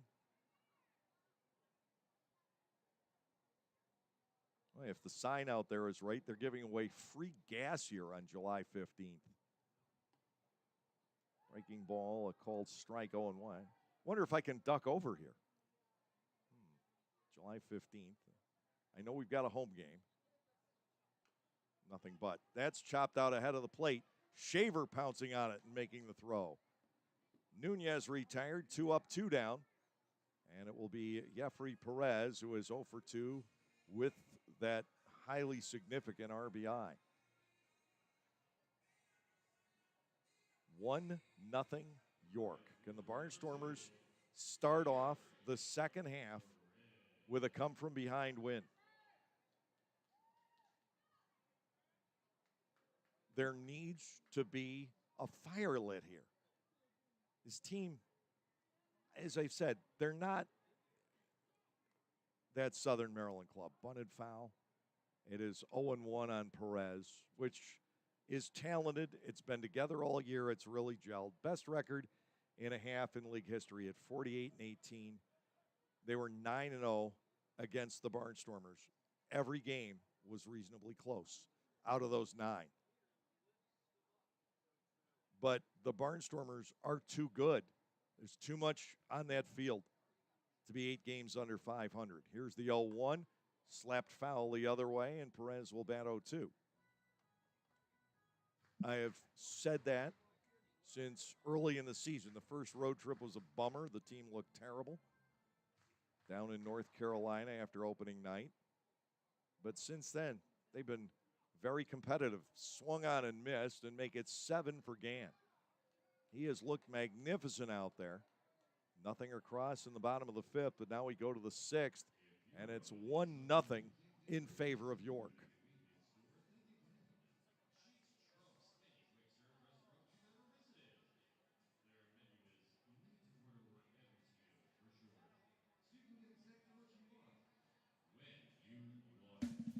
Like craft beers? Then the best place to be in Lancaster is Clipper Magazine Stadium.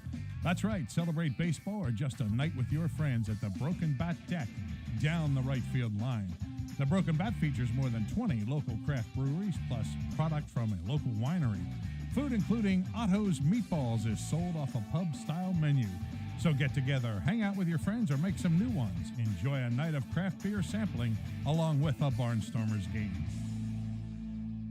Get out of the heat and dive under the sea this summer with Disney's Little Mermaid at Dutch Apple Dinner Theater. Join Ariel on her adventure from the sea through the human world. Based off a 1989 animated film, Disney's Little Mermaid will keep kids young and old entertained. Performances are Tuesday through Sunday with matinee and evening show options available. Each performance also includes a buffet-style meal prior to the show. Call Dutch Apple Dinner Theater at 717-898-1900 or visit us at dutchapple.com to reserve your tickets today.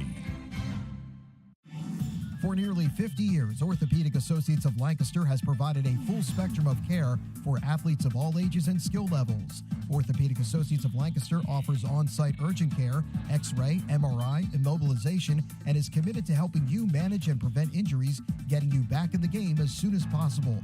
Orthopedic Associates of Lancaster is located at 1700 Cornwall Road in Lebanon, or you can visit them on the web at fixbones.com. We get to the sixth inning. It's getting late here in game two. The Barnstormers down by just a 1-0 margin. They've gotten only one runner into scoring position in this game. They had at least one man on in each of the first 4 innings against Von Schaman. And now here is Melvin Mercedes, 1 for 2 in the ball game here tonight, the second game. And overall, Melvin 2 for 5 with a walk in the doubleheader. Trying to get on ahead of Kelly Dugan.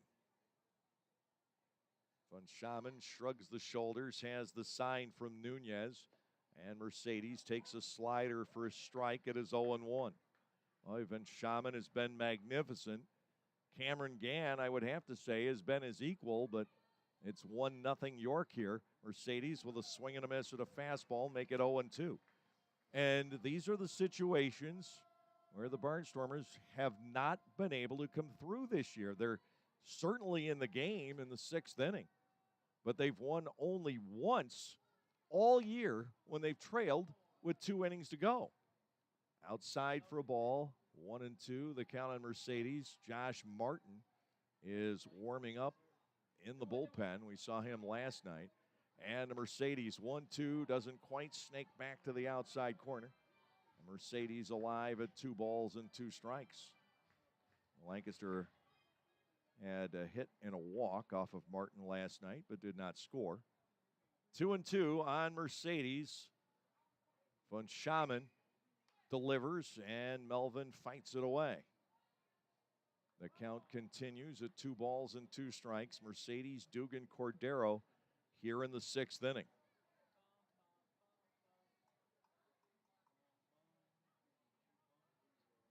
Melvin looking to get on any way he can right now. Here is the 2-2, and he knocks a foul out of play down the left side again. That up toward a stand up there to the left of the foul pole. Mercedes takes this at bat to a 7th pitch. 2 balls, 2 strikes. Lancaster has out-hit York 4-3 here in game 2. Time is called. Lean had barely reset into center field, and Von Schaman was ready to go. 2 balls, 2 strikes. Melvin has a lot of room toward right center here. The pitch, he swings and misses. Von Schaman strikes out his 5th. We have 1 gone. Dugan will step in. Kelly has walked and struck out. And now just 5 outs left to the Barnstormers in the second half opener. Right now, the Barnstormers have the longest active streak in the Atlantic League without being shut out. The last time the Barnstormers failed to score in a game was May the 22nd in Lexington against the Genomes. They lost 5-0. Up high for a ball to Dugan. It's 1-0. Cordero waits on deck. Dugan has had a tough series here after manhandling Staten Island for a couple of games over the weekend. He will get ball 2 from Duke von Schamen. It's 2-0.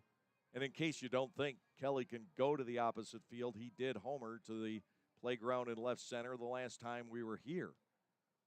2 balls, no strikes to Dugan. Cordero waits on deck. Von Schamen deals, and the best that can be done is a foul ball. 2 balls and a strike. Von Schamen has walked only 1. That was all the way back in the first inning. He has struck out 5, covering 5 1/3 innings of shutout baseball here tonight. 2 balls, 1 strike. Now to Kelly Dugan. The pitch is up top for ball 3. And Lancaster looking at the possibility anyway of a 1-out runner here in the 6th inning. 3 balls, 1 strike to Dugan. They play him to pull again.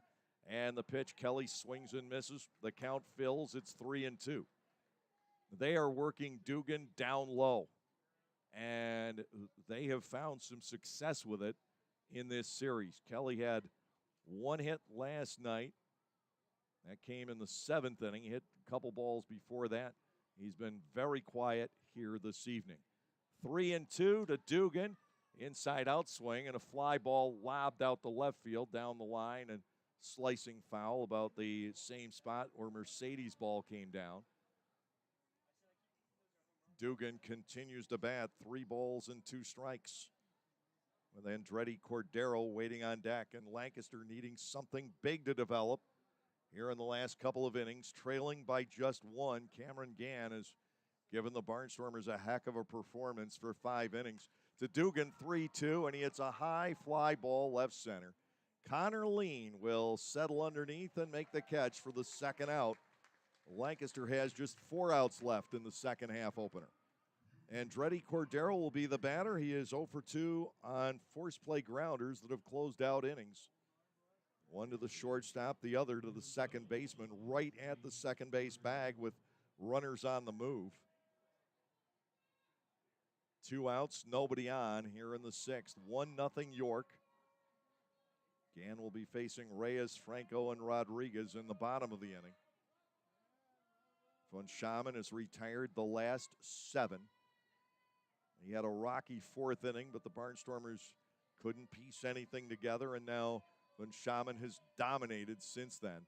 First pitch is low to Cordero. Ball 1, no strikes.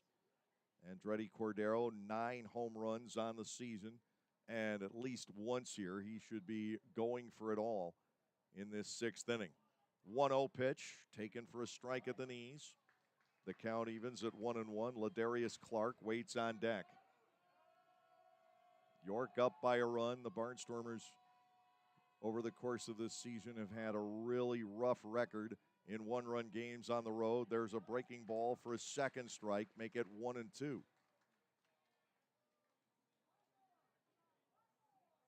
They finally picked up a 1-run win at Lexington in extra innings back on June 28th. To Cordero, lifted foul out of play over on the right side. And we stay at a ball and 2 strikes with Clark waiting on deck. If Cordero doesn't reach here, you have Clark, Shaver, and Felice for the top of the 7th inning. 1 ball, 2 strikes, and a Cordero. He has to jump out of the way, make it 2-2. They don't have Fuller. They shouldn't have Fuller to close out this game because he worked game 1. Here's a 2-2. Cordero lets it fly and fouls it off. Still a 2-2 count. Top of the 6th inning, game 2. The Barnstormers have had only 1 runner in scoring position this entire time. Dunston and Mercedes with back-to-back singles in the 3rd. Dunston was a bunt, but they struck out Dugan. Got Cordero on the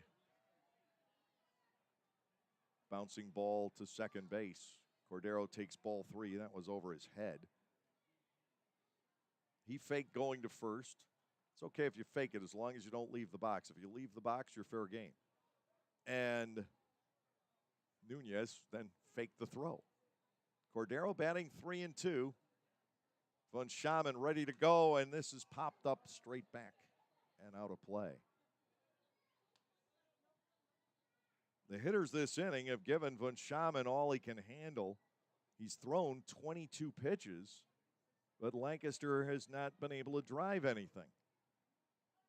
3-2, and Cordero will work out the base on balls. The tying run heads to first, and Ladarius Clark will come to the plate. Cordero suddenly becoming a patient hitter. He's walked his fourth straight game. And here is Clark, who is 1 for 2. A very sharp single back in the fourth inning, the loudest of the 4 Lancaster hits here in the nightcap. Nunez will go out to talk to Von Schaman. Mark Mason is coming out.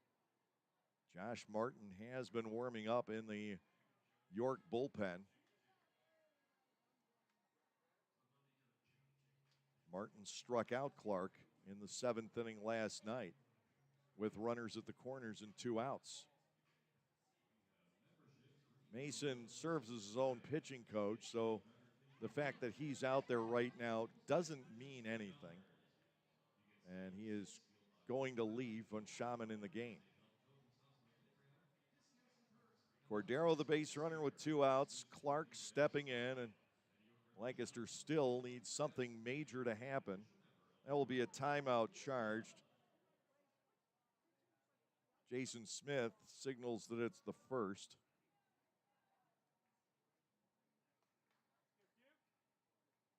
Von Schaman will work to Clark. Cordero, the tying run, but still only at first base here with 2 outs in the 6th inning.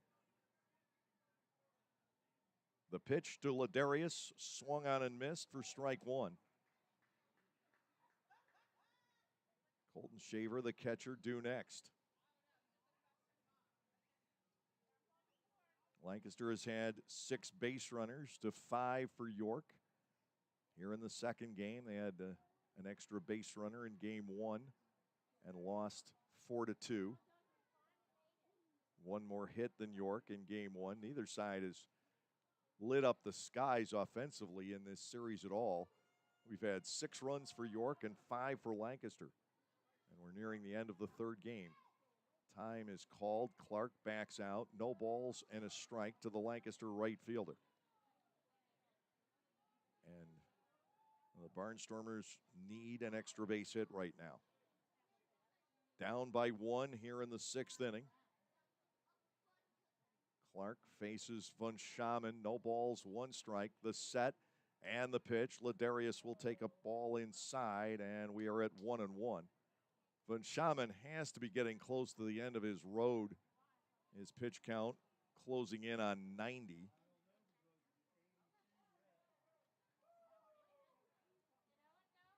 And he has pitched well. 1-1 on Clark, and it's chopped back to the hill. Up for it goes Von Schaman.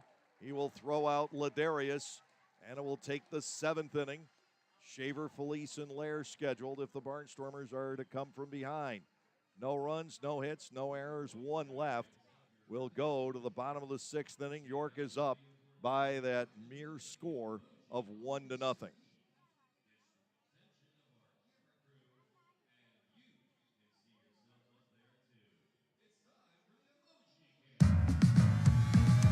Pennsylvanians are creating their own soundtrack. Thanks to PA Lottery Scratch-Offs, excitement's back. Pennies, nickels, dimes, or quarters, no matter your choice, scratching's always in order. With big top prizes and second chance drawings, thrills await. They're out there calling. If it's excitement you seek and you're looking for action, play the PA Lottery. And keep on scratching. Must be 18 or older. Please play responsibly. Benefits older Pennsylvanians every day. Hey kids, join the coolest club in town, the Storm Force. The Storm Force is presented by the Lancaster Barnstormers and Commonwealth Charter Academy. For only $25, kids under 12 get an entire summer of Barnstormers fun with 12 game tickets, a t-shirt and bag, the chance to go first when kids run the bases, exclusive activities, and coupons from Dutch Wonderland, Chocolate World, and more. Don't miss out on all the fun. Go to LancasterBarnstormers.com and sign up.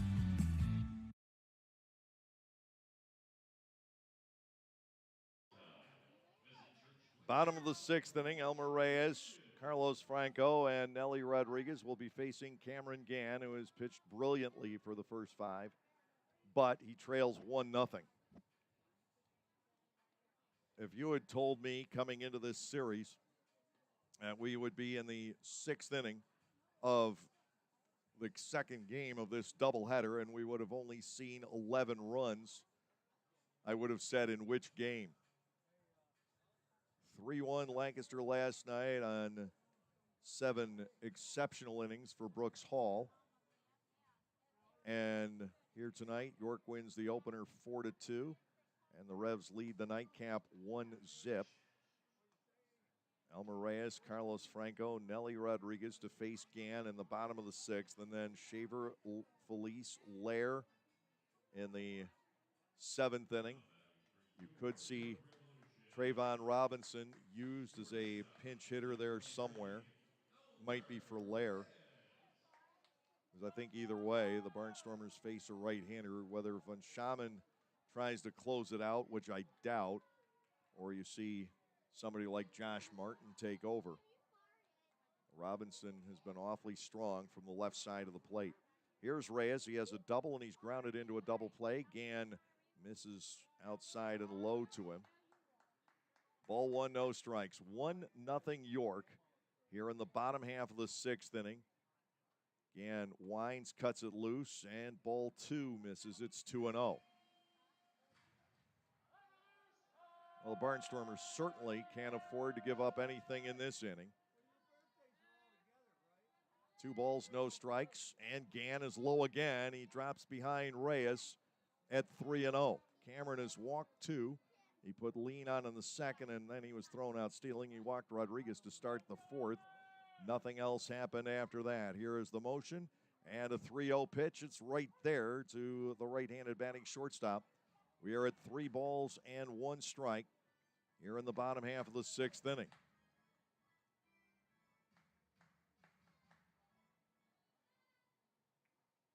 Defense is fanned out against Reyes, who has 2 doubles in the series. He swats a foul to the right. It is 3-2. Gann has struck out 7 through his 5 innings of work here. That gives him 83 on the season. He's now within 1 of Mitch Lamson from Southern Maryland, the lefty. Here's a payoff pitch, breaking ball, and that is stung down the left field line into the corner.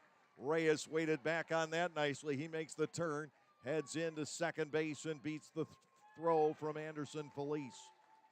So the 6th inning starts off with a 2-base hit for York, and Carlos Franco will come to the plate. He is 0 for 2. Franco has flied to left, and he is struck out looking. Colton Shaver is going to go out and have a word with Cameron Gann, and this is not going to be charged as a timeout as long as they discuss signals. Franco will step in.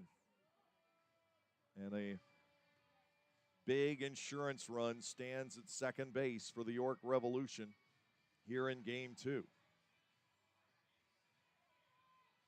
Action now in the Lancaster bullpen. That is the 3rd double off of Gann. The Barnstormers having one of those games, no extra base hits to be found. I love it when pitchers get 3 groundouts in the first inning, and that's what Von Schaman did. It's the way to start a game. It's better than 3 strikeouts. Here's a pitch to Franco. It is low, ball 1. 1-0. Franco has not reached base in this game. His streak is at 47. Gann trying to shut him down entirely. 1 ball, no strikes. Reyes, the runner at second base with nobody out. Gann peering in, getting the sign from Colton Shaver, and they take too long. Franco will back away.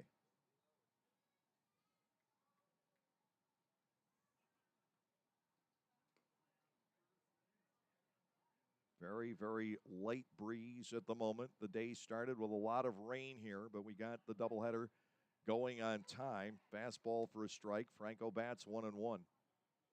It rained for about a couple of hours. Good soaking rain here, but nothing of the severe level that had been mentioned in the weather forecast for days coming into today.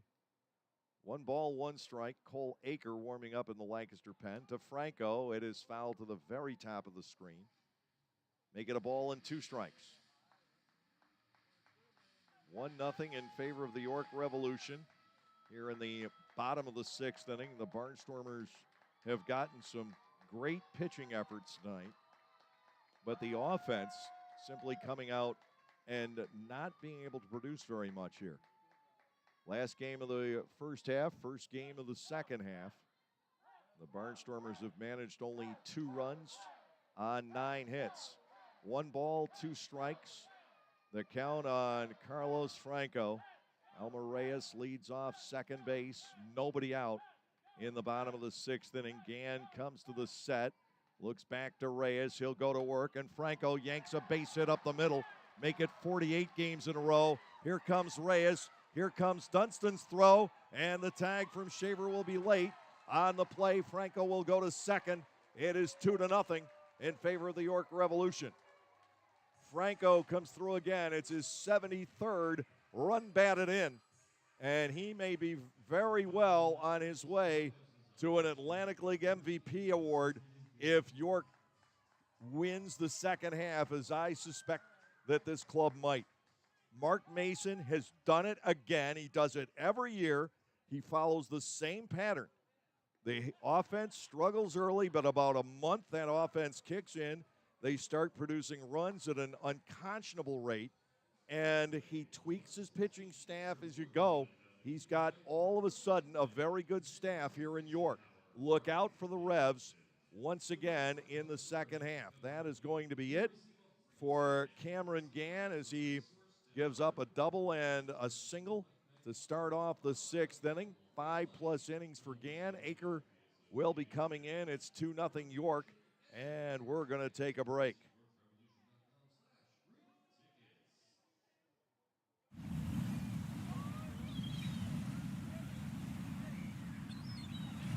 Ah, the sounds of summer.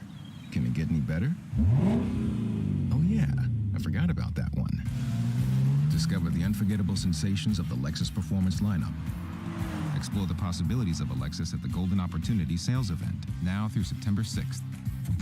See Bobby Rahal Lexus in Mechanicsburg or Lancaster County. This season offers a whole line of new items from Otto's Hospitality. Dig into the world-famous Nathan's Hot Dogs. Take a trip to Otto's Cantina for a walking taco or your favorite adult beverage. Enjoy a helmet of Otto's meatballs or a sausage with peppers from the Broken Bat Deck. For the sweet tooth, there are jumbo chocolate chip cookies, Skyline cotton candy, and ice cream novelties. Or simply snack on Emma's popcorn in a variety of exciting flavors. What a great way to savor your time at the ballpark, courtesy of Otto's. Cole Aker takes over with Franco at second and nobody out here in the bottom of the 6th. York's lead has grown to 2-0. The Barnstormers will continue this series against the Revs tomorrow night at Clipper Magazine Stadium. But now to win this ball game, something truly dramatic will have to happen. It is York coming up with the key 6th inning run. Cameron Gann goes 5 innings plus. He pitched well. 5 hits, and at the moment, 2 runs. Couple of walks and 7 strikeouts. Nelly Rodriguez will come in against Aker with Franco at second and nobody out.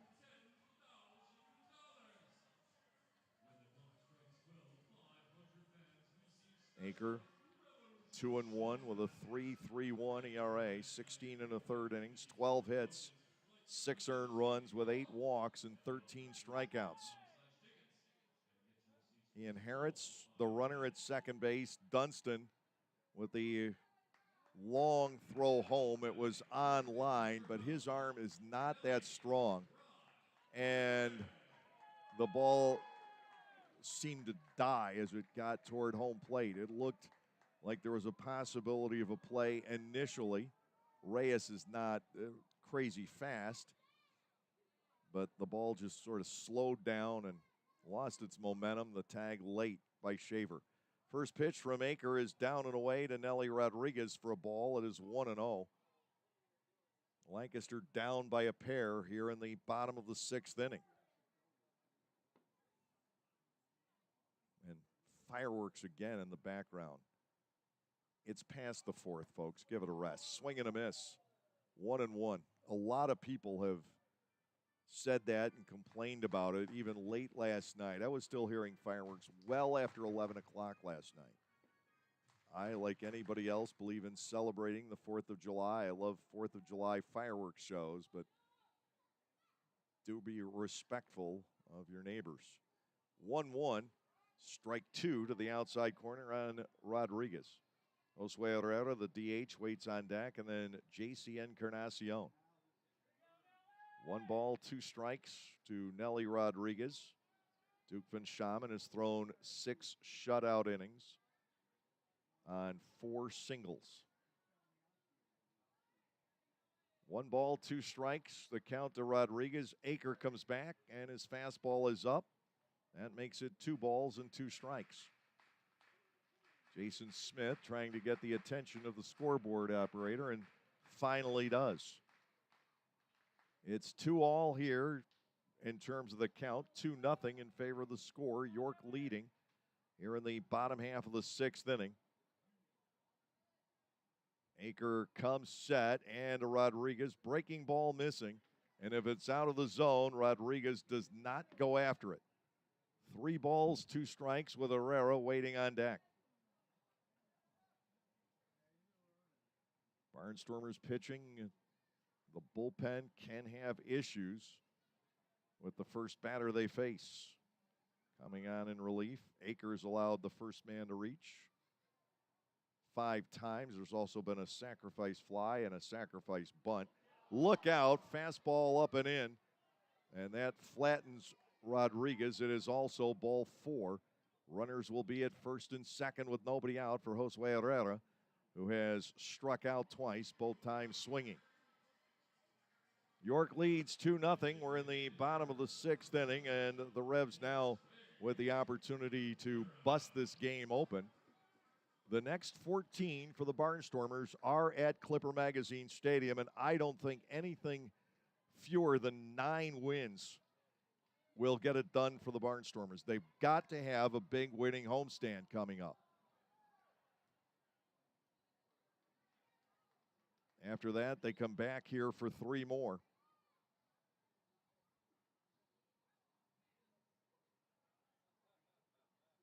First and second with nobody out. Aker goes to work on Herrera. The right-hander comes to the set, and the fastball is high and outside for ball 1. Aker had Rodriguez at 1-2. He has missed with 4 straight now. Franco at second, Rodriguez at first. You don't have to worry so much about the base running game.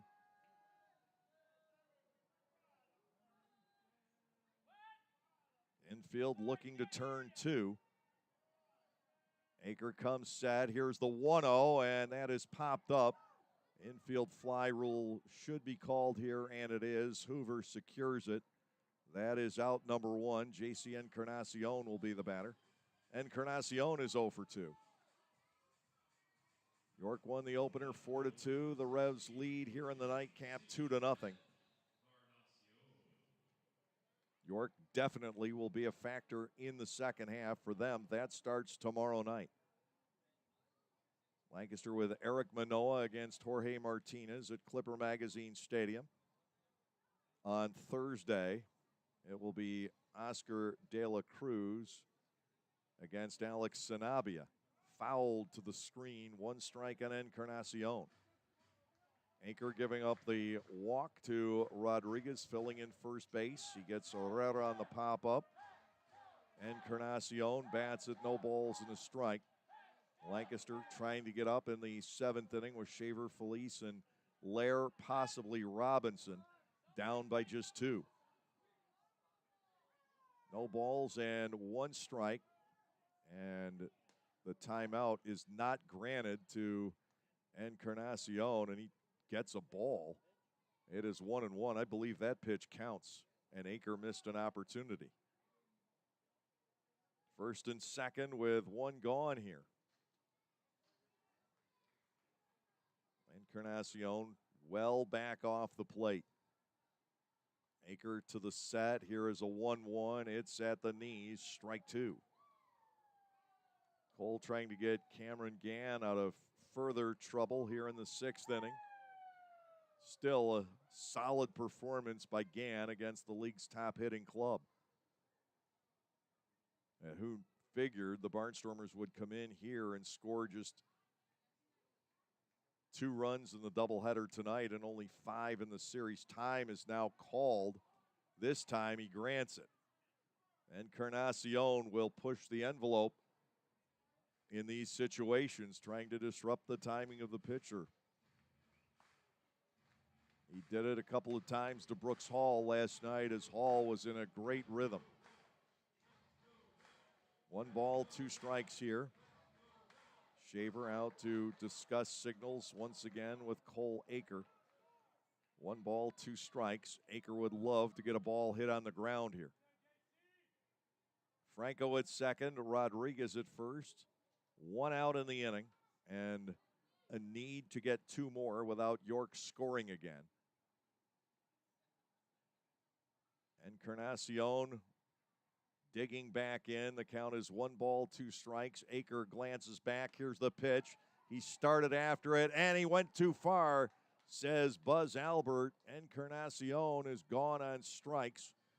Aker has retired 2, and now Connor Lean steps in. Lean has walked and struck out here in game 2 tonight. And overall, he's walked 3 times and struck out twice. Franco remains at second. Rodriguez aboard at first, now with 2 outs in the inning. York up by a pair here in the bottom of the 6th. Aker comes to the belt. He'll work to Lean. Breaking ball is low. Connor staying away from it. It's ball 1 and no strikes. Doubleheader baseball tonight here in York. The Barnstormers have not at all fared well in doubleheader games this year. Team is 1-5 coming into this contest. Lean pulls a sinking liner out the left, diving forward Felice, and he can't hold on. A run coming toward the plate, and it will score. Connor Lean, a sinking line drive out the left. Anderson Felice diving forward, and the ball popped out of his glove. That makes it 3-0. And the 3rd run charged to Cameron Gann tonight. Aker almost had the Barnstormers out of this inning, but now they're down by 3. Jack Kenley, the second baseman, will come to the plate. He is 1 for 2 with a run scored.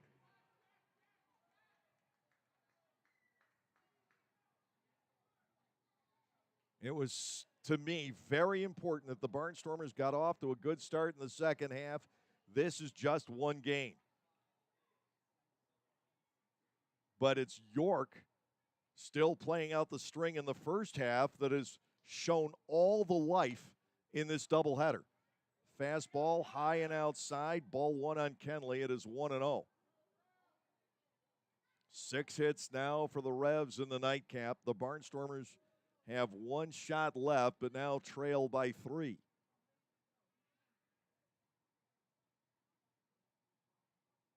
Rodriguez at second, Lean aboard at first, and a Kenley, a strike spotted on the outside corner at the knees. We get the 1-1. Aker's so close to having the Barnstormers out of this inning, trailing by 2. And the sinking liner eludes the grasp of Anderson Felice. 1 ball, 1 strike, 2 outs. Aker to the plate. That is cut on and missed. Make it a ball and 2 strikes. John Nunez, who had an important double earlier, waits on deck. But how often has this happened as well to the Barnstormers this year? A starting pitcher going well for filling the number of innings, and then all of a sudden, outs don't happen. And it happened again in the 6th inning tonight. 1-2 pitch, strike 3 on the outside corner. That is the 2nd strikeout for Aker, but unfortunately, he does allow the inherited run to score overall in the inning. 2 runs on 3 hits with no errors, and 2 are left on base for York. We'll go to the top of the 7th. It is 3-0 Revs.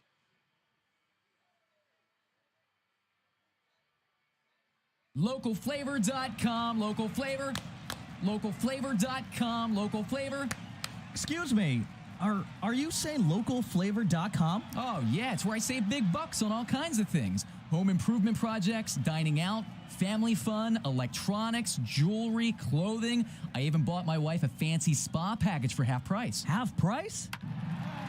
Yep, you know all the deals you find in Clipper Magazine. I love Clipper Magazine. Well, they're all on localflavor.com, too. And you can get them right on your phone thanks to localflavor.com's mobile app. Here, take a look.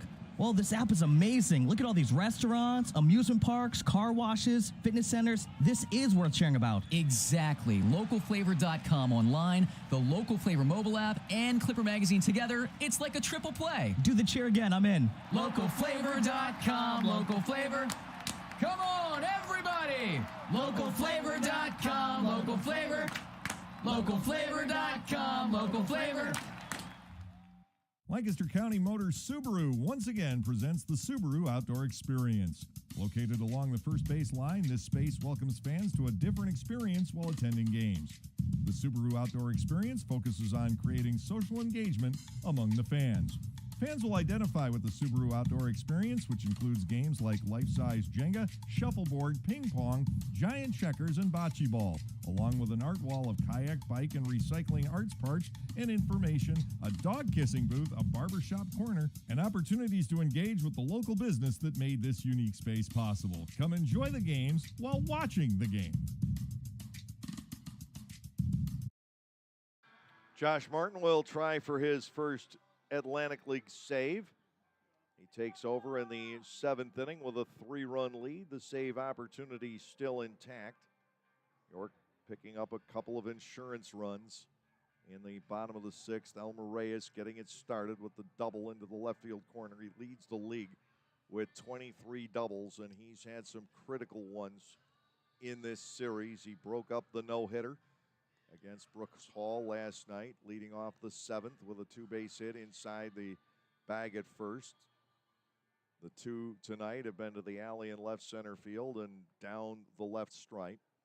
Here is Colton Shaver to start off the 7th against Martin. Von Schaman went 6 innings, giving up 4 hits, all singles. He walked 2, and he struck out 5.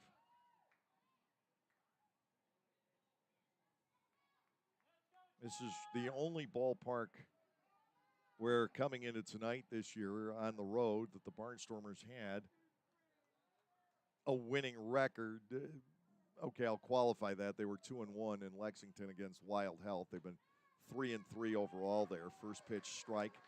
It is 0-1 to Shaver.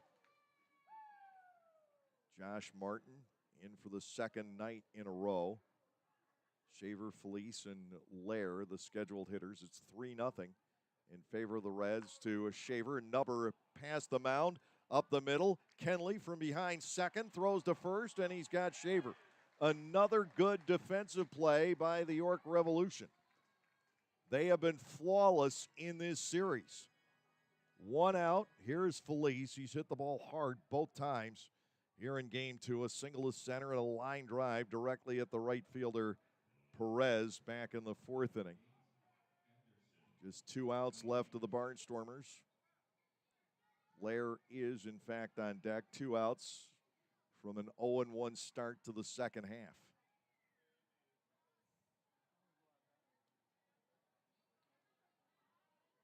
One out, bases are empty. Felice swings and misses. He is down a strike. It is 0-1. 6 hits for York, 4 for the Barnstormers, but York has 4 doubles. Lancaster's hits all singles. Time called. Felice backing away for the moment. 1 out, nobody on here. Anderson, Felice batting with the defense straight away against him. In from the left side of the plate. Martin ready to go. Here's the 0-1. Felice drives the ball out the left field. That one will come off the wall against Encarnacion. Here's a long throw into second, and he sailed it, or he would have had a play on Felice, but Anderson is in with a double.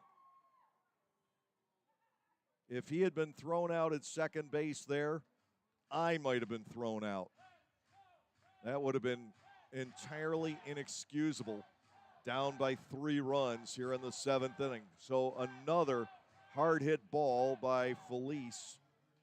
Every time but the time he batted with the bases loaded tonight. At his second double of the doubleheader.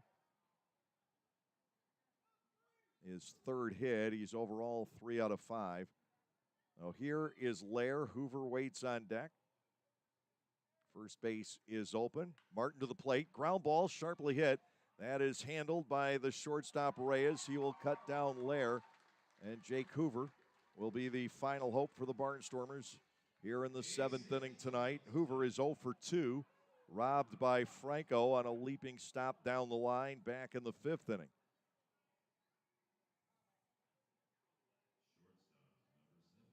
Well, the Barnstormers trying to get it done here in the 7th inning. That's a double play, by the way, if Felice doesn't get the second.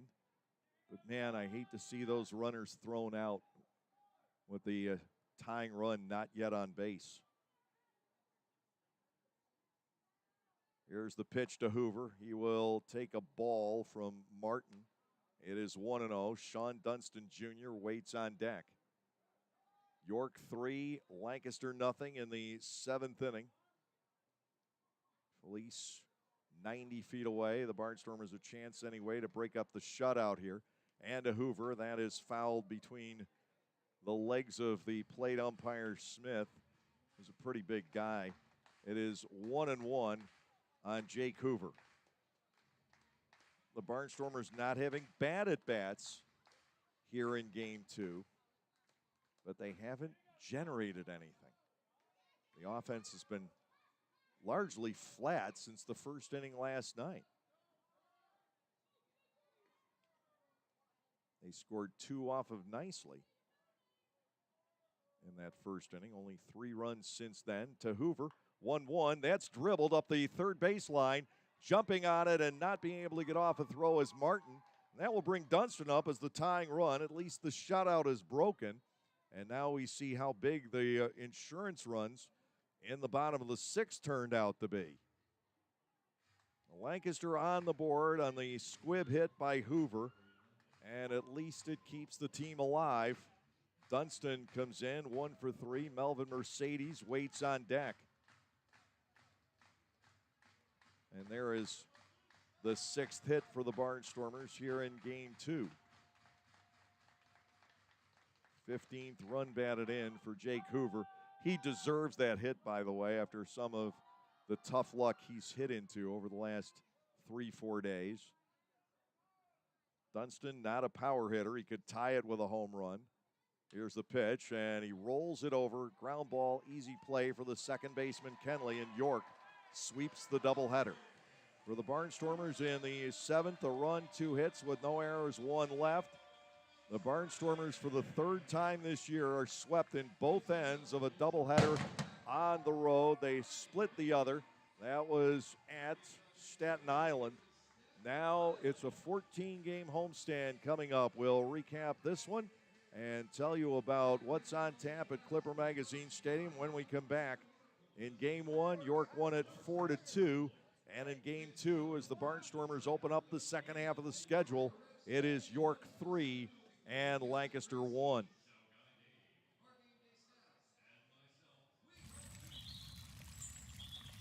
Ah, the sounds of summer. Can it get any better? Oh yeah, I forgot about that one. Discover the confidence of Lexus Safety System Plus. Explore the possibilities of a Lexus at the Golden Opportunity Sales Event, now through September 6th. See Bobby Rahal Lexus in Mechanicsburg or Lancaster County. Not a substitute for safe and attentive driving practices. See Owner's Manual. There is a weekend in July where the baseball world revolves around a village in upstate New York. Baseball Hall of Fame induction weekend in Cooperstown is an unforgettable experience full of family-friendly activities and priceless moments. Make your plans today for July 22nd through 25th for the induction of Bud Fowler, Gil Hodges, Jim Cott, Minnie Minoso, Tony Oliva, Buck O'Neill, and David Ortiz as the class of 2022. Visit baseballhall.org today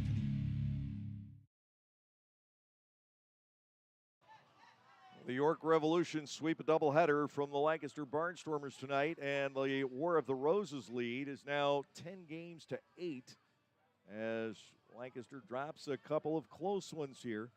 In the opener, 4 runs, 4 hits, no errors, 5 left for York, 2 runs, 5 hits, no errors, and Lancaster stranded 9. The win went to Brett DeGuss, who faced only 1 batter and got a bases-loaded ground out of Anderson Felice.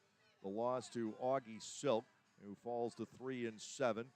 The save for Jim Fuller, his 10th of the year. And then in game 2, 3 runs on 6 hits, no errors, and 5 left for the Revs. The Barnstormers a run on 6 hits with no errors and 6 men left on base.